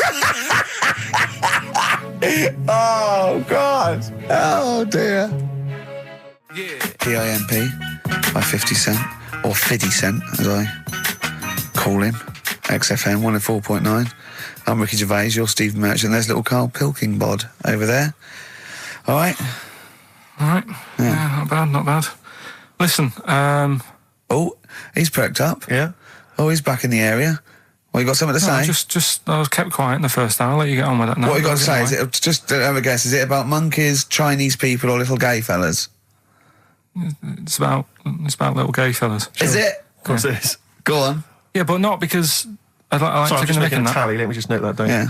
No, but it fascinates me, doesn't it? All stuff like that. That's a bit sort of different. Yeah. Yeah. And that. Like monkeys and Chinese people. Well, and that thing you were showing me before, the half woman. No, you weren't impressed with that. Well, no. That woman that's got two pieces of genetic makeup in her, where it was two separate sperms and two separate eggs fused, and she came out as sort of a normal person, but she had this residue of genetic material, and so she's had 2 children that aren't genetically the same as her. Yeah. Right? And they showed it in the paper by doing her half white and half black to show the 2 different, you know what I mean? Just for, he went, does she look like that? I said, of course not. He went, not interested then. Of course. Yeah. So how could I tell? Not interested in that at all. Yeah. If I'd have said she'd given birth to a monkey, fascinated straight away. Well, anyway. Go on. Well, that's what I'm saying. I'm just interested in weird stuff, right? Yeah. So am I. That's why you're on the show. Talking about little gay fellas and that. Yeah. Little gay fellas. Northern Line, the underground tube thing. Not the boy band. Right. Yeah. Apparently, on a Saturday night late, I don't know what that is. What time late is in the sort of gay community, as we've discussed before. Yeah. But apparently, the last carriage on the Northern Line, they all get in there. What do you mean they all get in there? They sort of take over the last carriage of the Northern Line on a Saturday night. Right. And it's like the gay carriage. Right. And what exactly do? They just travel about on the Northern Line? No, just have a chat and that, and like just stick on the communards. How do you know? Someone tell me. See, this, I mean, I'm glad you've informed me, because it wouldn't bother me, but I feel I should be told about these things, because I'm likely to stumble onto that carriage by mistake, and I'm not. It's not that it'd be a problem. It's just I might feel a little uncomfortable if there's a lot of people in, you know, the black leather gear and the moustaches, the hats. I mean, to be quite honest, they'd be annoyed. Of course. Because they'd be expecting something a little bit, you know. What do you mean? Well, they're good looking, most of them. Sure. No, they are good-looking fellas, though, aren't they? What do you mean? What do you mean? They're just a lot of the gay, you know, they look after themselves and that and look good, keep themselves. Some of them work out, yeah. You see, this is the problem I have, because there's a lot of areas in London and elsewhere in the country where there's a sort of, you know, it's a gay thing, you know, it's a gay public toilet, or I don't mean it's gay, but it's not like a legal thing. I mean, it's a cottage. But it's a cottage, whatever. I mean, I remember being in Bristol once doing some... You're confused when I said it's a cottage. Yeah. That's a term for where gay people go in toilets to sort of meet and greet each other. Well, I shake hands. I was at the public library in Bristol once doing some studies from a sixth form, and I think the toilet was closed in the library, and I was dying for the toilet, and I popped out, and there was a public toilet behind the library. I thought, I can't believe my luck. Dashed down there. It was about 6-ish in the evening. I was working late. I was studying hard. I went in there, and I swear to God, I saw 2 fellas. With the... Is that unusual? Or? Well, no, they were up to some hijinks. What they're sort of like... Do you know the thing that struck me? What? One of them had bright red underpants. What do you mean? You saw... What, they were actually doing... You know, they were having some kind of, you know... Well, they were having relations. They weren't even in a cubicle. They were out in the... Where were the underpants? Around his ankles? No. Yes, I swear to God, I'm not going to make this up. What old were you? I don't know, like, how old you are in the sixth form? 16 or whatever, 17? Yeah, and what did you do? Well, I actually said... you just joined in. What else did you do? You might as well. I actually swore. I said, oh, F me. And then I went, oh, no, don't. No, I did. I swear to God. I did. I went, oh, F me. No, don't. Because I was panicked. And I ran out. And as I was walking out, a guy was coming in, and I went, oh, hang on, mate. And then I thought, I better not tell him. I let him find out for himself. He might be going there to join in. He might have got a call. Come down. We're going crazy on each other's ass. Come down. It's a conspiracy, a Bristol conspiracy. What annoyed me my was... lover, want a bit of car? What angered me, Rick, was the fact that I wasn't notified, that there was not... I didn't know there was no sign. And afterwards, I spoke to other people about it, and they said, oh, it's a famous gay haunt. But what annoys me is I feel that they should put an ad in the local press, a big paper, like once a week, like, you know, when they recall cars if they're damaged or there's a fault, or Currys might bring back stuff if they're sort of faulty goods. They say recall and we'll give you money back. They should put an ad in. The gay community should put an advert in that just says, these are the hot spots, this is where you're likely to find us doing some stuff. If you're not gay and you might feel uncomfortable, avoid them. And just list them, or little pictures, or, you know, a map or something. Anything, because like the gay tube thing, I don't know that's fun. 1, 2, 3, railway cuttings. Well, not that. It's more of a sort of social awareness thing. Yeah. So people, you know, don't feel uncomfortable and... But they don't want it exactly to be like, sort of walking in under a neon sign. Why? It's legal. yeah, big arrows. Oh, as if. What do you mean? What's wrong with that? Because, well, it's actually a public place. I don't think Cotton is strictly legal. But they don't even have to specify what they're going to do. But some people, they're not. Some of them aren't. I don't think it's probably seen gays, is it? Yeah, but it's not. Yeah, but it's not the people that go out and they say I'm gay and I like Barbara Streisand. It's presumably the sort of people that do that are people that either aren't quite out yet, or do you know what I mean? Or they're doing having a quick way to their wife and kids. Yeah. I don't know. I don't know completely how it works, but I'm sure there probably isn't a place like free bumming here tonight. No, there is kind of. What? Because I was walking home one night through Soho, right? Just because that's the way I have to go, not because of do you know what I mean? I wasn't going there on that, right? So I'm walking through, right? And I was handed like a card, which was like a gay event, right? Now, that's a bit weird, isn't it, that straight away he's presuming that because I'm there that time of night. Well, and you got a shaved head and you sort of like, you sort of like quite look after yourself and you got some nice clothes. Yeah, but it's still... You look can't like really a little bit rough, don't you, from Manchester. You look like a northern rent boy who comes down to stand outside McDonald's. But the card was rubbish, right? What do you mean? Had this fella on it, right, all sort of greased up and that. What would you look? Just having a look what he'd handed me and that. Right. Just having a look. Picture of him, sort of sailor's hat on, tan body, like, just his arse out, like that. And rubbish slogan, right? The best bum in W1. Is bum there a noun or like a verb? What do you mean? Well, to bum. Is it like, get the best bum you've ever had? Or he had the best bum? I think it's just I don't suppose you asked. No. I don't suppose you called the number to check. What do you mean exactly by this? Does it mean you've got a great arse? Do you mean I will be well bummed, or do you mean you've just got a good... Come on now, let's just a final point about... Because I asked my friend how it all works up on the Heath, because I live in Hampstead Heath, near Hampstead, and I was where I didn't want to go walking and get myself involved in anything. How can you get involved? No, again, I didn't want to walk. Sort of like, is it like, oh, you believe it? I couldn't say no. Oh, my wrist, it's knackered. What do you mean? Well, I was there for about 2 hours. I must have gone about 43 of them. But, I didn't like to say no, because they were so pleased to see me. Oh, well, it's God. not so much the fear of that. It's not good skiing practice. I was doing 2 at a time for a little while. It's not the fear of that so much as the fact that, again, you don't want to gate crash someone else's party. Do you know what I mean? No. You don't. If there was a straight couple having sex, you'd want, oh, I'm sorry, and you'd want to avoid that area. Of course. But I was finding, so someone told me how it works, and apparently you just go in, like, sit on a bench or something, and then a guy just sits on the bench and they just look at each other. There's not really anything said. It's just a kind of nice evening or whatever. I guess it's like 2 a.m. or whatever. And then they go off in the bushes and ding dong. But it's like, I don't know how that culture's developed. I love this programme. Why can't that be the case with women? That would be amazing. You just go out to the park, and like 1 a.m, you just sit on a bench. You just be like a scene from Gigi. Exactly. Just walking along with the perambulator. Yeah, exactly. But that would be a joy if there was none of this formality. You've got to talk to them, buy them dinner. Oh, you're joking. Romance. Oh, no. Just this kind of informal thing. It'd be great. So what would you do then? You go up to a woman and go, come on. Yeah. Let's stop mucking around. We know why we're both sat on this bench. There's a nice bush over there. Yeah. Let's have a bit. Yeah, and then she'd go, yeah, great, thanks. I'm killing some time before I, pop into town. Yeah. That'd be perfect, thanks. You make my weekend. So you're jealous of gays as well as me? In a sense. In a way. What do you think, Carl? Let's put a track on. Why? Are you getting scared now? You brought it up. Is it getting too close to the bone, so to speak? Radiohead and They're There on XFM. I'm Ricky Gervais, with me Steve Merchant and Karl Pilkington. I was talking to my dad the other day. He was saying he lived in Bristol and my family live in Bristol, and so they can't really listen to the show. And he said, I was thinking of buying your grandparents a digital radio for Christmas so they can listen to your show. Imagine them listening to that last link. About you? And then me seeing them at Christmas. Steve, you never told us you saw 2 blokes bumming. Yeah, and then what's that about you jacking off 30 men? Exactly. You've got to say no, lad. I know you're a nice fella, but just because they want relief, you're not the man for it. Oh dear. They must be so proud. Yeah. Rockbusters.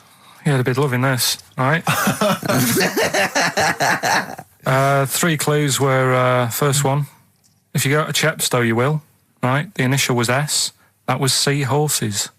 All right? That was the answer there. I'll give you that. That's fair enough. I'll give you that. E.T.'s upset. What's wrong with E.T.? What's wrong with him? Yeah, right. Initials M.E. Yeah. What's up with him? He was Missy Elliott. All right, Elliott. Doesn't count at all. What? Doesn't count at all. Missy Elliott. You know what I mean? What's wrong with E.T.? What is that with him? No, just let him explain it. Sorry, Carl, do it again. I wasn't listening. Do it again. Elliott, yeah. Who's in E.T.? Yeah, we'll just do the clue again. Right. E.T.'s upset. So he's looking a bit sad and that. What's what, up with E.T. him? the extraterrestrial? Yeah. Yeah, go on.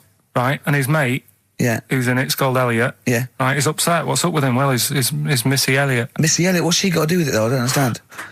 No. The way you'd say it, you say, what's up, E.T.? And it'd go, oh, Missy Elliott. Why would you mention her? I don't understand. Was it a thing in the film? Missing. She wasn't even around. Missing? Oh, Missing Elliott. Oh, no. Oh, that makes sense, Carl, but she's not called Missing Elliott. Well, it's meant to be about rock stars, though, isn't it? Missing Elliott, isn't it? So it's meant to be about rock stars, isn't it, though? It's just cryptic, though, isn't it? Cryptic clues. And no, that's not cryptic. That's shit. You. Right, the third one. I had a tape, and it had Humpty Dumpty on it, and I love when he says Humpty Dumpty. Humpty Dumpty. Hickory Dickory Dock and that. But the tapes broke. Yeah. That was BR. Buster Rhymes. Say that again, I dozed off. Sorry, I don't understand. What do you mean? Who's the winner, Steve? No, it doesn't. No, do you mean busted? Well, it's kind of like that. Cryptic. No, it's not. No, cryptic doesn't mean change it, so it's not the same. Steve, who's the winner? We got loads of right answers, so... It's interesting, this email system, it flashes up suspected spam. If it, spam is that stuff that gets sent around the internet. Yeah. And it flashes that up if it thinks it's going to be a spam email. And every time it comes in with a Rockbusters answer, it just says suspected spam. In a sense. In a way. Let's give it to Catherine Jakeways from Hackney. She's got those rubbish, absolute rubbish. You know, talking about your parents listening, Carl was in Heat this week, and they mentioned that he does this thing on Sky. What is it? It was this thing with Richard Bacon, some programme about watching telly, and you just talk about what you're watching and that. And he was annoyed because he said because his parents are there, and so he's not doing it. He's not going to turn up because they mentioned it in Heat. And so his parents might watch? Yeah. Why are you worried about that? I don't like them watching stuff, do I? I told you. It dates back to when I did Little Donkey at school. Sure. I don't want people watching me. What's that? Just renew us on Little Donkey? What happened? It was just, I was there to play the drums and that in We Three Kings. I was loving it, I got a bit carried away. How old were you? About 13. Yeah, right? Really? Probably. Yeah. About 10 probably. Yeah. 6. Between 6 and 13. Where old were you? What school were you at? Okay, you were playing Little Donkey. Yeah. So, and, No, but it was one of them schools where everyone sort of was in the same one. Do you know what I mean? Oh, a Manchester school. Just the one classroom. Well, it's like sweeping chimneys in the day and then 1 hour of learning. What are you talking about? What school were you at? Was it infants, junior, or secondary? They didn't really do that. It was one way. What do you mean? You did that? They still have to abide by the laws of the land in Manchester. No, but it was a lot more like you had infants, but you also had like the older lot. There's kids there. When you're in the younger year and that, you'd see kids and you go, talk English and use terms that people do when they're talking about schooling. I don't even want to talk about this. No, how old were you? What? Oh. I'm guessing maybe 6 or 7 or 8. So you went from 13 to 6? Yeah, but like I say, it's hard to remember because... Imagine if you were giving evidence in a trial. Yeah. How old were you? I don't know. Yeah. I mean, I don't know. I can't really narrow it down other than 7 years either way. Theoretically, he could get called up for jury service. Right, you're on... White Stripes, hardest button to button on XFM. That's a frightening thought that you came up with before the break. Carl jury service. Carl could be responsible for someone's rest of their life. Yeah. Because jury service, that applies to anyone. Anyone could get sent the form. I think you're obliged to go unless you have a really decent reason not to. Imagine it was a really, really important trial. But what annoys me is that isn't it supposed to be you're tried by 12 good of men your and peers? true. 12 good men and true. Yeah. Good men and true. And women, of course. The only thing I can hope is that the defence attorney would wheedle out Karl at an early stage. Oh, yeah, objection. I object. Yeah. Why? I object. Have you heard of something called Rockbusters? Yeah. Well, sorry, you can't just object on that. Okay, then what if I tell you my client, standing trial, is a little gay Chinese fella? And here are some of the tapes from XFM. What would you do? He's prejudiced. So how does it work then? How does what work? What do you mean? You just get called up and you have to do jury service unless you've got a very good reason. And it's not, I normally have Mondays off. Yeah. Oh, you wouldn't like that. You have to get there at 9 o'clock. I've got to prepare monkey news. Yeah. Oh, you couldn't stand it. Just wouldn't do it. What would you say? Say, don't get me involved. Because I got involved once. Don't get me involved! No. What do you mean you got involved once? Well, with the police and that, when I lived in Manchester, I saw a bit of car crime going on. Right. And I got involved. Hassle. Telling you. How did you get involved? You phoned the police? Yeah, because I thought, well, I know, well, that's just it, but I thought I'd hope somebody did it with my, Yeah. So, and it was just a hassle. Loads of phone calls. Canary. Having to stand on a balcony of this, tower block that I lived in. Police shouting up at me. I'm stood there with my underpants on, right? And what it was, a car had been robbed, right? Mm-hmm. So I call up the police and that, right? Said, right, listen, car's been robbed. And they said, where is it? I said, I don't know, just across the road from where I live, right? So I tell them where I live. Where do you live? How old were you, 13? So she's asking loads of questions and that. I'm saying, look, whilst you're asking all this, they're actually getting away, so, will we leave it? And she's like, no, we'll track it down, blah, blah, blah. So I said, well, look, I work nights. What could you see? You could see some lads just pushing a car. Pushing a car? Yeah. That's how they steal cars in Manchester, is it? Yeah. Everywhere else in the country, they're getting in, they're driving them away. In the south, they drive them away. Exactly. You usually sort of like in start Manchester. the engine. It could get away a lot faster. What do the police do? Push their panda car after them. Exactly. Say, come on, lads, don't cheat, don't get in the car. They're just pushing it. It was late at night and that. And okay. You don't want to start the engine. Because you don't want to wake people up knowing you're nicking cars. Of course you don't. All right. No, So late at night. Hold on, they weren't gay. They weren't gay, were they? They were out late, really? Come on, Karl. So what happened? So, anyway, I said, look, don't call me back. I'm going to bed, right? I've got work in a bit. Brilliant. So, let's go. What? So that was that, right? Where were you working? Next thing, right? Phone's going. Hello, it's the police again. I said, I told you not to call me. Right? I told you not to call me at home. So, they said, right, the police are outside. Can you go on your balcony? She's like, oh. So I'm 10 stories up, right? Stood on the balcony with like my underpants on, right? And the police are saying, where's the car? And I'm saying, I don't know, they've gone down that road now. So I'm trying to point to them. They're shouting up, saying which road and all that. And I just thought, why did they get involved? Yeah. I don't think they found it. No. It was hassle. The blokes were pushing it too fast. Exactly. They were in the next street by now, weren't they? This don't get involved. Don't get after that. Imagine him being on some sort of trial where it's like some sort of mob affair. Yeah, gangland murder. Imagine him going into the witness protection. The police just explaining to him, your new name is Jeffrey Peters. Well, why can't I be called Bruce Wayne? Well, no. Mr. Pilkington, listen. Imagine that. Do you know what witness protection is? Oh, go on. Amazing. Look, it's when, supposing you were to give evidence against the mafia, right, you've done a job for them and now to give evidence against them, right? Right, well, if you're going to do... I mean, all I did was 2 kids nicking a car. Yeah. Don't start messing with mafia. No, listen, of course not, no. But let's imagine you were in the mafia and that you got caught doing something, but instead of going to prison for the rest of your life, you said, oh, well, I can give you Mr. Big, yeah? So they go, okay, give us Mr. Big and we'll let you off, right? So the police go, right, okay. I got handed this leaflet in Soho. So you say, okay, well, I'll give you names. They go, right, will you give evidence in court? And you go, yeah. They go, right, we'll have to get you away because you'll be done for. So you give us all the names of Mr. Big, right? We'll give you a new identity, a new passport. We'll let you go and live in Canada for the rest of your life with Suzanne, right? So why have I got to do all that? Because they'll bump you off, won't they? How did you know it was me? Because you have to give evidence in court. So they go, oh, Pilkington squealed. So you got to change all your life? Yes. Yeah. They've killed someone, yeah? Yeah. Well, look, you just know... No, you're giving them in to keep you from going to jail. So you don't want to spend the rest of your life in prison because you're involved in something, or assault, or whatever. It doesn't matter, Karl! No, listen. How would the mafia know that I've said something? Because you say in court, those are the people. He's Mr. Big, he's Mr. So-and-so, he ordered the hit. Don't you know anything? It's a lot of messing around, though, isn't it? But... So I've got to leave this job, yeah? Yeah, I think they might try XFM first. I'd have to... What? I'd have to bin Suzanne, would I? No, she can go and live with you. You have to cut off all your ties with your friends and family, though. You can't contact them. You got to leave them behind. Would she have to change her haircut? Possibly. When did the murder happen? Yeah. What would the new identity be that you'd choose? What would you choose for yourself? What name? Probably, I wanted to be called Brett when I was a kid. Okay. Right. Brett what? Brett Pilkington.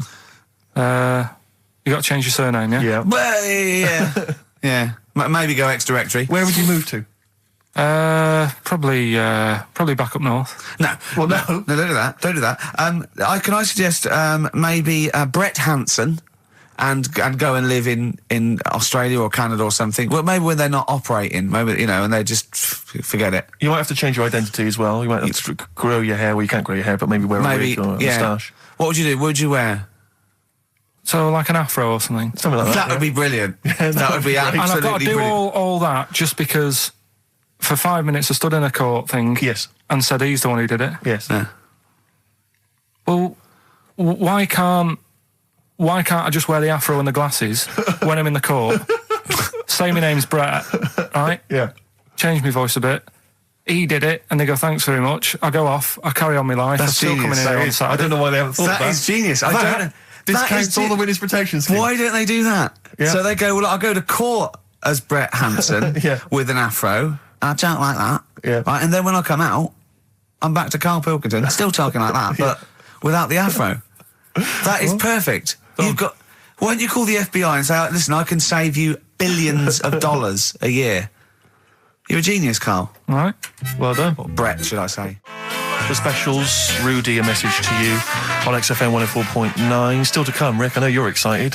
Karl puts himself inside a movie this week. One Flew Over the Cuckoo's Nest. One Flew Over the Cuckoo's Nest. I think you could... I can imagine him in an institution like that, though.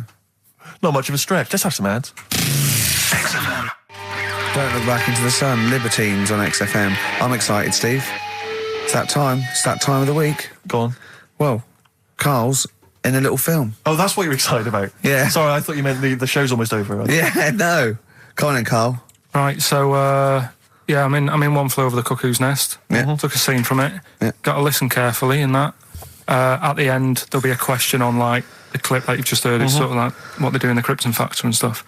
So do you want to read out the prizes? Or just yeah, there's taste of things. It's a couple of rock and roll albums. We got the... Why is it called One Flew Over the Cuckoo's Nest? I can't remember. I think it's explained in the book, but I don't remember. I haven't read it for many years. If someone knows, just a quick email to do. I'd like to know that. ricky.gervais@xfm.co.uk. You can win yourself, if you get the question right, the League of Gentlemen Series 3. We got that Rock and Roll Legends again, the Best of Blondie, a nature programme, and the Old Grey Whistle Test, Volume 3. So if you're over 50, you'll enjoy that. Yeah. And just if you haven't seen the film, it's just about like a... What would you call it? Well, it's a guy who thinks he's going to get away with prison by going into a mental institution. It was a new experiment, but he finds out he can't get out and he's sort of trapped. And well, people know it. Everyone knows what. Just play it. I saw it last week, so just play it. All right. Well, you know, I've been observing you here now for the last 4 weeks, and I don't see any evidence of mental illness at all. Yeah, no, I'm not mental. I never said I was. I mean, all right, I got an E in history, but that isn't why I'm in here. I'm in here because I had to get away from the outside world. It was doing me head in. I've been working too hard. I'm stressed out. I've been working like loads of hours Monday to Friday. I've been working on a Saturday with Ricky and Steve. Right, that's been doing me head in. People think that's a laugh when it isn't. You're right? busy right now, are you? You got something to do right now? See, this is why I'm here today, Doctor, because he's doing me head in. What do you mean, sir? Well, he's doing me head in. I came here to get away from Ricky. He is just as bad. I'm smarter than him, ain't I? No, you're an idiot, right? You're just...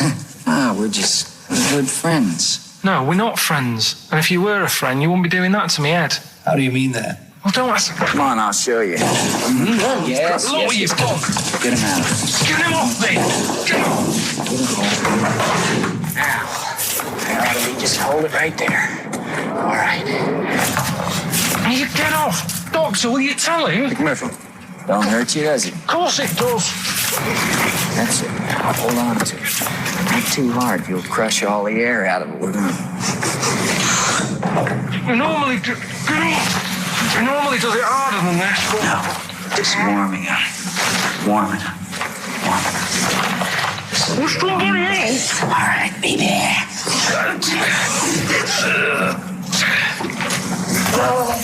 Get off! See what I mean, Doctor? That's what he's doing every day. The state of this. I don't know why you do it, because it's not as if you're going to crack it open. But I tried, didn't I? God damn it. At least I did that. I love it, the effort. Yeah. It's almost, I wonder if it's almost a strange premonition of the future. Yeah. You in some kind of home. All right, well... What's the question? Little question, then. What result did I get in history? Good. Right. Yeah, well, tricky one, that. ricky.gervais@xfm.co.uk. Or text. Will we take text? I can't really bother to check the texts. All right, then. Here you know. Thanks for that, Rick. Sneezy. Yeah. All right, I'll play...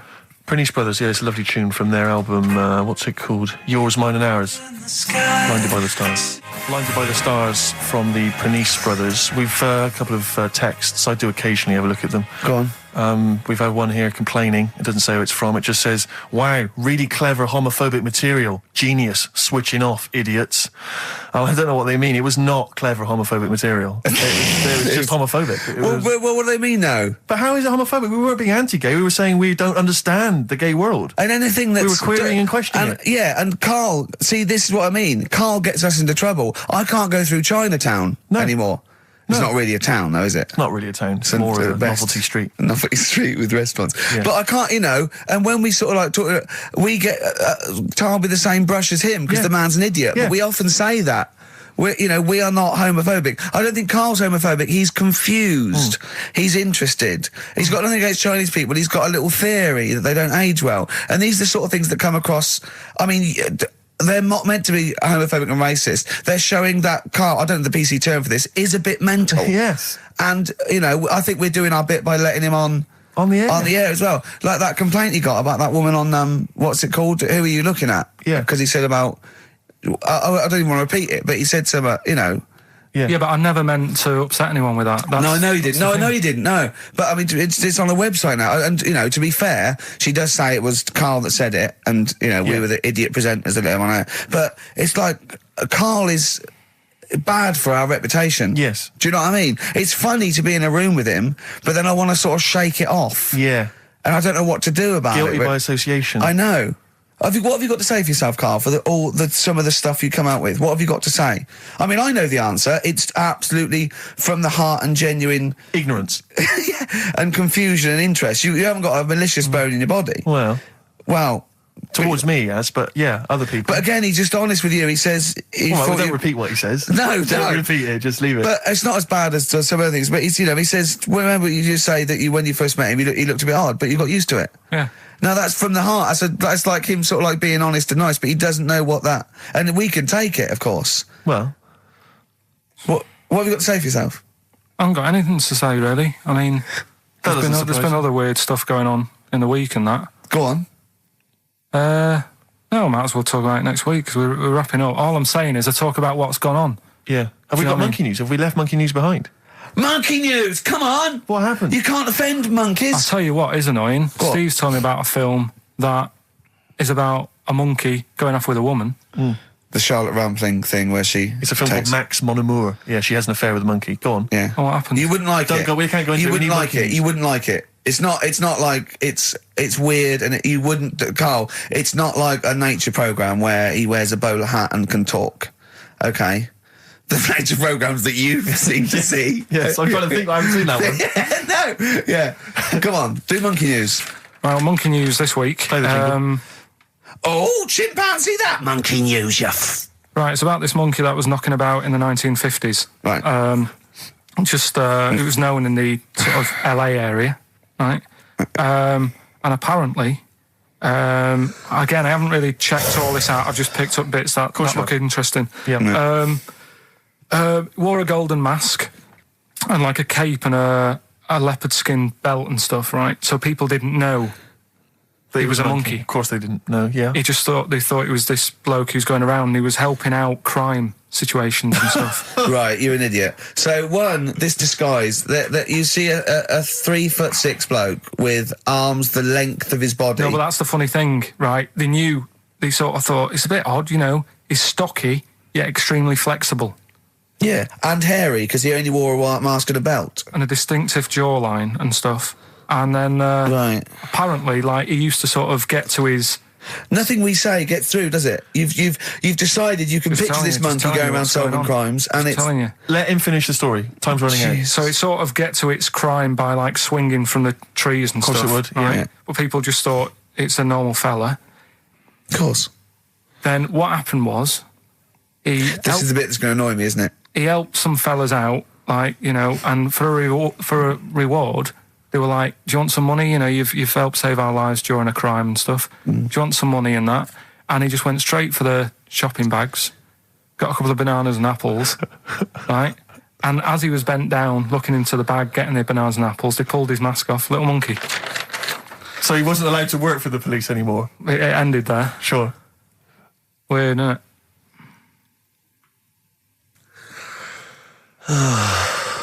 Rick, can I tell you the meaning of One Flew Over the Cuckoo's Nest? Yeah. Can we never speak of monkey news again? Yeah. It comes apparently from an American children's nursery rhyme. 1, 2, 3, 4, 5, 6, 7. All good children go to heaven. Some fly east, some fly west. Some fly over the cuckoo's nest. Brilliant. Now, thanks to Ian for emailing that in. Shall I give someone the prizes? Yeah.